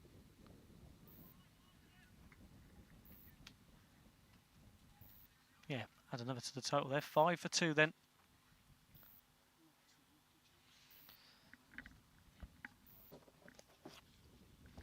The end of this over. We'll be passing back to our other duo of commentators today, are Ash Mahmood and Matt Evans. Final few deliveries then of this Midlands 11 over. Well fielded though, before they can think of running. Adam Potter on 5 then now. He's got every single run for the Midlands 11 so far. Zahid Mohammed yet to get off the mark. Half 11 deliveries, but a lot of that has come from those 2 got it right in a minute, 3 maidens. Unfortunately for Mohammed.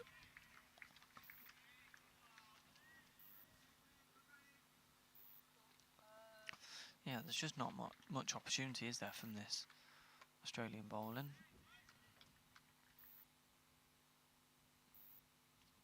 Really not a lot we can do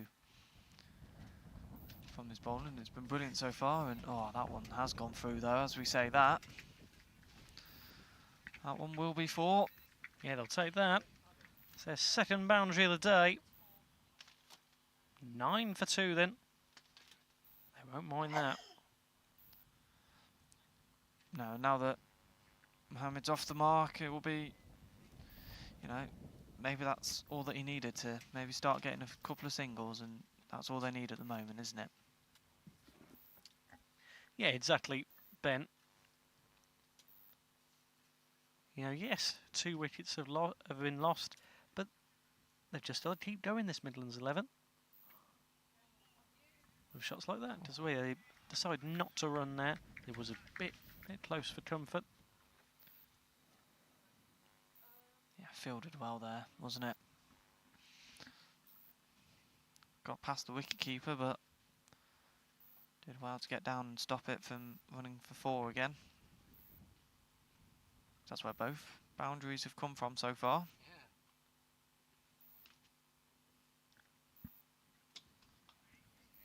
Final delivery then of that Stuart Ridge over. It's well fielded again for another dot ball. 1 dot ball, 4. Another 2 dot balls to end the over. Australia. 9 for 2 then for the Midlands 11. As we welcome back Matt Evans, and the first voice you'll hear is Rash Mahmood. Rash, over to you. Thank you, Owen. Thank you, Ben. Good afternoon, everyone. Well, it was a steep enough target before the Midlands 11 took to the field. He's in the pursuit of 331. But Kevin Beattie, first man to go. Not the Kevin Beattie, who used to play for Ipswich Town, I hasten to add. Slapped the first delivery of the match from Stuart Ridge. But a good diving stop at cover by Glenn Pearce. Second delivery, full straight. Touched quicker than the first one, couldn't get his bat down in time. The ball clattered into his stumps. He was out without scoring. And then Derby's Alistair Stevens. Second ball of Terry Beck's opening over. And again, hit it straight to the cover area where Glenn Pearce did the fielding. Adam Potter and Zed Mohammed out there for the Midlands 11. Good afternoon, Matt. Good afternoon, Rash. Well fed and watered after that beautiful lunch here at Loughborough University. Standards didn't drop in the catering department, matching the fantastic facilities all round. And Australia off to a quick start here, couple down already.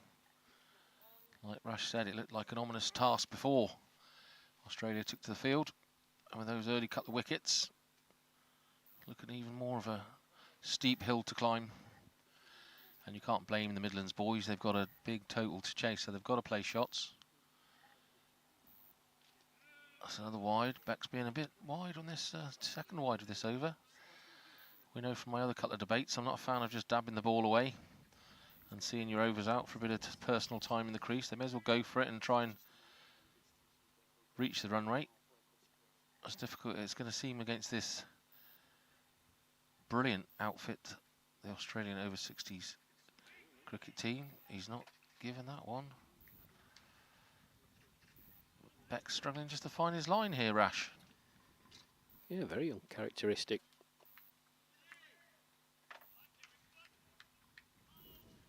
Yeah, I mean, he's just coming over his right shoulder, so it is pushing the ball that way, but I don't think it's having a massive effect. It's just well fielded off his own bowling there by Terry Becks. Hit partly back by Potter. Good bit of work. Yeah, I don't think it's going to have a massive effect. Just a few gusts now and again. Going sort of diagonally over Terry Beck's right shoulder.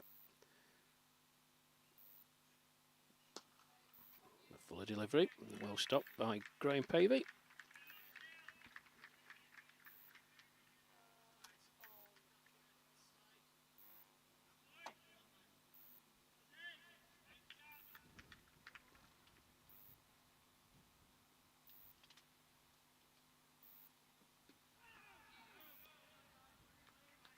It'll be interesting if we manage to get any of the Midlands 11 on, Matt. We have been trying to get their impressions of being out there in the first 45 overs. What differences they saw from that Australian batting effort to what they see in the county championship week after week. And I know, look, these are international players. I know they're a standard above, but just in terms of running between the wickets, the calling, the communication, things like that, it's always good to hear. These are experienced players in the county championship. They've been playing good quality and good standard of cricket for a number of years, but what their impressions were, we're hopeful that coax 1 or 2 on. Might leave a trail of biscuit crumbs. A few of them look like they weren't averse to a couple of biscuits at lunch. We might try and lure them in. But it is a big step up from County Championship, of course, Matt. Yeah, exactly, Rash. I think they'll just say there's a golfing class, you know. I mean, even now, they've put 330 on the board, and I've not heard a silent 10 seconds yet. They're clapping, jeering, they're not letting this go, and they're not taking anything for granted.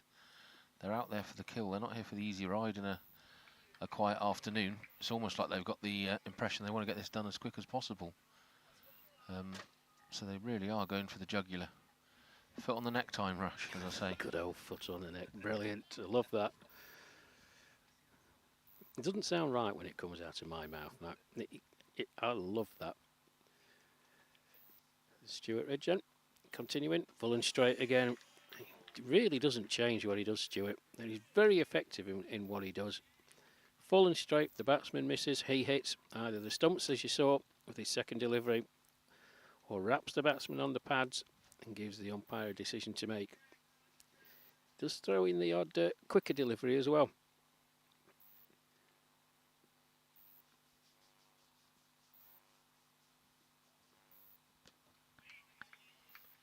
Yeah, I wasn't at the desk, so I didn't see the name of the batsman who got out with that catch. I don't think it was a bad shot. It was short, it was wide. He played the shot you'd expect. It was just, again, a great set field by the Australians. The fielder was exactly where he needed to be for that, and he was only about a foot away from hitting a guaranteed 4. But again, that's just the Australians' professionalism. They look at every little millimetre of how they can win this game. Yeah, it was Alistair Stevens. That's a nice pick-up by Mohammed. Yeah. Heap some praise on that. It's a top shot. Picked it early, backed himself, flicked it high over deep backward square. 1 bounce for 4.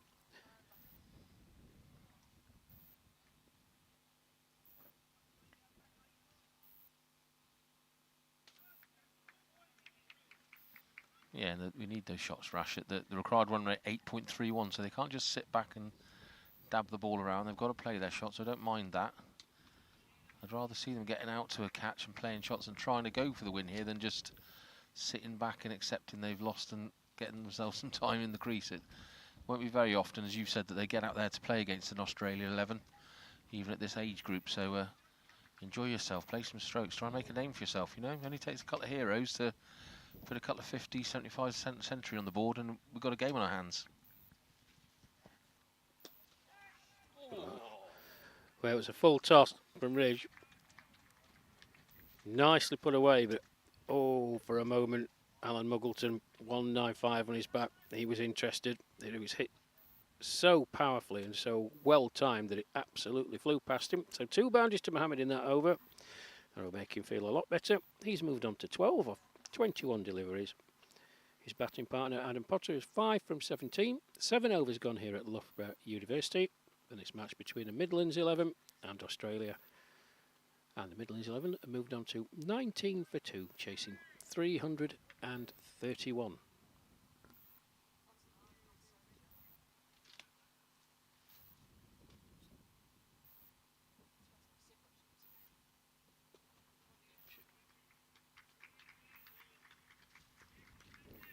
And Zahid Mohammed at the non-striker's end, who played cricket way back when with our very own Nick Newman. Nick was telling me. 17-year-olds, I think. Back in the 1840s. Another local Leicestershire boy, is he? Yes, he is. Plays his county cricket for Leicestershire over 60s.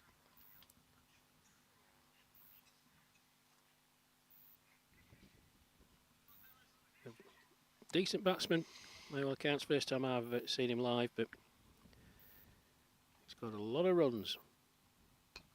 Oh, Potter just tries to chop that into the offside. A bit of bottom edge. Rolled out to Graham Pavey, and there's no run. And again, look at the attacking field, Rash. They've got 2 in the deep. Every single other player is in the circle. They've got 1, 2, 3, 4, 5, 6 rounds short on the offside.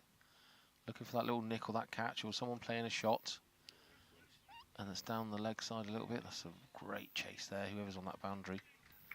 stopped the 4. And I've not seen the Australians deliver as many leg side balls as we have these last few overs. I mean, that Stuart Ridge one that went on the full toss for a 4 was probably the worst Australian delivery I've seen this summer, so they need to stay sharp.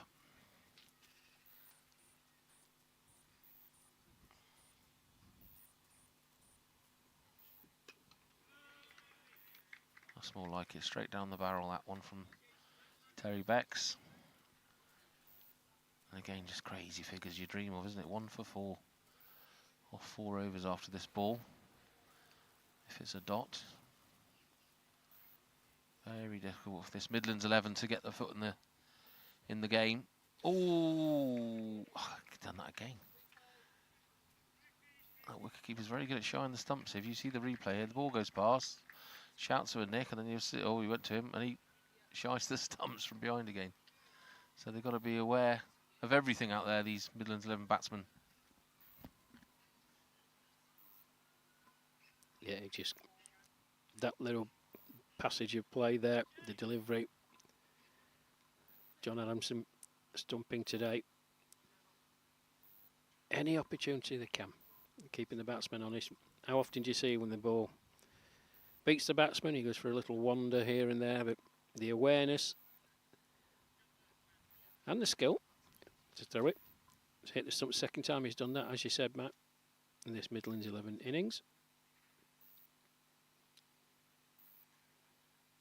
And I think partly as a result of what happened in the last over, when Mohammed, beautiful wristy shot of a backward square, that's exactly where Glenn Pearce has positioned himself on the edge of the circle. I think that's Glenn. Alan Middleton at mid-wicket. Stuart Ridge comes in from the far end. Bowls, full of delivery. Oh. Bill Blair at slip, does the fielding.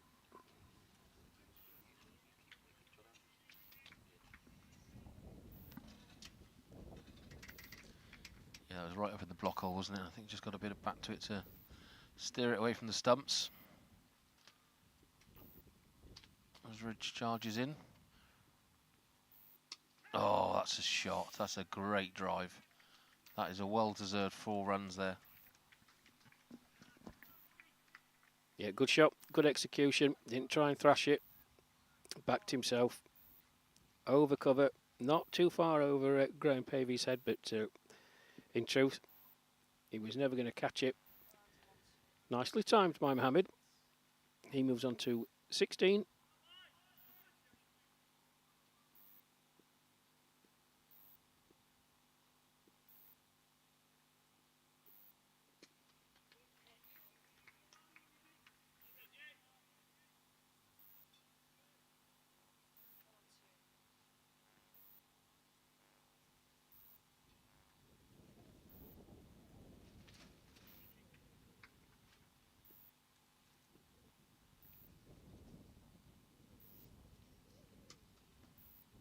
Oh, rinse and repeat. That's even better, Matt. Yeah, he looks, is it Zahid Mohammed? He looks like a really good batsman. I love his technique. And I like the fact he's playing shots. He's not shying away from the task in front of him. 2 beautiful drives in this over. And again, just give the Australians something to think about. The more and more that happens, they'll have to drop this attacking field, come away a little bit, relieve the pressure, and create some more space for these batsmen. They will, Matt, but I think with the runs they had to play with, scoring 330, they won't be overly concerned at the moment, but you see, the point you make is an absolutely valid one. If it carries on like this, going at 8-12 and over, that might make Bill Blair, who's captain for the day, make some decisions. But 2 wonderful shots. A second one, well, that was right out the coaching manual. And it was beautifully timed as Ridge comes in again. That's short, and he's gone for it again. There's a man out there, it's Jeff Patterson. Does the fielding, keeps it to 1.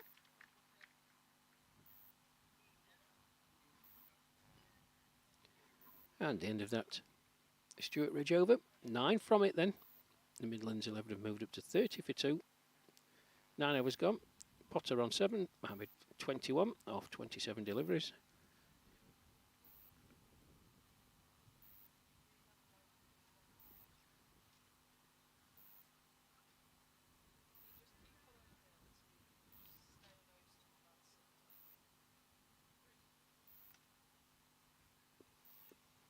He'll be getting home tonight. Be on the old messaging service.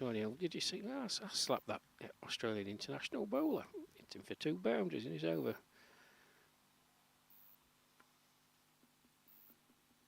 He looks good. He looks like he's a bit, exuding some confidence as well. He's looking around the field, looking for the gaps, doing all the right things. Like I said, I love his technique.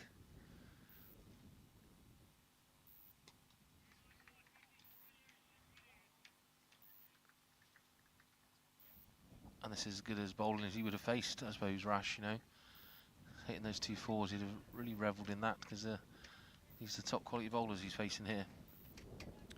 They are indeed, Matt. It's a lovely looking shot as well. Well fielded. Pavey there, doing the fielding. But another lovely shot. Just walked into that. Didn't try and thrash it. Picked the length very, very early, and as a result just got his front foot down there. But a good stop in the covers. That's going, and that's gone. Oh, 6. Nearly took Benny out there. Well, shorter from Terry Becks, and Mohammed swivel round. As soon as that left his bat, it was a question of how far it was going. 6 for him. He moves on to 27.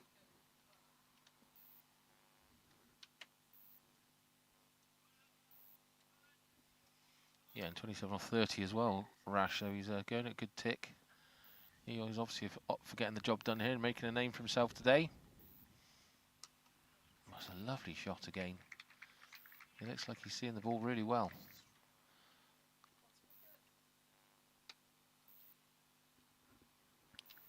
Yeah, you can tell quality when you see it. Speaking to Nick, he said that Mohammed's just going through bit of bad luck and finding ways to get himself out. It happens as a batsman. That's a lovely drive. Tony Panicascio chasing that. He's going to get there, I think. Just. But the running 3, and that's good running as well. Yeah, excellent cricket from Mohammed there. Just lent onto that drive, nonchalantly punching it down the ground. Threw mid off. Good chase from Panicascio. But 3 more to him.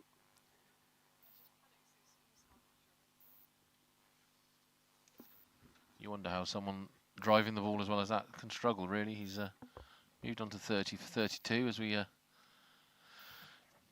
just have the last delivery here of Terry Becks' 5th over. Oh, inside edge there from Adam Potter. It squirted down there to fine leg, and they've run a single there at the end of the 10th over as we welcome back Ben and Owen. It's Australia 40 for 2. Yeah, thank you, Matt. That one looked a bit nervy, didn't it? That could have gone badly, but nice over there. Mohammed really settling into things now. He's 30 off 32 balls. Yeah, Potter's still 8 off 24, but that's better from this Midlands 11, isn't it, Owen? Yeah, they've done well there. We're quite impressed with them in our 5 over break there. Yeah, 30 off 32 for Zahid Mohammed. That partnership in 31 minutes has got 36 runs. Fantastic to see between them. 6 and a few 4s in there as well. Really, really nice return from them. Still, that run rate is 8 runs per over. But they're having a good go of it, and that's all. That's really good to see from the Midlands 11. Yeah, definitely, and it's exactly what we want to see, isn't it? We were discussing it during the tea break, and you just wanted to see him give it a good go. That one will go all the way for 4 once again. Really nice shot, that one. Yeah, 44 for 2. Yeah, nice little partnership building. That's all they can really ask for at this moment, Ben, is this partnership to just keep on building. You don't know where you might be from the 15 over mark, from the 20 over mark. It's all about these. It's all about these milestones, isn't it? When you've got a target like that, you keep looking at the scoreboard and you think, goodness, we have got to get to 330. You just got to enjoy your cricket, haven't you? That's the main thing at the moment. Yeah, definitely. And I think spending time at the crease is the most important thing. You know, the more balls you face, the more confident you'll get. And, you know, we've seen that with Mohammed now. He's, you know, spending time out there and, you know, maybe that bad luck that Rash mentioned is coming to an end. He's putting together nice innings at the moment. Potter on strike though, and well fielded there, that one.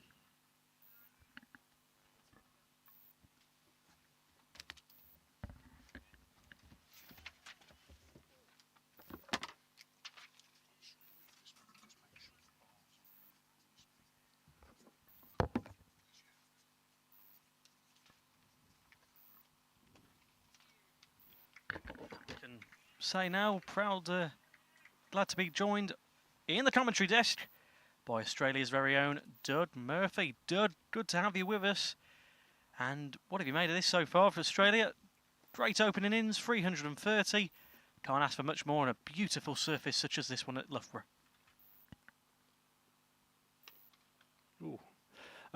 Thank you, boys. Thank you for the kind welcome. What a gorgeous place to play cricket.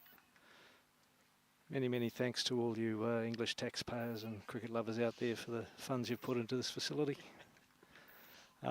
Yes, 330. Happy with that. Yeah, really good. You know, it's been a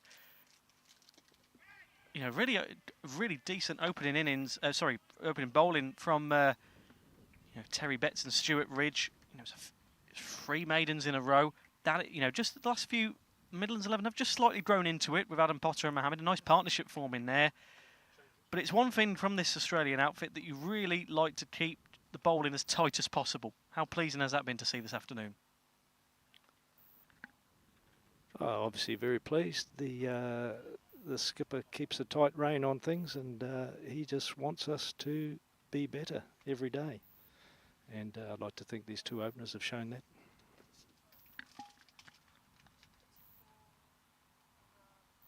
Saying that, this new boy, Zed Mohammed, seems to be stroking the ball nicely. Yeah, he's looking very good, isn't he, Dud, at the moment? You know, a test like this, you know, I've had a few of these over the spell now in the UK. Ooh, goodness.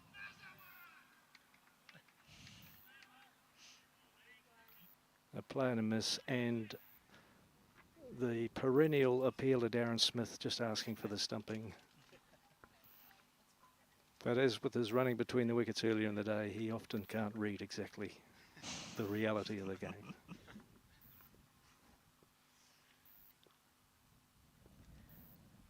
Terry Betts comes in again then.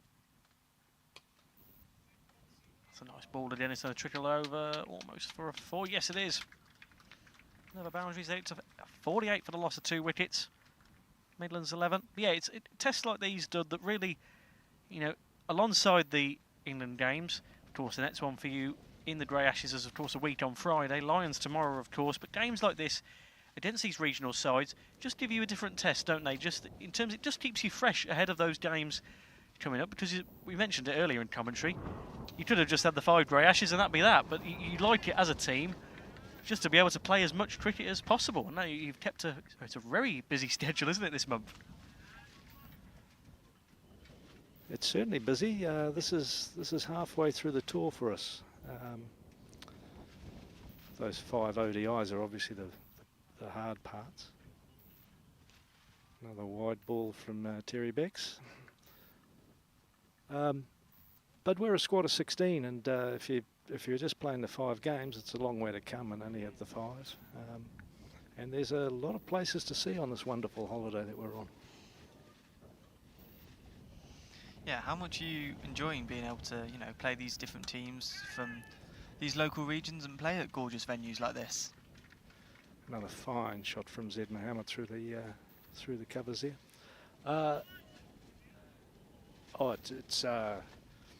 it's a fantastic place to play cricket. The local people obviously admire the game. They even have a grudging respect for Australians too, which is pleasant to experience.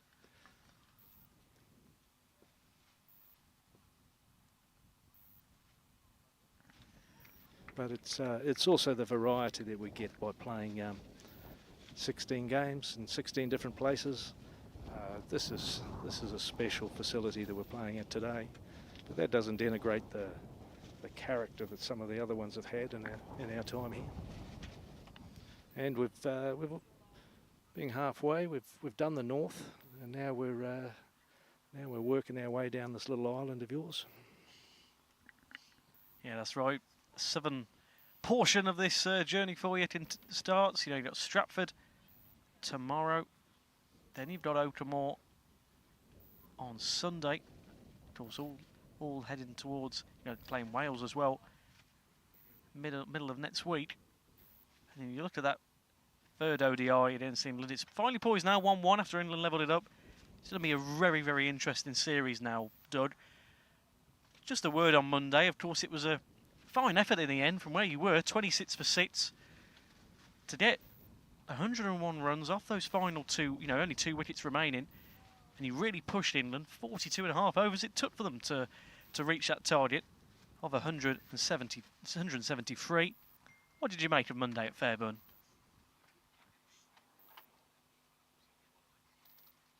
I think on reflection it's set the series up nicely. We could look at it from the Australian perspective and say how well we did to fight back from where we were, but I'd say the English are feeling pretty happy with themselves, both in the Lions and the ODI, because they've had their moments in every single one of those games. So at the moment we've won 6 and we've dropped 1. But it could have been a lot closer, so that's why our captain is insisting that we just get better. I've mentioned the word holiday a couple of times on here, but there is a serious part to our game, to our trip. Yeah, you mentioned how close those games have been against England, especially those Lions games. Tomorrow being the third and final game against the Lions for Australia.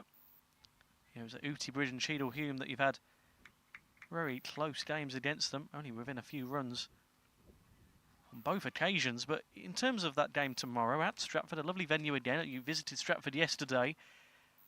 What are you looking forward to tomorrow? Well, just to mention the venue itself, very happy with our travel agent, Dina Bagust from GTM Travel, getting us a quaint little hotel just 5 minutes walk from the ground. That does save us having to get on the bus and go. And I popped down there and had a few preliminary pints yesterday just to check the surroundings out, and met Martin Breeze from the local club, as we've got Alan Muggleton coming on to bowl. Yeah, good start from him. Freed up balls in succession, but yeah, it's a nice venue, Stratford. Very, very nice place. I was there for my first cricket commentary last year, England versus Wales, and it's just a lovely venue. So much history to the place itself, of course, Shakespeare County as well. But yeah, it's going to be a... If I had to push you for a place, and that's another nice shot, but it will be well fielded in the end. But yeah, if you had to put a spot, I might have a inkling of where you might say the favourite location of the tour so far, but where would that be, Dud, for yourself? I've got plenty of favourite locations off the field, but if you're going to pin me down for on the field, obviously it has to be Loughborough, because that's the only time I got past double figures myself. But it was a lovely day, a lovely game of cricket, and a great crowd down there too. And obviously we've got the chocolate. So yeah, at the moment, Loughborough's the match highlight for myself.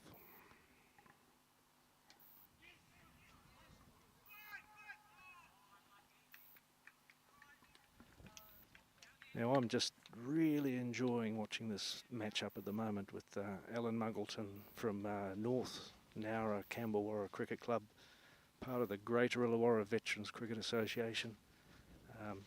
with a meteoric rise into the Australian team. It's just great to see him and his lovely wife Joanne having a great time over here. He's getting runs, he's getting wickets. He's also received the Dick of the Day t-shirt, the inaugural winner for doing a cappuccino snort when one of those breakfast jokes went wrong. But when I say match-up, he's bowling against Zaid Mohammed, and that nice young man came up and gave me a big cuddle at lunchtime. I was a bit surprised.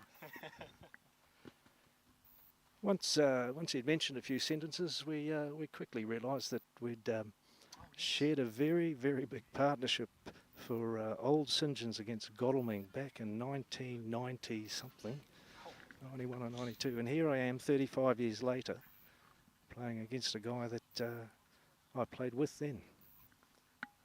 That's one of those special moments we're having on this trip here. Yeah, it's extraordinary, isn't it, being on the other side of the world, but moments like that really brings home that it is a small world, isn't it, from the end of it? 35 years on, that's brilliant. Fantastic. Proper flashback there, I bet, Doug. Yeah, proper flashback, and hopefully that's inspiring him to get these runs and give the Midlands County 11 a bit of a light at the end of the tunnel and trying to chase down this huge target that the Aussies have got today. Yeah, good return from him so far. 39 of 39 deliveries. Yeah, it's that's good to see, and it's he's sort of just break off as a nice. Oh, lovely shot. Very, very good, and that'll go for another 4. Full toss from Jeffrey Patterson, and Zed just got down on one knee and swept it elegantly behind backward square.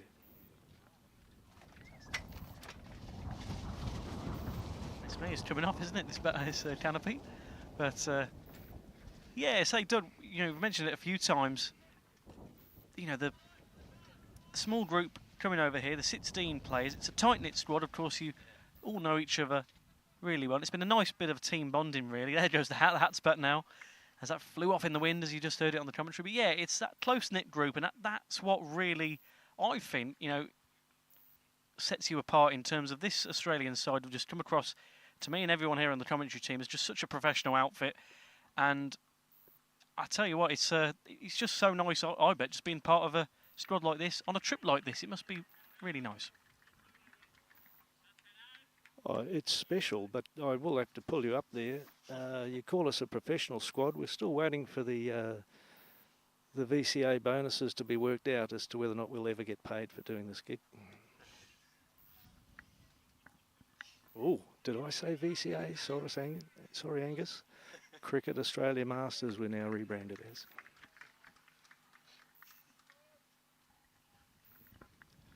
So yeah, it's not about being professional. It's about 16 players, 3 support staff, 5 WAGs, and all of those supporters back home making us feel as though we've got to stand up and be counted and show the best parts of Australian seniors cricket.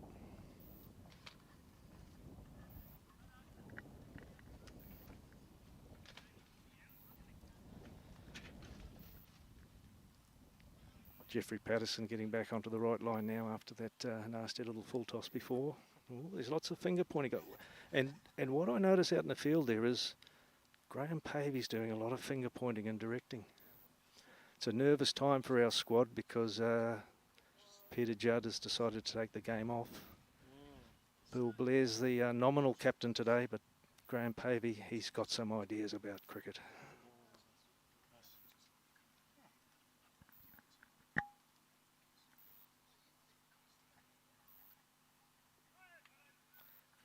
The good thing as well, Doug, in games like this, we saw it at, that's another good effort there, another boundary to come. But yeah, in the regional games like this, playing side, we saw it at Grappenhall against the Northern 11, retiring at 35 balls. That's a good strategy because obviously it gets everyone out there, doesn't it? Just how important is that? Because obviously, at some points, in a normal match, you might not get to see the end of your order, a very strong batting order.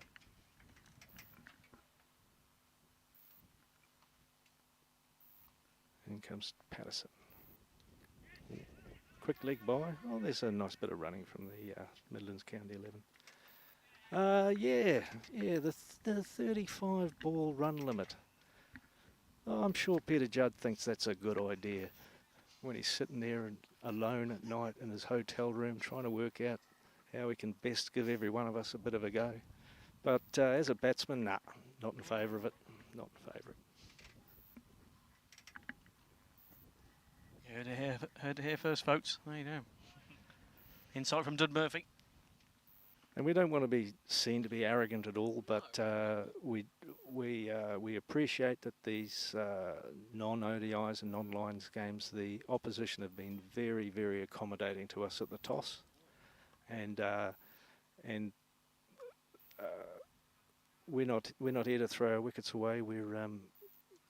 There's 5 or 6 guys that retired today, and they didn't want to lose this opportunity on these great facilities here at Loughborough University. But then again, we don't need to see Darren Smith and Alan Muggleton get all the runs. So everyone down lower in the order gets their chance. So maybe I could give a glimmer of credit to Peter Judd and his late night calculations. A dropped catch from Terry Becks.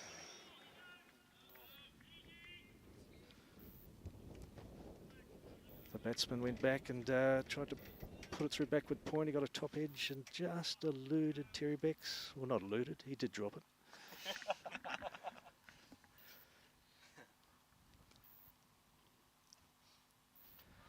So getting back to talking about, it's not just us 16 players, 3 support staff, 5 beautiful wags. It's also the people at home. Solomon Tiles, National Flooring. Very, very happy with their commitment to our team and providing a little bit of funds there. Even the Murphy family, there was 5 or 6 of them that were kind enough to send me condolence messages after my last turn at bat. Yeah, that's nice though, isn't it? In terms of even the time difference, my goodness, it's even just tuning in, gaining support. We had a bit of a metric the other day that for the first ODI we had 1,700 watching from down under. So that's fantastic, isn't it, Dud? Just to see the support from the families back home, isn't it? But I'm sure you're missing very much. Big shout. Oh, Chris Johnson says no. Missing the family back home. I'll be back next month, darling, don't you worry.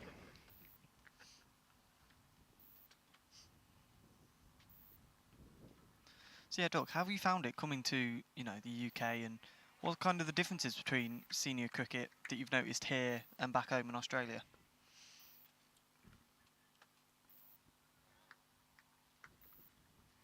It's a big thing for us to be representing Australia.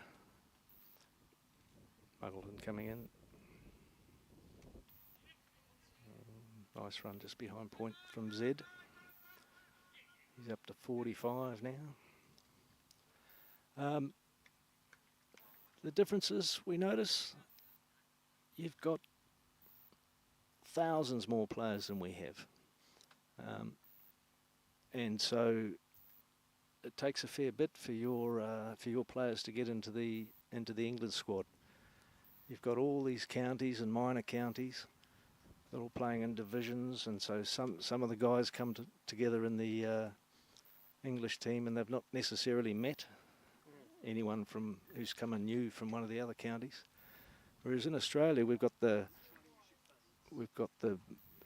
Masters or Veterans cricket set up so that each state has their state champs, and then we have a national champs once a year. So that 1 week of cricket every year is the shop window, and so it's quite transparent to all the players that want to play for Australia what they have to do. They have to get through their state side to represent their state, and then come along and perform in that 1 week a year. And if you're lucky enough to get in the squad, you know of the other people that have been selected with you because you've played against them.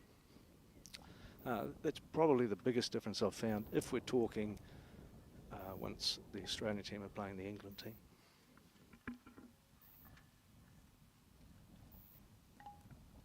Drinks just being took then at Loughborough Cricket Club. As we can thank Dud Murphy for his time. Really insightful, as always, from Dud. He, along with the rest of the Australian side, have been so welcoming. So Dud Murphy, thank you very much indeed. Thank you for your time and also give me a few moments away, but the captain wants me to give him some throwdowns now, so off I go and do my duty. And joining us back in the commentary desk will be Rash Mahmood and first of all Matt Evans. Yeah, cheers, Doug. Luckily, Dougie got the nice commentators there. I was going to talk about his batting form and that practice session he was having earlier in the nets and all sorts, but these boys were too kind. He's legged it off there now. No, but he's been an absolute gem this tour, Dougie, giving us all the time we asked for as drinks are taken, and a little revival, Rash. 2 early wickets. They both in the first over, am I right in saying? And all of a sudden we're on 15th over, heading into the 16th. Drinks taken, no more wickets down. And young Zaid Mohammed is looking in good touch.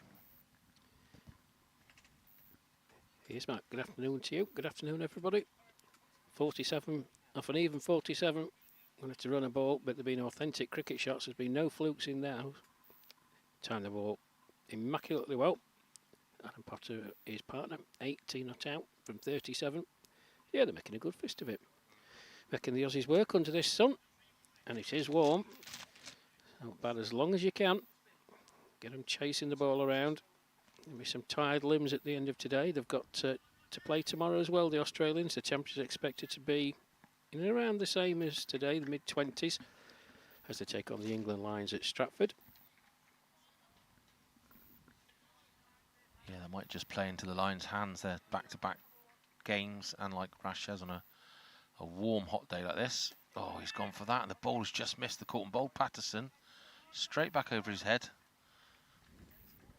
And young Claude was just struggling to catch up, and that's 4 runs for another lovely shot from these two. Now Potter and Mohammed just building a nice partnership there as the innings trickle by. They obviously have to up the run rate if they're going to get anywhere near this total, which I'm sure they're intending on doing.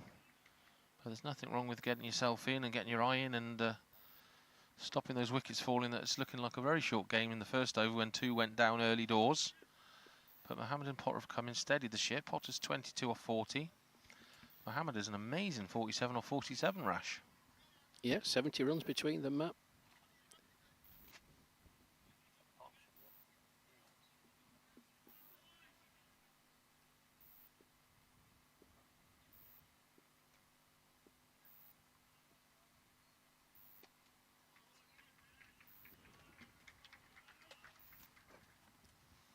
I do like his backlift, Rash. He's got a bit of flair about him, hasn't he? Very handsy, just natural, not mechanical at all, is he?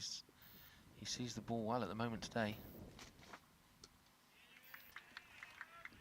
Well, he was one of a host of players, Matt, that was part of a couple of trial games that the England management team set up. I think it was in May. He played it. I might be getting this wrong, but I think he played at Bardon Hill. Got 48. That's a lovely shot as well. And that was bringing up his half century. And well battered, Zaid Mohammed.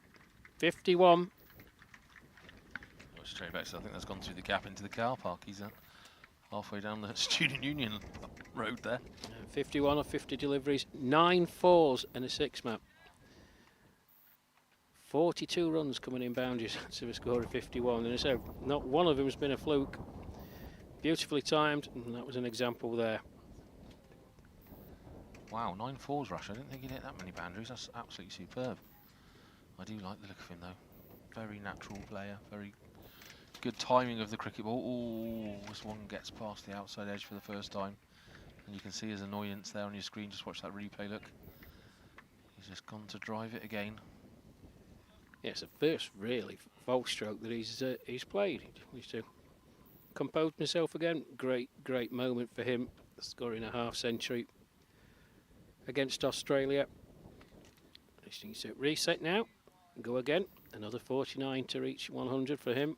And that's the mindset, but he looks very compact.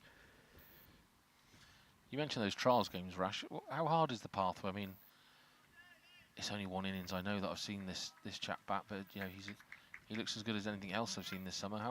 How hard is the pathway to get into the Lions and then the England squad? Is it really difficult to break into it? It is. You heard Murph say just before we came on air how different the setup is in Australia, but it's because of the player pool. The England, I think the over 60s have got upwards of 3,500 registered players.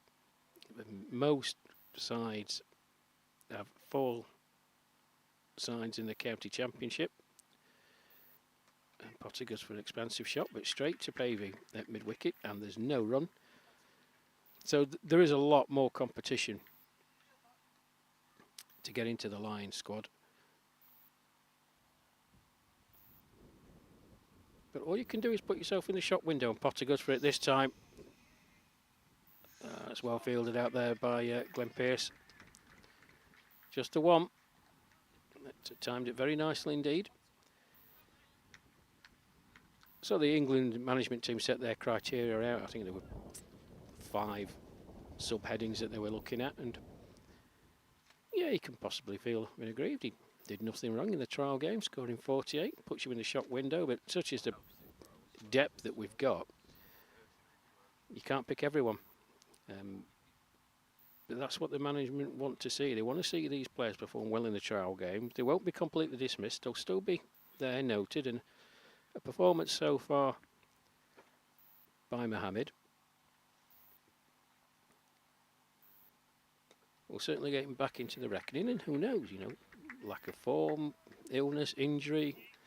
We've seen it, you know, people have been in and out, and Timor Alam, after his really good performances against Scotland in the West Indies, he got his call up and certainly took his chance on Monday.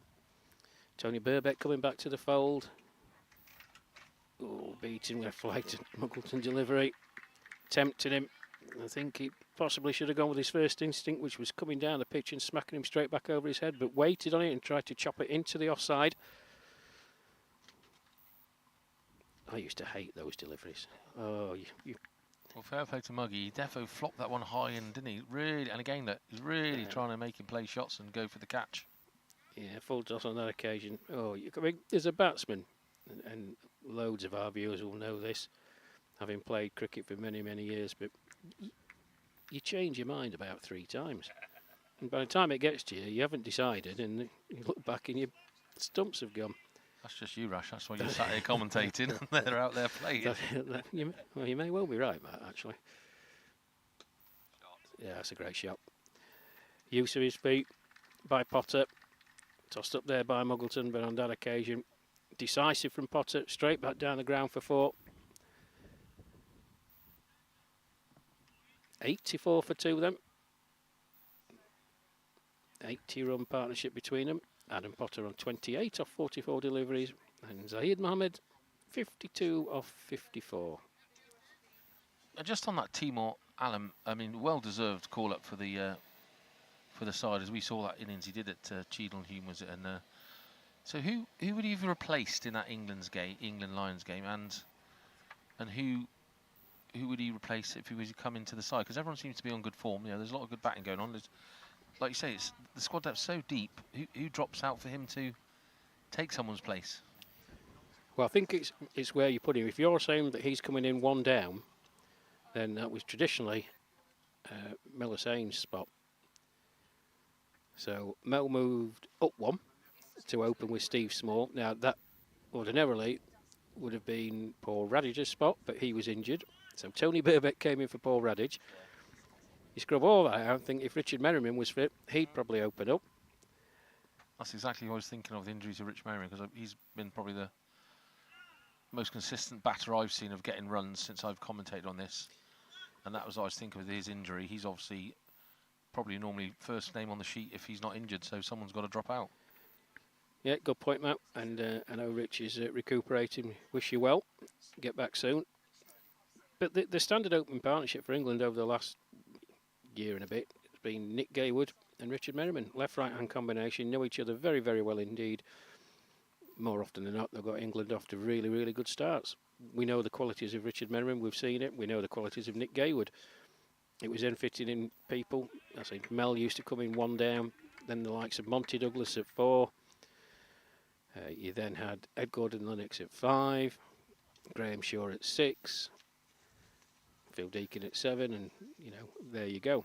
But injuries, illness, loss of form, and availability is a big one.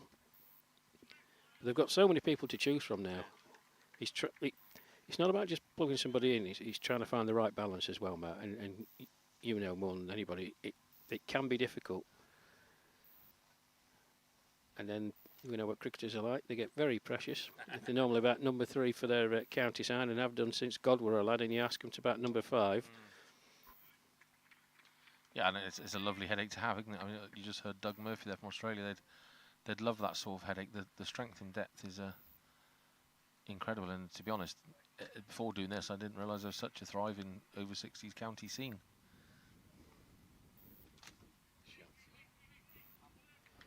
Yeah, and it's growing every year, Matt. And you heard Morrow when he was on earlier on talking about when he started, there was only 1 Warwickshire over 50s side, and 50s have got 3 sides now, 60s have got 3 or 4, 70s have got 2.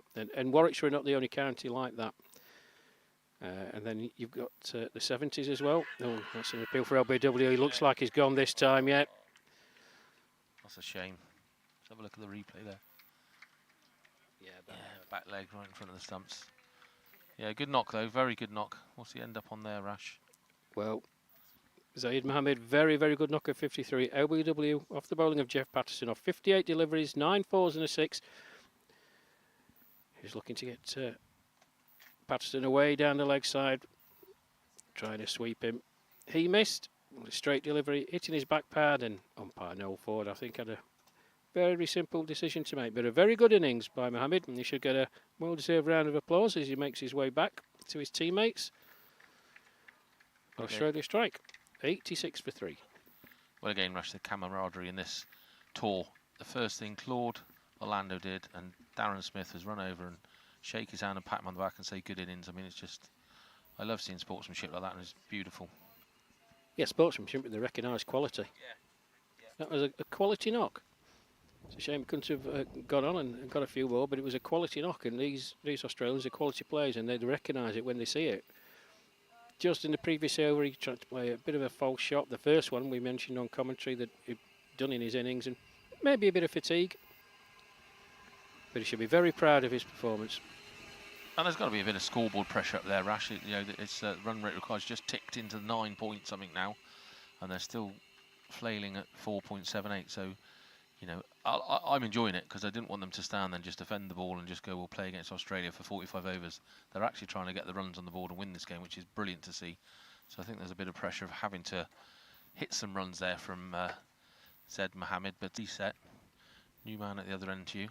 Let's just start another partnership and knock a few of these runs off the board.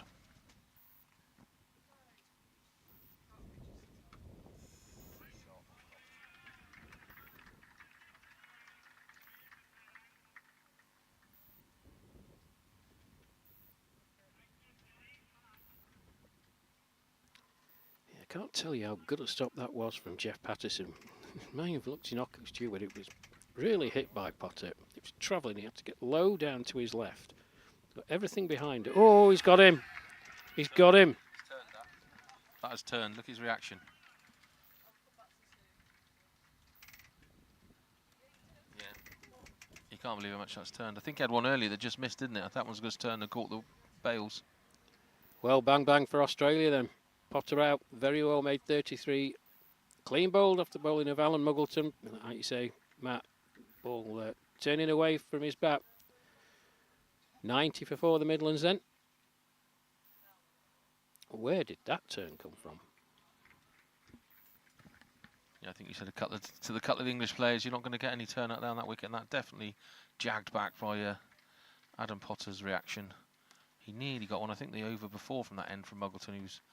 He dollied one up, looped it up. He went for the swing and he missed it because of the spin on it, but got away with it. But not that time. He got it spot on that time. Alan Muggleton takes his first wicket. 1 for 15 off 3.3. And again, like Rash said, bang, bang. 2 quick wickets together. We've got 2 batsmen in now. Both on naught. Both face naught balls. And it's time to build another partnership. Russell Spires in with James Weil. And this little chat in the centre there. You see on your screens as Muggleton has he's gone for 4 dot wicket, so 3 more balls to come down. A little slight break in the sunshine there as it went beyond the cloud, but it's back out again. It really is a warm day here up in Loughborough, and rightly so. Young Spires just taking his time here, Russell, just setting himself. And you can see John Adamson right up in his face now. Pressure. Put the pressure on the Aussies, are probably thinking, yeah, he's dragged that one down low. Just dragged that. Oh, and it's a misfield there by Claude Orlando. Very un-Australian set of events there. Dragged down out of his hand by Muggleton. Misfield from Orlando. Let's just get a single away from it. I'll tell you who, along with Alan Muggleton, is going to be delighted with that dismissal. Tony Penacasio. TP on the sideline, offering him loads and loads of encouragement. I know they've been working closely together. You know, take some advice from probably one of the best spinners in the world at senior level. I know he's working really hard, is Muggleton, to try and develop some consistency. I don't know how much you know about Spires here at the crease, Rash. Is he? What county is he from? Do you know much about him? He's a Leicestershire lad. I think Russell. I just put my folder away. Let me have Sorry, a Rash. No, you're all right. I think he's got the old green hat of Leicestershire on his head. I'm pretty sure he's a Leicestershire lad. He's just prodded 2 away there to cause no dramas. Well, James Weil is Worcester. Yeah, big cheer in the back of the box there from Owen, his county. Yeah, Russ Spires, he's Leicestershire. Nice, another little home game for himself and his county as we get to the change of over. 19 overs gone, 91 for 4. So a couple of breakthroughs there for Australia, as Rash said, in quick succession. Just piling on that pressure again. These Northern 11 batsmen have got to regroup, start building a partnership game.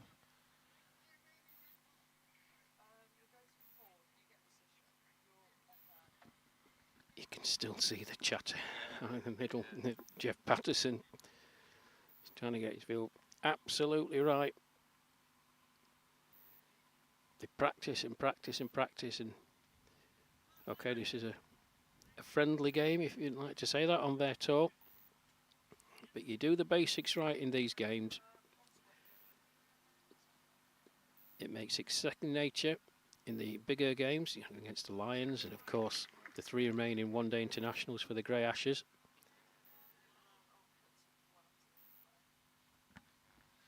Foot on the neck, Rash, they get it, the Aussies get it. They've got their foot on the neck, they're not going to let it off. There's time to push the pressure in now. And get this Midlands 11 just thinking about what they've got to do. There's massive scoreboard pressure building with a required run rate of 9.35 now. So they'll be aware of that. But like you say, Rash, they're not giving up. I mean, real care over the field. When you're 91 for 4 and you've scored 330 yourselves. Little wide ball there from Patterson. Real care about setting the field when you could quite easily get lackadaisical at this point and think the game's done. And that's it. And it's complacency, and you get into bad habits and sloppy fielding and people not paying attention. It's all about performing every single delivery, being on it, looking at your skipper, looking at the bowler, walking in, backing up, encouraging. These are good habits to have, and they're good habits going forward. And when it does get tough, as it will do at some point for them, that discipline. That's a nice shot off the back foot, but just played straight to Graham Pavey in the offside, and there's no run. But when it does get tough, that solidarity that they have shown will come through.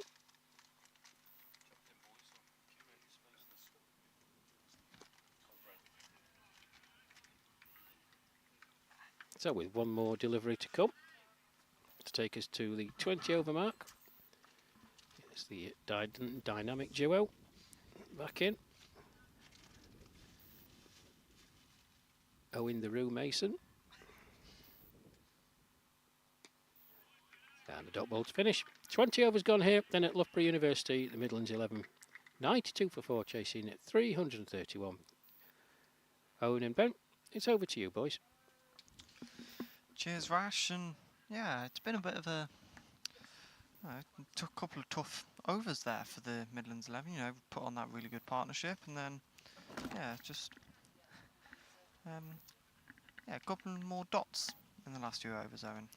Yeah, it's a shame that, because that partnership building there between Mohammed and I've gone blank. Who was it? It was Mohammed and Potter. There you go, Adam Potter. Yeah, that's right. And it's a shame that, because they were building a partnership that was in the 80s, it was getting to almost 100 runs there, and just similar to how we saw it early doors when Kevin Beattie went out 0 for 1 and Alistair Stevens went out 4 for 2. It was 2 wickets in quick succession, unfortunately, for the Midlands 11. Just at a time when they were really putting some runs on the board. You know, we had our 5 over spelling, and you look at the scoreboard, they were approaching 100 runs. Yeah, 92 for 4 now, and you know, there's a couple of runs. Oh, that's a lovely shot. That one does go all the way for 4. And yeah, there's been a few nice shots played. You know, they're starting to get comfortable at the crease now, Spears and Weil. And yeah, hopefully they can build another good partnership. You know, it'd be nice to get one approaching that 100 mark like we had with Potter and Mohammed, and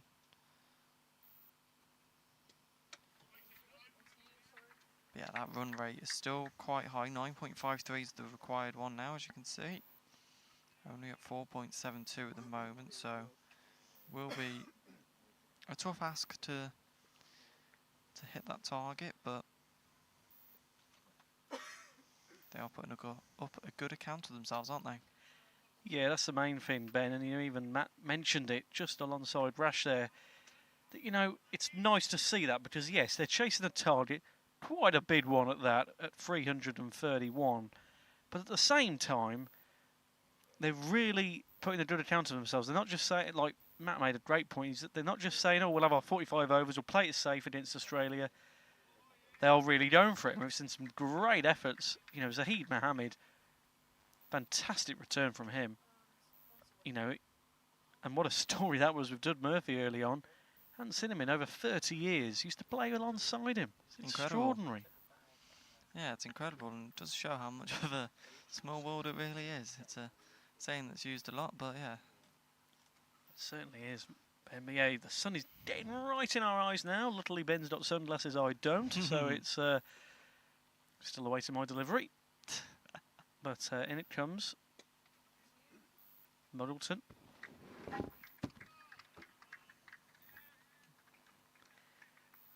Decent return from him.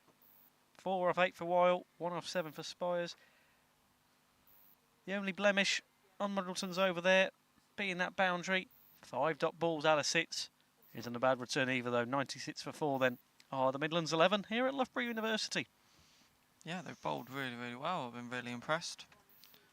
Couple of wickets shared about, and oh yeah, right here. yeah, wicket shared, and you know, the Midlands 11 are putting on some good runs. 96 for 4 now.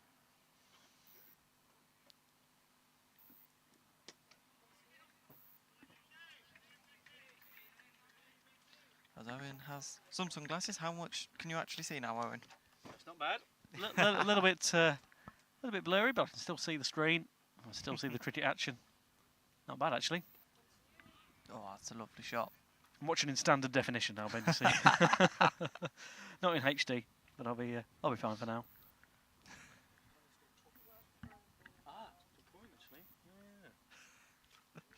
He's now trying to wear both his glasses and his normal sunglasses. Can we get a picture of this one, please, Ivor? There you go. There you go. Look, back on the 4K Ultra HD vision now. As the 100 runs is made up for the Midlands 11. Good for them to get to that stage at the halfway point. Yeah, I definitely agree with that one. It was almost a bit of a worry that maybe Australia would get quite a lot of early wickets. You know, they've had 4. Double sunglasses, great picture from Ivor. Fantastic. But yeah, this is nice to see from the Midlands 11. Yeah, they're a run rate of just approaching. They're reaching about 5 and over, but as we say, it's required almost 10 and over now.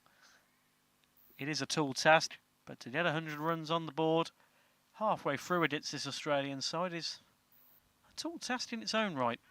Oh, and that's a cracker, isn't it? That'll go for 4. Brilliant. Really, really good. Yeah, another lovely shot, that one. Yeah, they just need a few more of them and over if they want to get near that 300 target, but they're not looking at a bad score themselves. Yeah, not at all, Ben. You know, it's a nice return actually at the moment for them. They'll be pleased with it. Yeah, and another 23 overs to go. I think there's a chance to at least get near the 200 mark, which I think they can be super impressed with. Yeah, certainly so.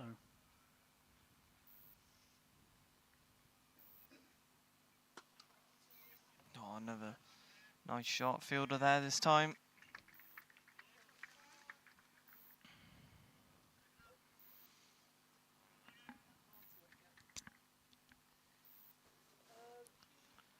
Yeah, and end of the over again. 104 for 4 now. 105 for 4 as the scoreboard updates. Yeah, it's starting to build a nice partnership now.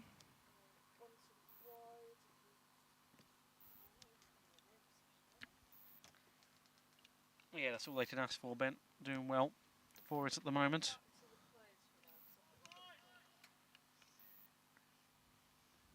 Yeah, fantastic facilities. As we keep mentioning, it's been a fantastic day here at Loughborough. The sun beating down.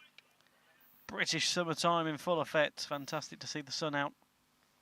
It will be even warm. Oh, there you go. There's another wicket then, Ben. Yeah, there it is. It was coming. Just as the Midlands 11 looked to try and get another nice partnership on the board. Unfortunately for them, a 5th wicket's lost.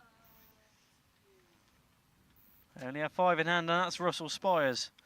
That's a shame. Bit of a bullet blow that for the Midlands 11, though, Ben, because at that point it looked like they were just starting to try and turn the wheels of another successful partnership. Yeah, we literally did just say that, didn't we? You know, starting to build another successful partnership, and yeah, then the wicket. But it was a nice delivery, just invited Spears, you know, and almost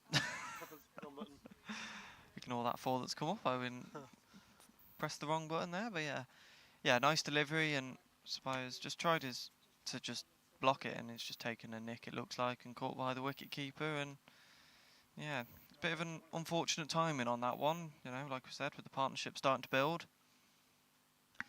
Yeah, that is a shame. As we just approach the halfway point, 105 for 5, and we'll get confirmation to you momentarily to see who will be joining James Weil on the batting. That's the 2nd wicket then for Alan Muddleton. 2 for 20 runs. It's not a bad score for him at the moment. Yeah, there you go. It's the captain, Wayne Murray. We had a chat to him, didn't we, earlier on, Ben? He was really pleased and really proud, actually, just to be, you know, the captain on a day like this, playing the world champions at this level, the over 60s in Australia. Now we've got to see what he's all about. Yeah, you're right. He was very proud, very happy to be here as the captain of this Midlands 11 side. And yeah, like I said, let's see if he can build up a good partnership with Weil.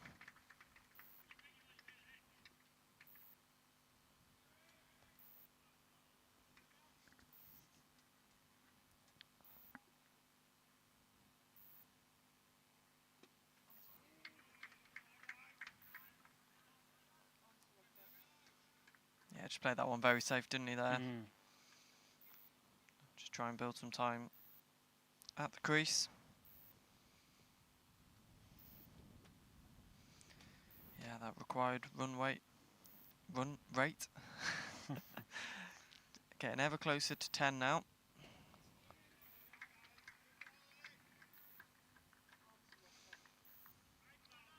Halfway is Alan Muddleton to a wicket maiden.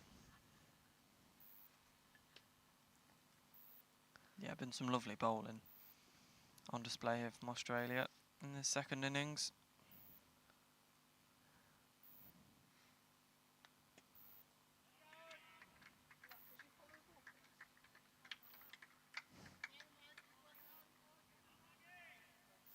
As you say, that run rate does trickle over to 10, 10.12 now, unfortunately, for the Midlands 11. 2 more needed then. The man with 195 in his bat, Alan Muddleton, to get his wicket maiden. Looked like another close one there. Given wide by the umpire though.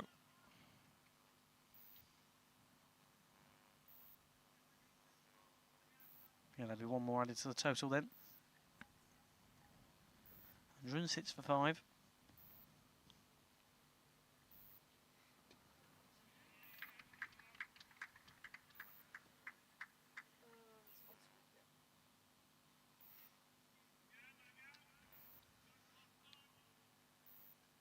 But despite that wide, if he can get another dot ball here, only the 1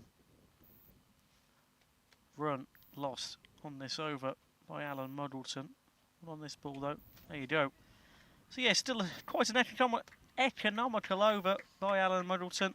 Only the 1 added to the total, and that was off a wide. So 106 for 5 then, as we approach over number 23. Yeah, another 225 there required for the Midlands 11.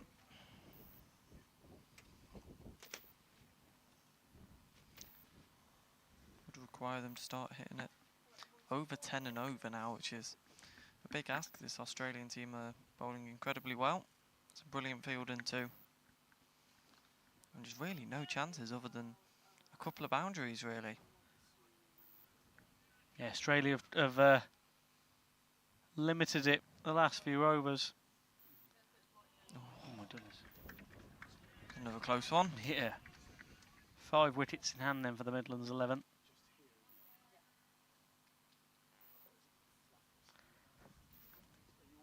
Thanks for joining us. It's just on 5:30 here in Loughborough. It's a warm old day. Here at this fantastic facility, Ben. We've thoroughly enjoyed our day. Great day of cricket, hasn't it? It has some lovely weather and a really good game as well. Hopefully we get the same tomorrow at Stratford-upon-Avon. Another very warm day, even hotter than today.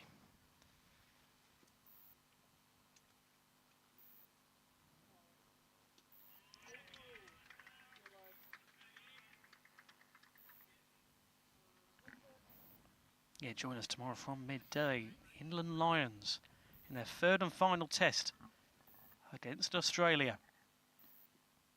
They've been 2 blockbuster occasions so far at Cheadle-Hulme and Ooty Bridge. 2 really fantastic games of cricket. Really good standard. And this England Lions side pushing Australia right to the very last. You know, on both occasions, you know, both wins for Australia were under 10 runs.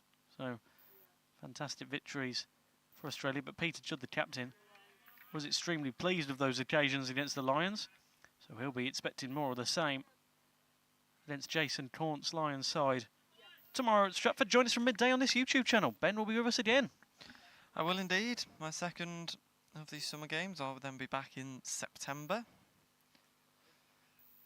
And yeah, it's great to be able to be here and watch these games, and I'm excited to see games tomorrow. Like I said, the other 2 have been close.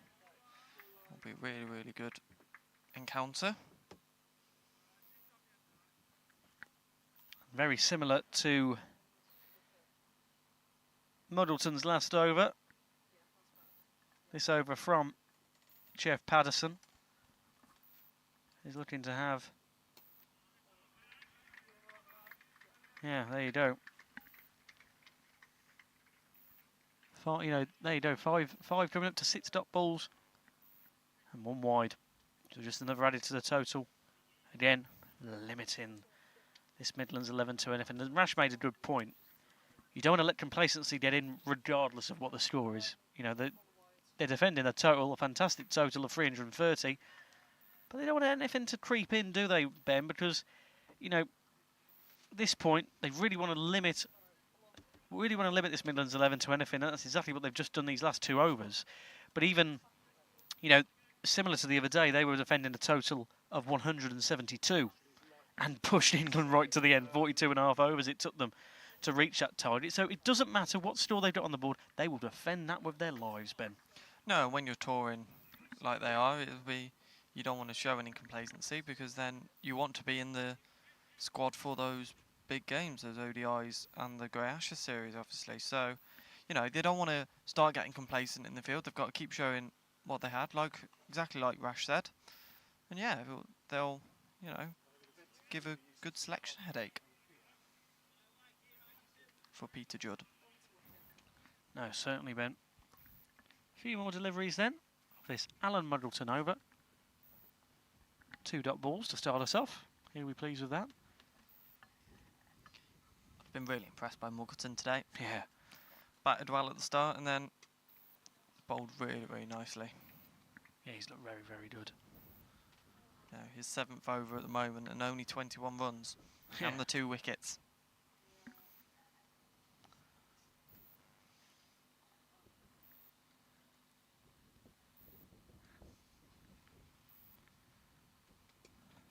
He'll make that 4 dot balls.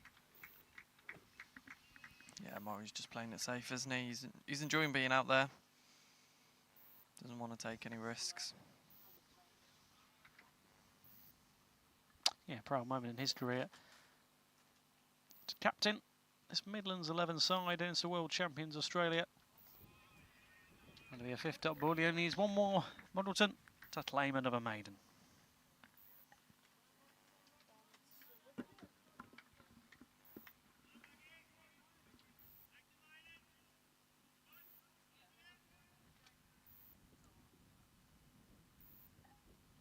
Just inspecting the ball as he has another delivery for Murray, and there you go.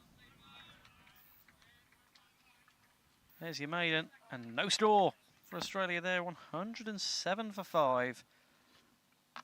As me and Ben take our 5 over leave and leave you in the capable hands of the incomparable Rash Remote. Matt Evans will be joining us very shortly when he comes back off his camera break. Rash, over to you. Thank you, Owen. 25 gone here then. As you heard Owen say, 107 for 5. Alan Muggleton from the far end, 7 overs, 1 maiden, 2 for 21. He's got into a nice rhythm the last few overs.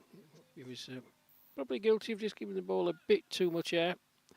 His first couple of overs, with a bit less flight, pushing the ball through a bit quicker, asking questions of the batsman, being impressed with him.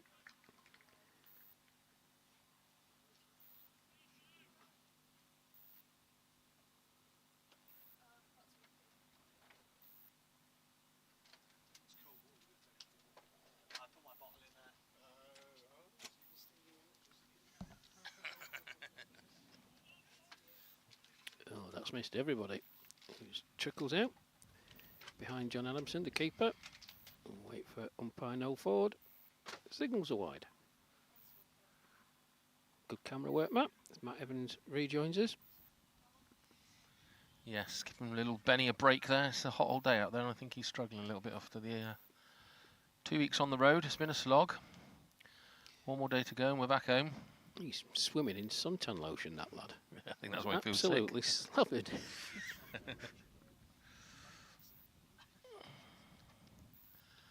He needs it, young Benny. He's not he's more Milky Bar kid than a bronze Adonis.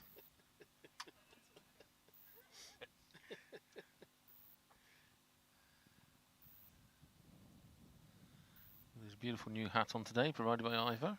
BBA, vast BBA expense. Great glove work again. Thought it was going to be a wide. We'll have to check with young Owen, otherwise we're going to get rare done by his mum.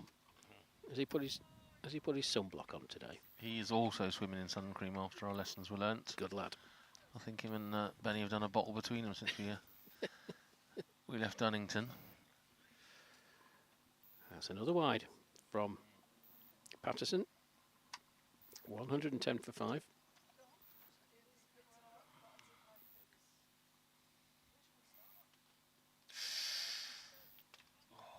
Went through, keeper dropped it. I don't think there was an edge, I think it was pad. But John Adamson didn't grab it in anyway.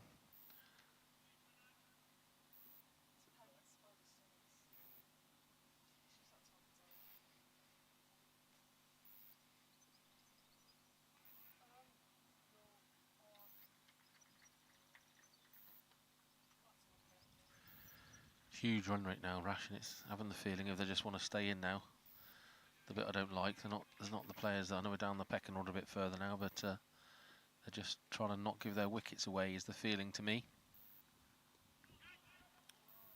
Yes, this game's just going to meander on, and it's merry way, I would have thought, Matt. The England Lions boys will be hoping that the Midlands 11 can keep these Australian boys out there for another 19 overs. It's still a very warm day. Tie them out for tomorrow. These Australians go again.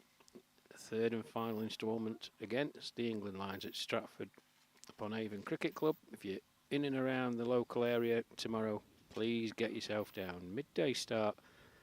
Beautiful, beautiful ground. And the Lions in Australia have played out 2 absolute belters of a cricket match. First at Cheadle the other Friday, and then last Friday at my home club of Ooterbridge. Come down and see top class international cricket. It's Alan Muggleton. Continues from the far end. I was just saying as you were coming back to join Matt, first couple of overs from him, a bit too much flight, but his last 3-4 overs much better. Pushing the ball through. Still flighting it, but variations in flight and pace, and I think he's settled into a really good rhythm, and it's a good option for Peter Judd going forward.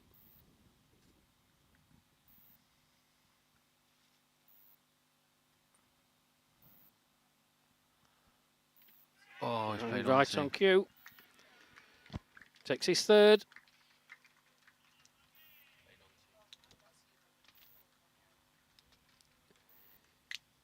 And it's while the man gone. I think it was as Matt said, thick inside edge, chopped onto the stumps. He goes for 4 off the bowling of Muggleton. Midlands 11 lose their 6th wicket. 110 on the board. 3 for 21 so far. Yeah, I thought the same on the camera work. I thought he's found his length, hasn't he? He's not tossed it up those full tosses anymore. He's pitching a lovely length, which is just making the batsman have to just play defensively, because after that one that turned, I'm sure they've all seen that and got that in their heads, but he's got a really consistent length. When you're on the camera, you work it obviously at the side, it's easier as well, Rash, but you see where the ball's pitching every time, and he's got a really, really good length going. My only thought on the bowling was Blair hasn't bowled yet. I know he's skipper today, but maybe he'll be resting himself with the more important game tomorrow in mind. Skippering and bowling is maybe too much to do, but I imagine it's more to do with the Lions tomorrow, and he's quite an athletic bowler with a lot of effort in there, and I think he'll be resting himself for the whole game, especially the way this game's going now. I would have thought so. But this has been a very good effort from Alan Muggleton. Like I said, you've got a calibre of bowlers like Darren Smith and Tony Panicasio who can hold and end up and take your wickets. If for whatever reason, illness, injury, they're not available, then you need other people to step up in your squad. And it is a small squad, 16, but Muggleton's displayed to me today, you can only bowl what's put in front of you. And after them first couple where he was a bit loose, he's come back really well. Looks a more than useful prospect. And as he gains more experience at this level, more confidence, more overs, it can only be good for him and his personal development in the senior ranks, and certainly good for Australia going forward.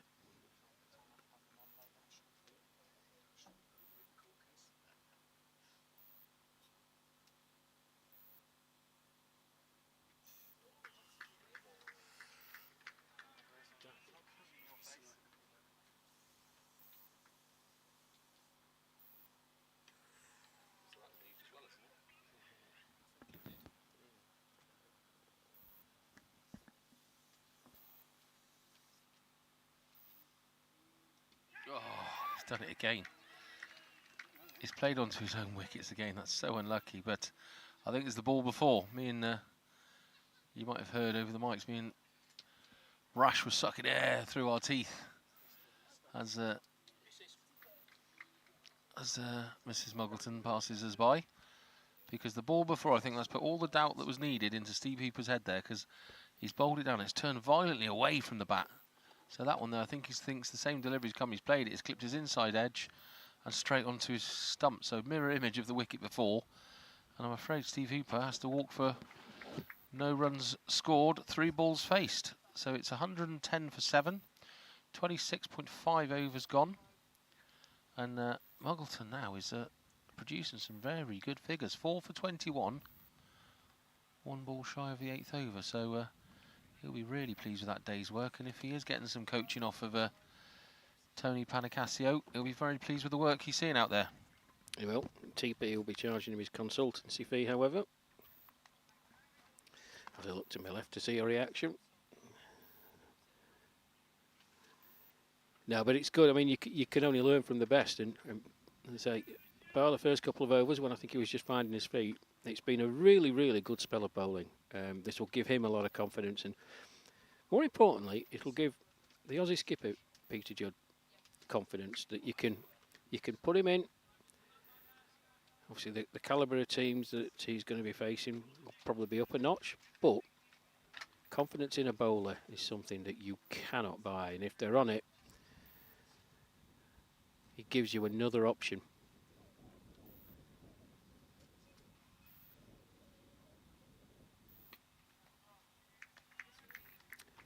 So Duncan Ward, the new man out, just prods that last delivery from Alan Muggleton back down the pitch. Oh, it's another discuss. 111 for 7, the Midlands 11 then.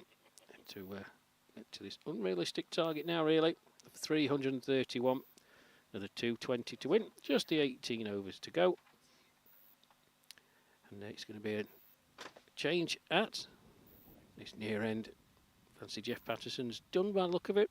Looks like it's going to be left arm. It's been a Paul Matthews to come on. Yes, it is. I think 3 for 12 in his first outing at Hammerwich, if I remember rightly, for Paul.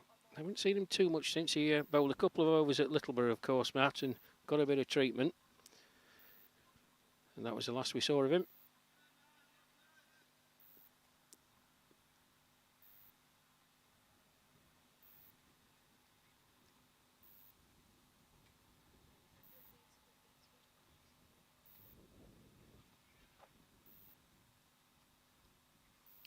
Where are you boys staying tonight then, Matt? Where's the Scooby wagon going? Shea Owen Mason tonight. We're visiting the mighty village of Bewdley. Mummy Mason's looking after us. I think we've got steak Diane, prawn cocktail start, and a sticky toffee pudding with custard for pudding. And there's a nice little Malbec or Chablis, choice of either, on offer. Drink as much as you like, all free. Beautiful. Beautiful. Think of me when I'm driving back up the M1 to come back down again tomorrow. Well, it's either all out of spoons. I can't remember what Joe said, but... No, there's no spooning going on. What's all that about? Hey, what goes on in the camper stays in the camper.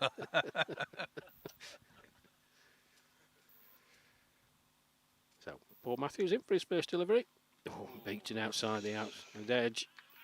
Prodded forward to that first delivery from Matthews. Wasn't very far away at all. Looks like the later in the day we get, there's more and more turn appearing off this surface. Certainly judging by a couple of Muggleton deliveries. And that one definitely seemed to turn away from the outside edge. That's more like the middle of the bat there.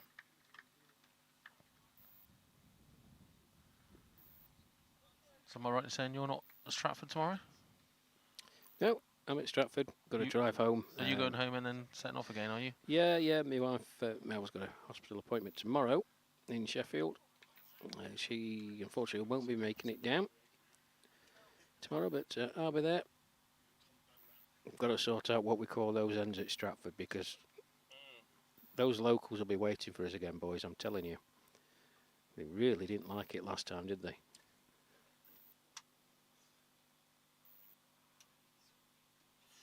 I think we settled on the windmill end at the ending, I think so. And then some local comes up and said, no, you can't say that. You should have been at Newport. We nearly got lynched when we were giving names to the end. Some historian that was watching the game on site and also on YouTube came and put us straight right away. Oh, I thought that was a bit full, that, and that was going to go, but he's just prodded away at it. Yeah, nice bit of flight from Matthews there.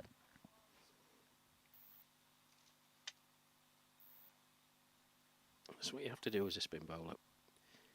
Mix your pace up, mix your flight, push one through a bit quicker now and again, and that's flatter and quicker. And just dabbed into the offside, straight to the fielder. And there's no run. One more delivery, hopefully, of this over to come.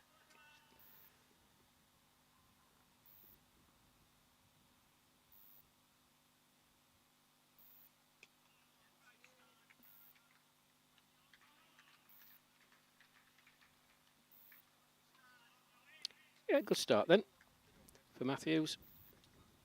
28 overs gone here at Loughborough University. It's Midlands 11 versus Australia fixture.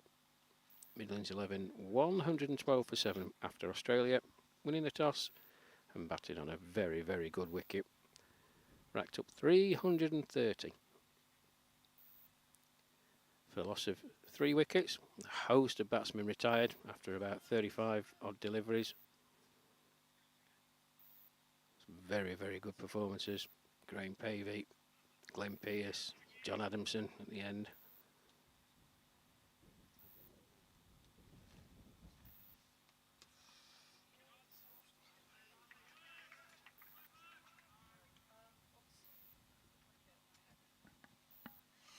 And he's going to bowl him out here, isn't he? This is his 9th over, so, I mean, taking a 4-fer is always good.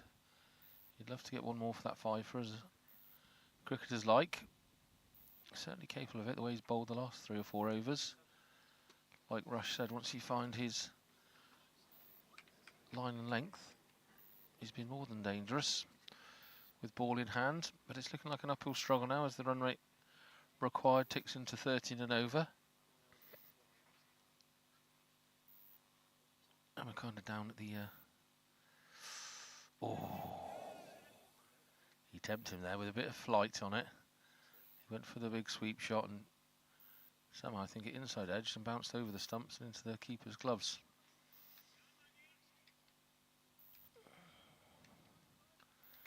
Duncan Waugh survives. 4 balls faced, no runs scored.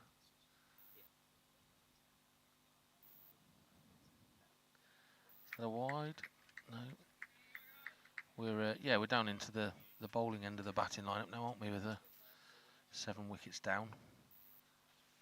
They seem to have a lot of players that do both. Australia. We've had a lot of people have bowled. You know, you'd think out of 16, you maybe have 6, 7 bowlers. They seem to have 10 or 12 people who can bowl at a decent level.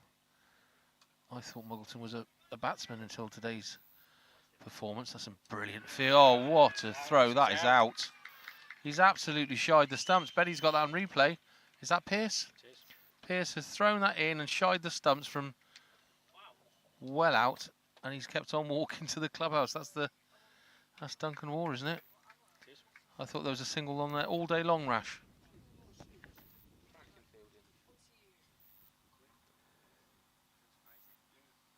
Well, top quality from Glenn Pearce. And it's skipper for today. Murray out for no score. 22 deliveries he faced. Run out. by a sparkling bit of fielding by Glenn Pearce. Clean pick-up. It was his body position first off. He recognised, he could see the batsman setting off. He just altered his angle of attack to the ball.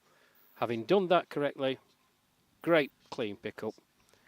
With a presence of mind then, because from his position he can't have seen much of the stumps really. He was dead-eyed Dick. And Mr. Murray, out of his ground, great bit of fielding. 112 for 8 then. The skipper for the day. Run out without scoring.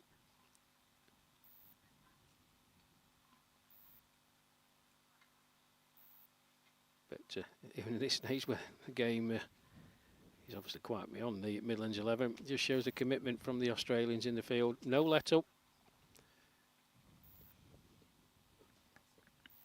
Exactly what I was just thinking, Rush. I mean, the game is well and truly done and dusted, I'm afraid, for Midlands 11, but those Australians are still giving it 110%.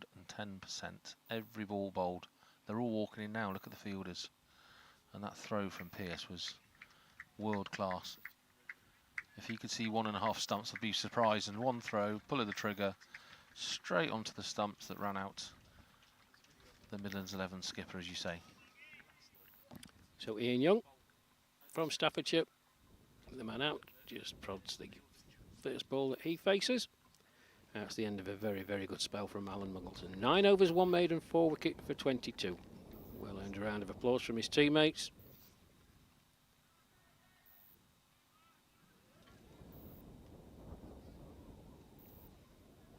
There's Paul Matthews. He's going to bowl this next over.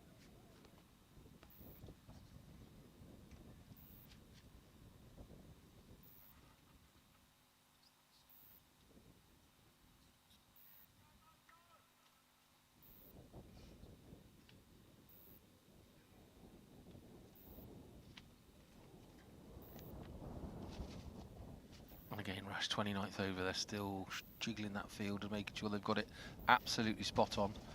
I think the skipper's now come up into first slip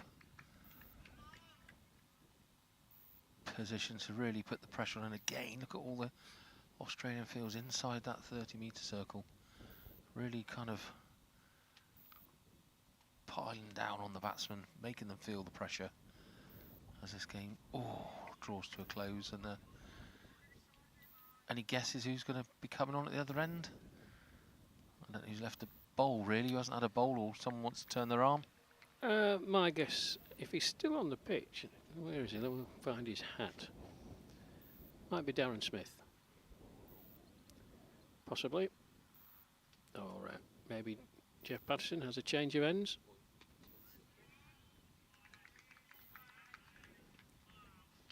I don't think there's any reason to risk the likes of Terry Becks or Stuart Ridge, you know, running in and maybe pulling a muscle or something like that. Darren Smith's more than capable. Well, it's shirt time. I'm going to bet my shirt that it's Darren Smith.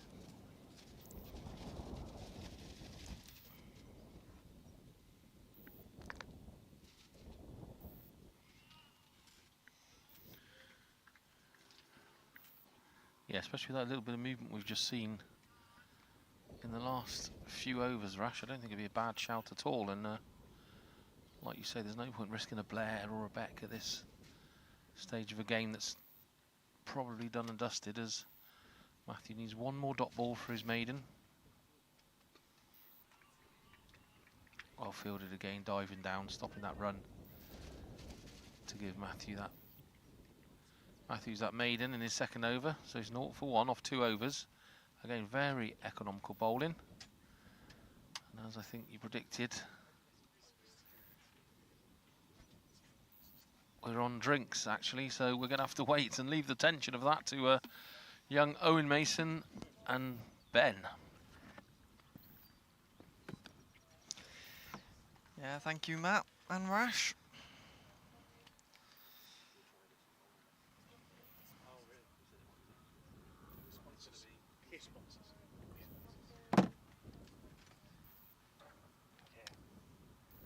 Yeah, just great to be back here on the commentary And just a moment at drinks while we can thank the Inland City sponsors: Stonehill, Sporter Tours, MV Play, Matt the Jube, and Clean Clad. A big thank you to all of those that just made all of this possible. Same goes to the Australia Over 60s sponsors. Heard Dud Murphy mention a few of them earlier. Global Travel Management, Kinsgrove Sports, Exotic Cricket Tours International, Solomon's Flooring, and National Tiles. A big thank you to those 5, alongside the Inland sponsors, for making this all possible. Yeah, it's great. The Australian tour wouldn't have happened really without the help of those sponsors. So a big thank you to all of those. But yes, we're along, me and Ben, for our next 5 over spell, and from a point where we were, Ben, my goodness, they've limited this Midlands 11 to not very much, have they, at all? You know, I've got to say as well, a few great wickets took as well. Only 2 wickets in hand then for this Midlands 11 now. Yeah, Australia have bowled incredibly well. Really, really impressed with them. You know, Midlands 11 haven't really had much to go at in terms of, you know, kind of loose balls that they can hit away for boundaries and sixes, and we saw a bit more of that from Australia in that first innings. But 112 for them at the moment, the Midlands 11. I think they can be happy with that. You know, the quality of this world champion side, as we keep mentioning, is just incredible. You know, not getting complacent. I know Doug didn't want to say it, but they are a very professional outfit with the way they go about their business. You know, it is incredible to see. And who have we got coming in to bowl, do we think? That is a great question.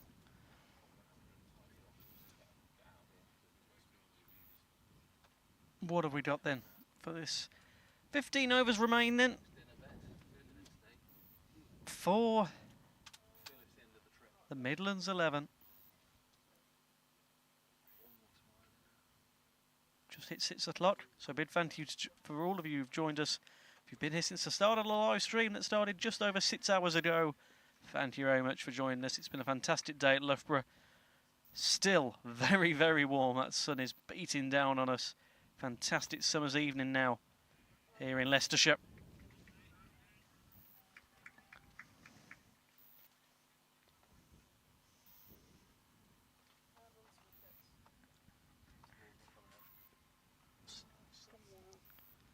Yeah, 112 for 8 at the moment, just while we wait for the score to come back up.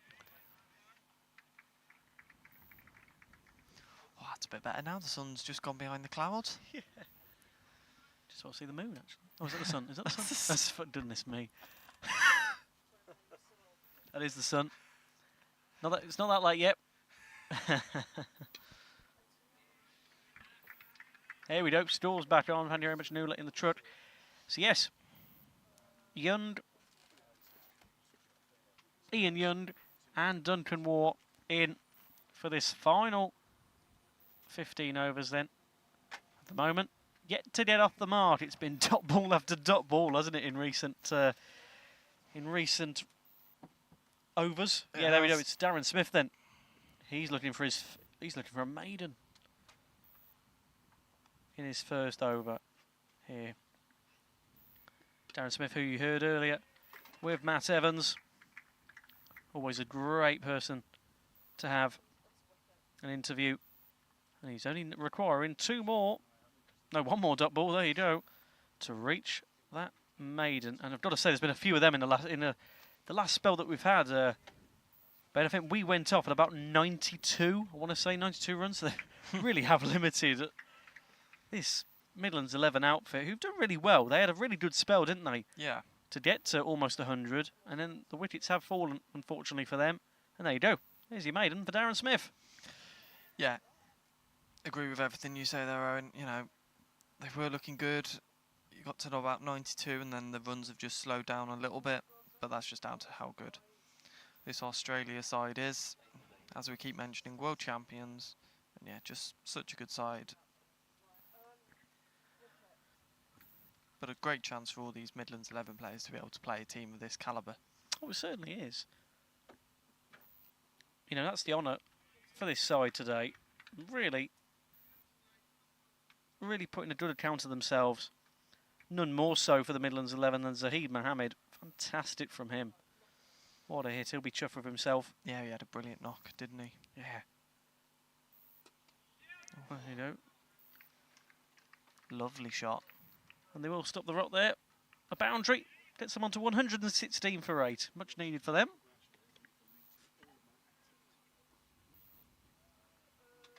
Right towards Rocky the Road, my mate. He's enjoyed his time.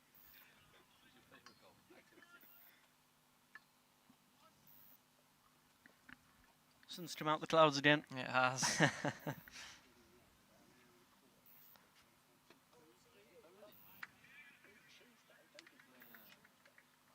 Another good delivery by Matthews. This is third over and he's only conceded 5 runs. Yeah, it's extraordinary. 4 of them were in this over. Yeah, that's incredible. The bowling has been incredible. Yeah, it's been such a... We've said it quite a few times today, but you can't say it enough. This Australian outfit have really... The bowling has been one of their incredible highlights of this whole tour for them, really. And it's why, you know, the likes of Tony Panicasio, 2 Mondays in a row, has got 3 wickets to his name. 33 in the whole of 2024. And it's been their batting as well. I was really, really impressed with some of the shots that they hit. Yeah, those 2 sixes over the clubhouse roof. Yeah. Both brilliant to watch, and that's the reason they're 130. Their running also has been incredible between the stumps. So many times they've been brave and just gone for it, and it's paid off, and yeah, it's really, really good to see. Yeah, come to the end of the over then. 116 for 8. That 4 being the only blemish for Paul Matthews. Only conceded 5 runs, like you mentioned, Ben. 4 of those just in that one alone. It's extraordinary stats, isn't it?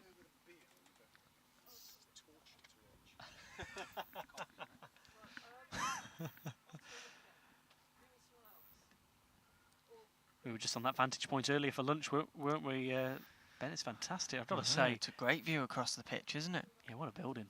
My goodness, it's like all the buildings at this incredible university. It is. My goodness. Dud made such a funny point, didn't he? All the taxpayer money that's gone into it. Love that. He's not wrong, though. Fantastic to see what's gone into this incredible facility. Just, it's world-beating, isn't it? My goodness, absolutely incredible. Yeah. Oh. There you go. Oh, what a delivery. Let's watch that back. Oh. Lovely.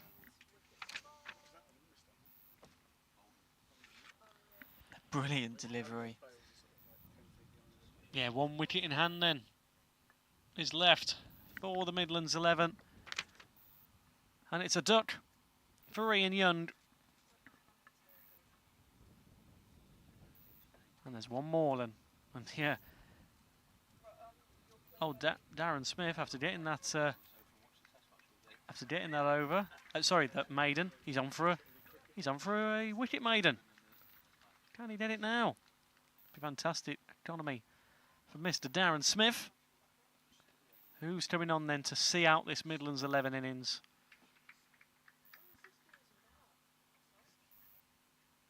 It's Steve Roberts.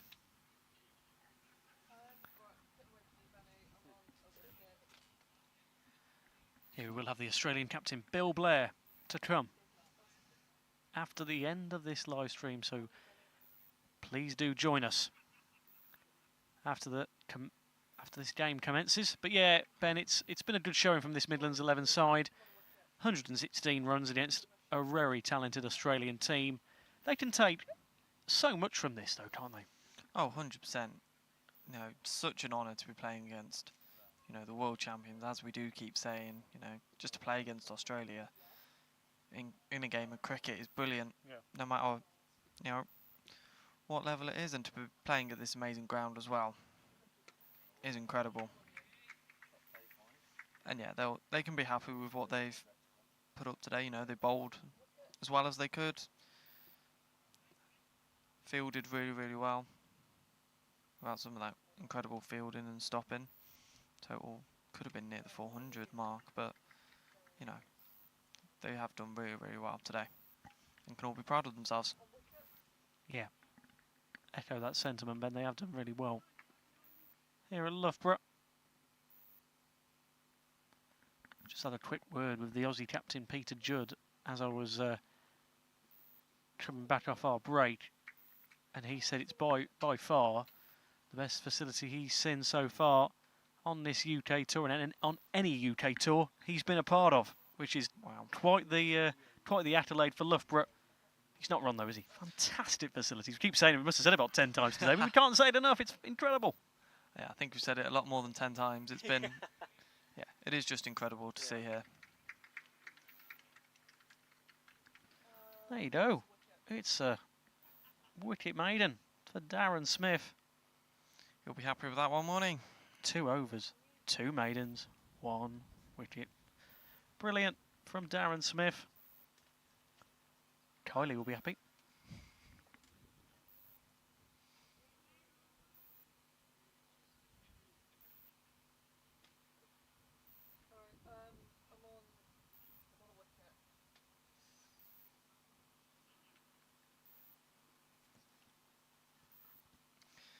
Matthews coming back into ball then. Oh.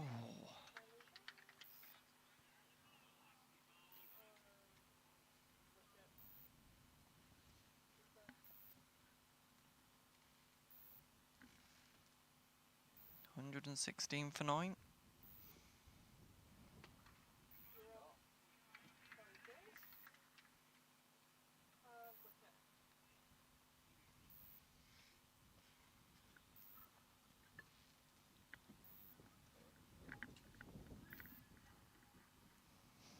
Roberts hit to get off the mark on his 4 deliveries, but Duncan Waugh 4 off 20. As you say, it's just been bit of a maiden fest at the moment for Australia. I've had a few of these in this innings.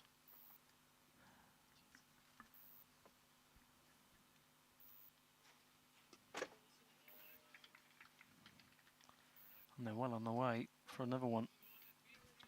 Paul Matthews, 4 dot balls in succession, only needs 2 more.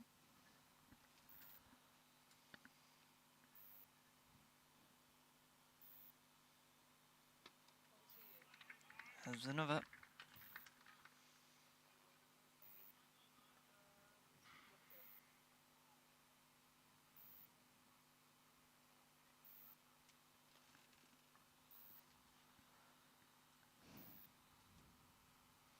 For the maiden then. There you go. Really, really good bowling once again. Yeah, brilliant.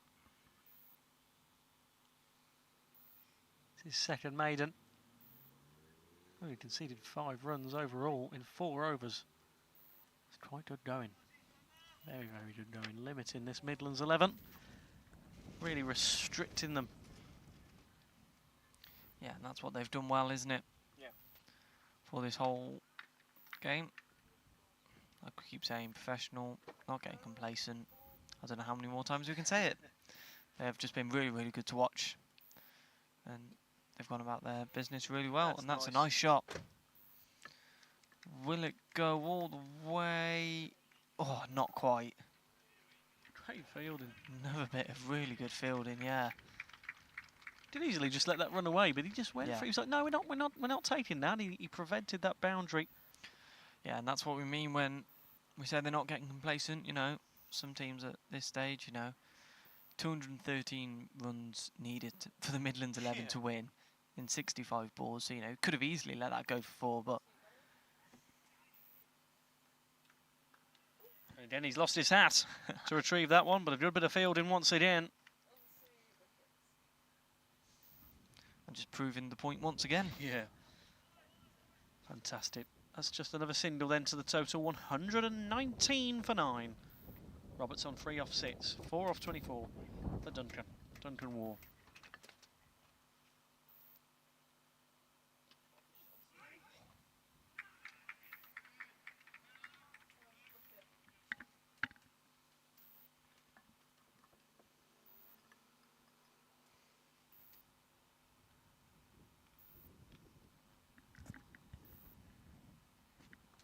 Darren Smith in again. They will get one more run to go on to 120. That throw back to the stumps there was nearly a bit high for the wicket keeper, but did well just to get a hand on it and slow it down.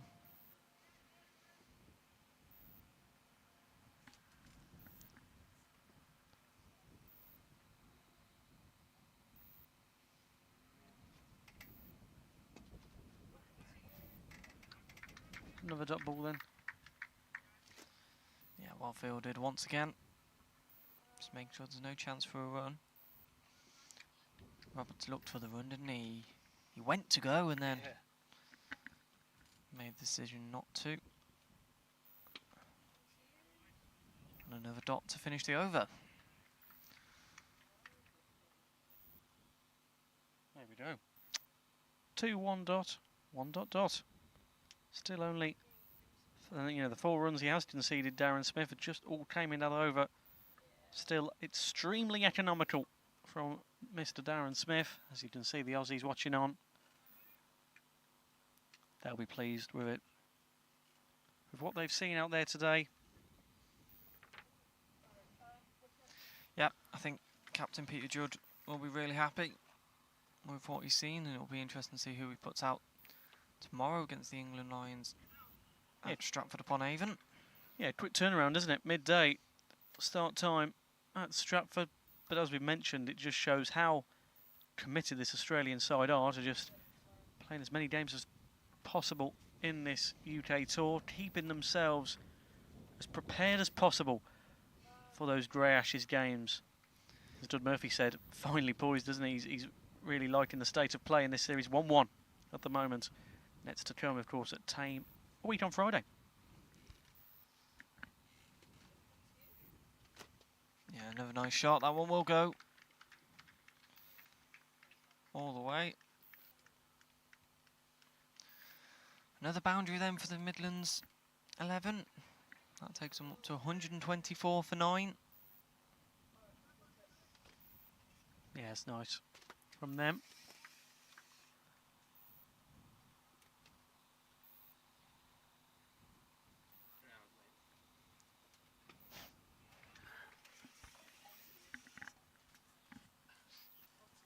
.57 balls in remain for this Midlands 11's innings.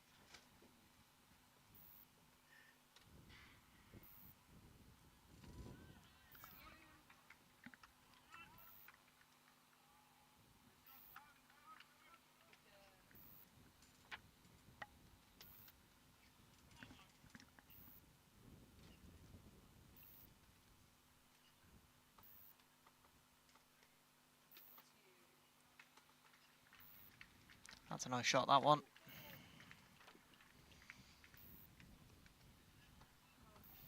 Another boundary. Sends them on to 128 for 9. That's nice from them as we approach the end of this over. We will be rejoined in the commentary box by Rash Mahmood and Matt Evans. But one more ball remains of this innings. No, it doesn't. That's right. Or does it? Oh, there's one more. Vin?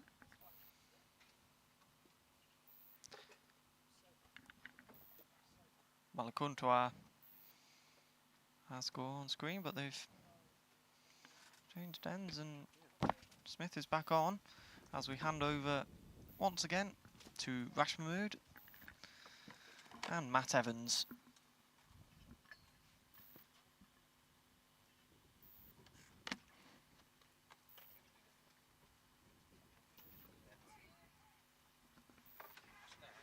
Thank you, boys.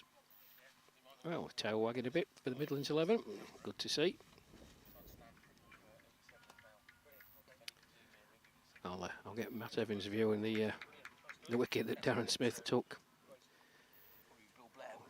I mean, it was a back of the hand delivery, possible googly, but he was cock a hoop with that.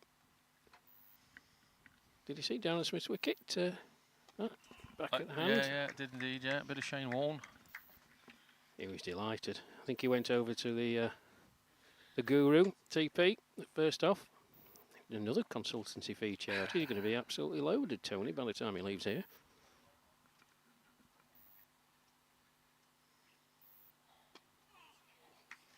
Well, he's bowling really well. Is he 1 for 6?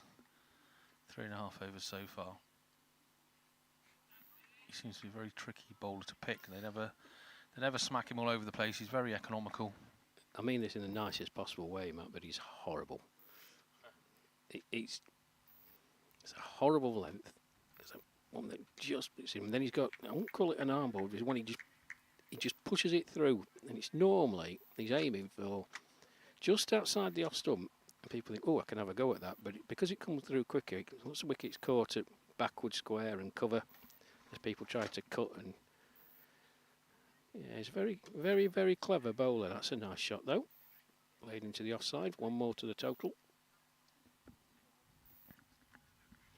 Getting in danger of being the second highest partnership here, the 10th wicket stand, aren't they? I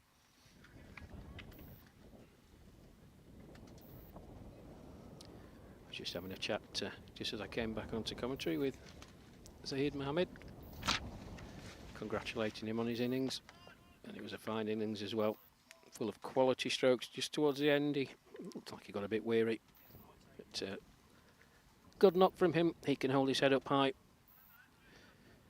And these Midlands 11 boys can as well.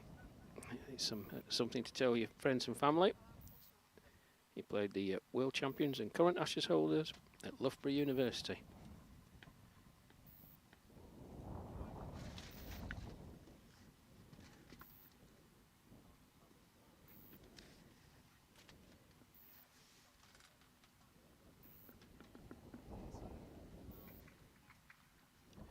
How young Benny Millard doing out there? Is he okay, Matt?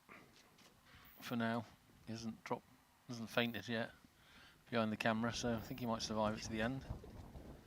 Unless these two bat out, then he might be in trouble.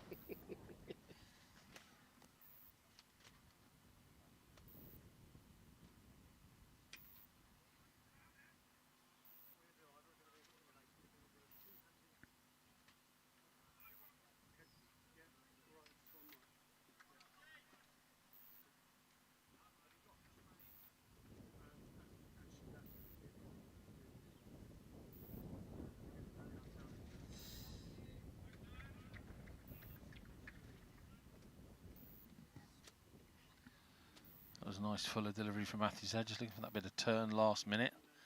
Trying to make the batsman second guess as the ball comes down. 3 dot balls here in his 6th over. Oh, yes. There you go.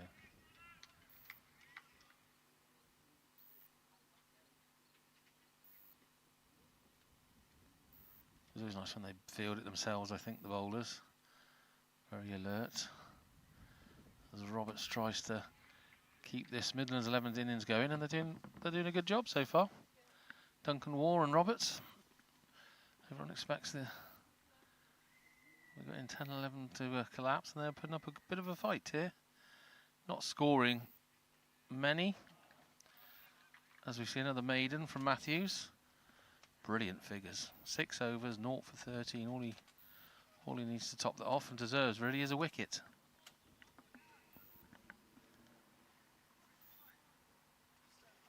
Yeah, some pluck, some fight, some grit and determination shown by the last Midlands 11 pair. I'll say to him, just play out the last 7 overs if you can. Savour every single moment. May not come round again. It's Darren Smith going to continue. 4 overs, 2 maidens, 1 wicket for 7 so far for him.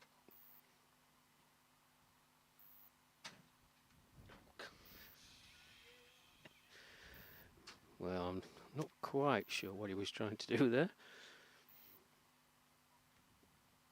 Maybe out to the back of the hand again, like he got his wicket from.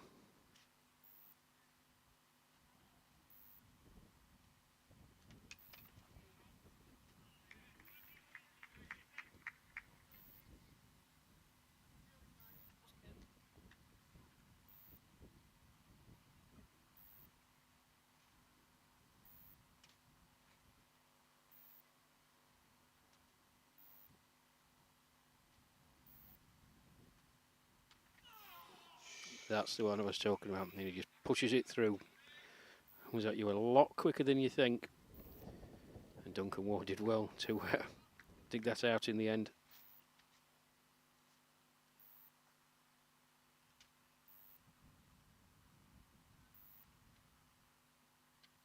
Oh, edge. Chase for Jeff Patterson. And chased hard. 2 more to Duncan Ward then. 133 for 9.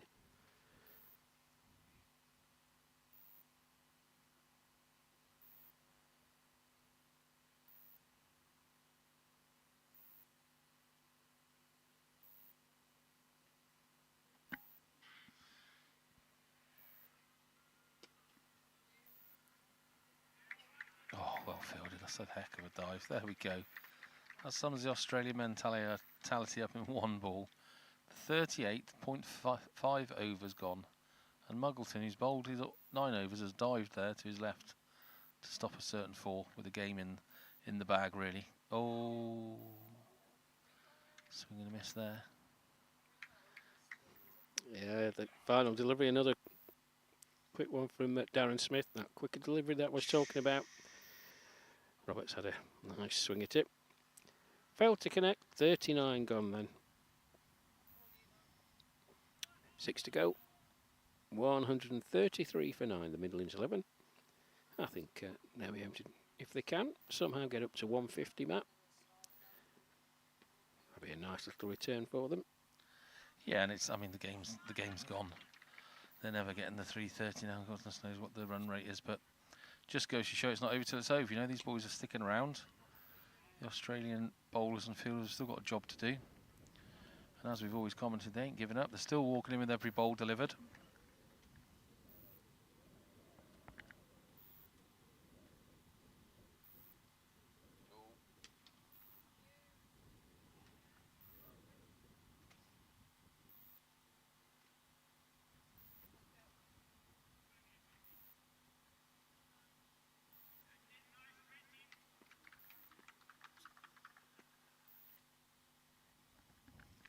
Tell you what, Rush with 2 spinners, they'll rattle through the overs, don't they? We're on our last over ready for the boys come back. I can't believe that. Oh, that's a nice shot. That's a cracking shot. Roberts just took round the corner. It's going to run away for 4.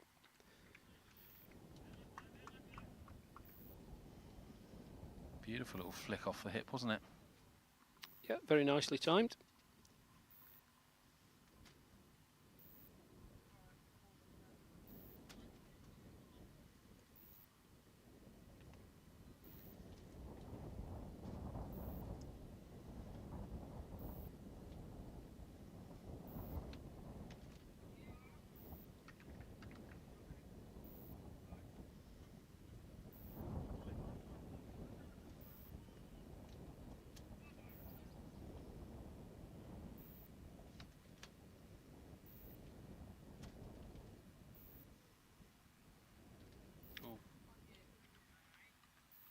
Dab down, backward cut there, missed it totally. Went through to first slip. As we have 2 balls left.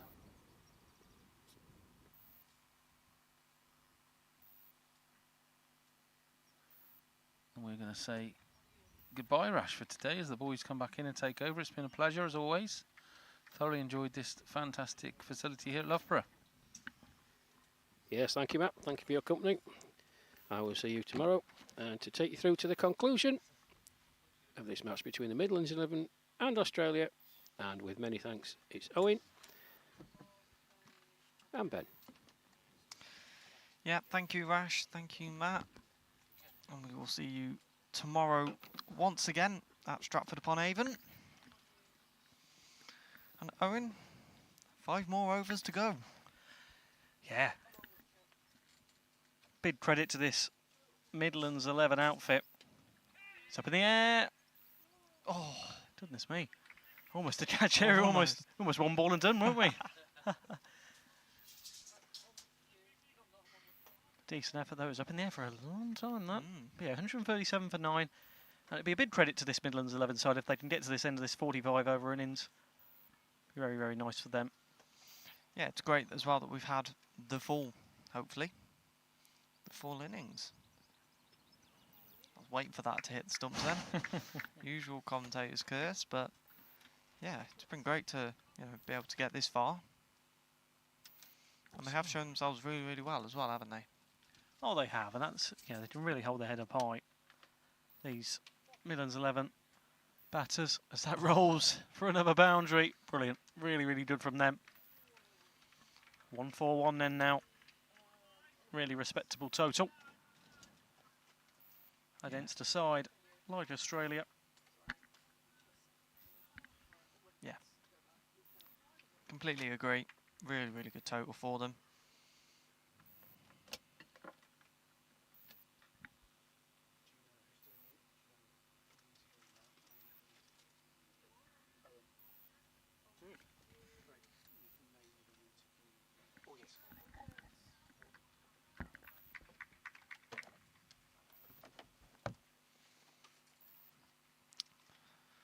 $141 for 9. That single will take us to 142.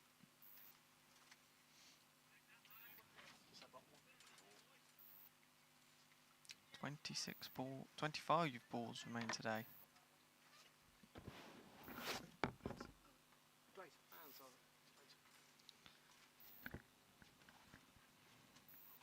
Oh, that's a nice shot. And a good single once again. All stopped there.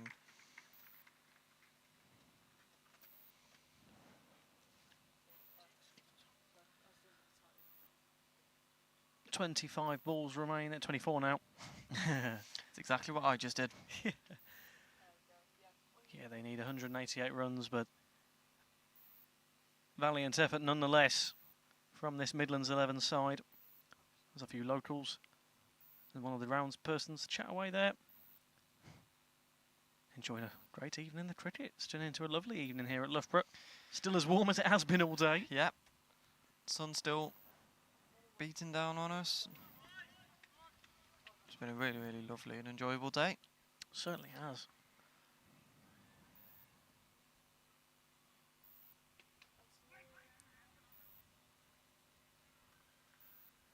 Matthews, really good return from him. He's into his 7th over now. He's only conceded 17 runs. Yeah, this is his 8th, isn't it? Yeah. Yeah, 17 runs. Yeah, really, really good return. He's bowled really, really well. It's been a bit more turn than we thought there would be at the start of the day. Oh, that's nicely stopped. No score there. Yeah, it was, start of the day, like Rash said, in his pitch inspection earlier on before the first ball. Didn't look like there'd be a lot of turn, but he's had a nice bit, to be honest. Oh, and again.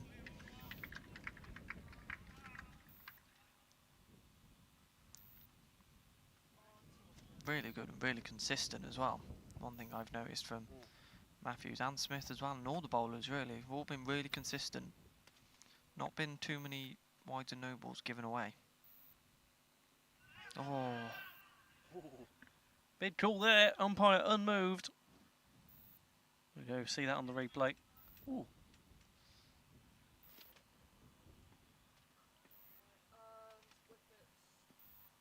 Another top ball though. With 20 balls remaining.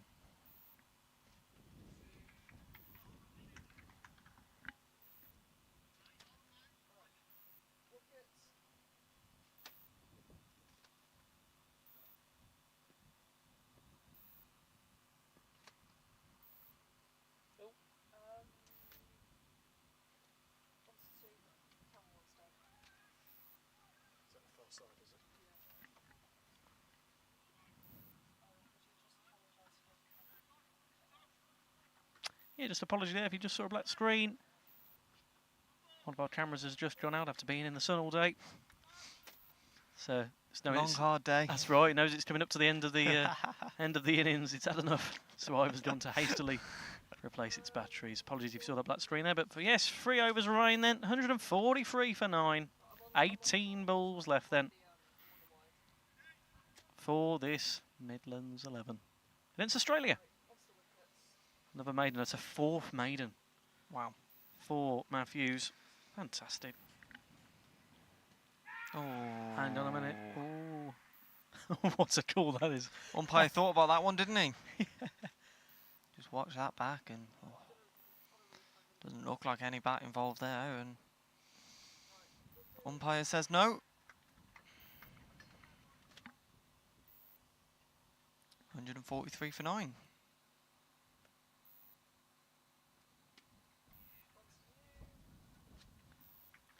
Dot then to start off this 43rd over.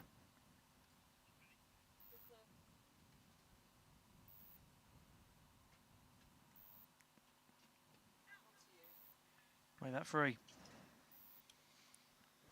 Really good and really consistent again from Smith.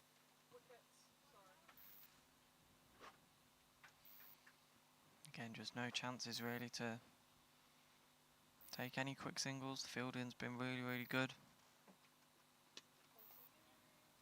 And there again.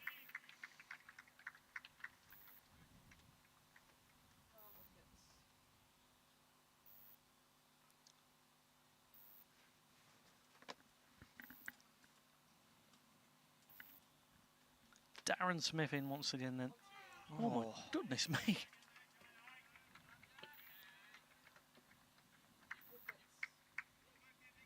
Not quite sure what that one hit, but one more dot ball then required for Darren Smith with the 88 on his back to finish off this 43rd over here at Loughborough. Oh. Hey. There you go.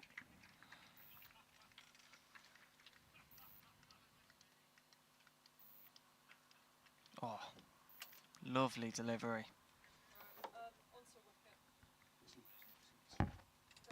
We will leave you in the capable hands of Matt Evans as that final wicket was took. Duncan War. Leave you with Matt Evans as we'll run onto the pitch to find Bill Blair. Thank you very much, everybody.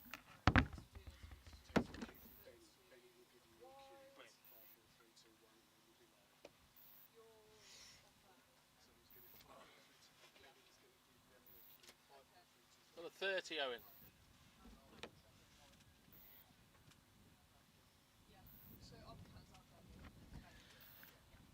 So as Owen and Ben make their way into the middle to try and get a chat with Bill Blair after that successful Australian match. The Midlands XI managing 143 for 10 in the end. Roberts on 11 and Duncan War on 20. I think it was Duncan Wall who was not out. Rashers left us, so I don't have the main scorecard in front of me, but I hope you enjoyed that. It was a fantastic day's cricket here at an absolutely incredible facility here at Loughborough University. I mean, having been here, I've heard about it for years, and I know my dad ran here many moons ago when he was a cross-country runner and 1500 metre runner and things like that, but coming here and seeing the actual facility at first hand, it is absolutely unbelievable. And the cricket site here that the ECB have got their Performance Institute at is unbelievable. Like I mentioned, I had the pleasure just for lunch of standing in the indoor nets there watching Doug Murphy do a bit of practice, and it was most enjoyable. Cameras on every wicket and second to none. The facility here, ground staff have not stopped working all day on the outfield and all the bits around the outfield that we were playing on. This little wicket here, they're preparing for the winter. As you see the players shaking hands, and again another match played with great sportsmanship and mutual respect. I say one of my highlights was after Mohammed had that great knock, which I think was probably innings of the day with the amount of pressure on him. The Aussies were a bit lacking in pressure today, all kind of retiring their wicket after 35 balls. So Mohammed probably had the most pressure. Zed Mohammed and Claude, Orlando and Darren Smith ran over to him instantly and patted him on the back and congratulated him on his innings today, which is really nice to see. And all the players just having a little chin wag and comparing notes. The Aussies normally come straight back out and do their warm down and their little team brief. I think they'll be fairly happy with that today. They've rounded it up, maybe not as early as they wanted to, 43 overs. That was a credit to the last wicket stand, really.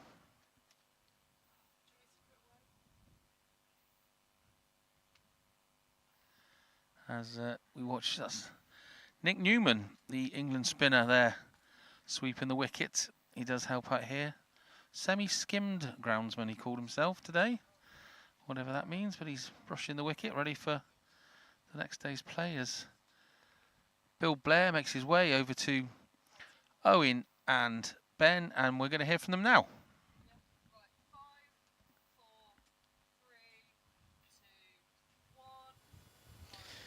Yes, thank you, Matt. And we're joined with the Australian captain, Bill. Bill, what do you make of that game then today? Yeah, look, it was good to come along and have a good hit out. Magnificent facilities here, so to come and utilise these facilities with a game of cricket, yeah, it was a good hit out. So yeah, bat all the 45 overs, get that done, and take all 10 wickets is always good too. So no, good. Yeah, you mentioned the batting there, 330, great target set in those 45 overs, and everyone got a chance to bat as well, all 11 batters. So how important was that for you today? Yeah, no, that's very important. The 330 was obviously a good score, but to get everyone a good hit, and we retired some bats. No, that was very important for us to get guys, have time in the centre and get some valued batting time.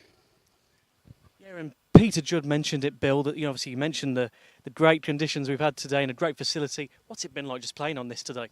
Oh no, it's been a treat. It's been a real pleasure to come here. It's as soon as we saw photos and we drove in and we saw the outfield and the pitch was fantastic. Good batting deck. Field, you can dive on here, and I think the worst you're going to come up with is grass stains. A bit of washing maybe, but not grazers. And just even see the training facilities, but everything here, it was good, and to be able to, fielding wise, run in, attack the ball when you need to, and be confident that you could run in and you're not going to get any bobbles. And no, it was a treat. It was a treat. Yeah, and just a word finally on the Lions game tomorrow at Stratford. Of course, you've been in and around Stratford now. You got there at the hotel. A big game tomorrow. The Lions have given you a tough test, two games out of 3. What do you expect tomorrow? I expect another tough test. No, they've been good. They've come out all guns blazing, and there's like some of our guys. They've got guys who are pushing for selection and want to push their case, and rightly so. So I don't expect anything less. Bill Blair, congratulations today. Thank you very much. Matt, back to you. Yes, thank you, and well done, Bill and the Australian team. Another cracking performance from a cracking facility here at Loughborough University. Liv Clark, Chris Geary, Russell Blackwell, thank you so much for joining us. We have been Ivor Richards, Nuala, Benny, Owen Mason, Ben. I've been Matt Evans. You've been fabulous. Join us tomorrow at 12 at Stratford upon Avon.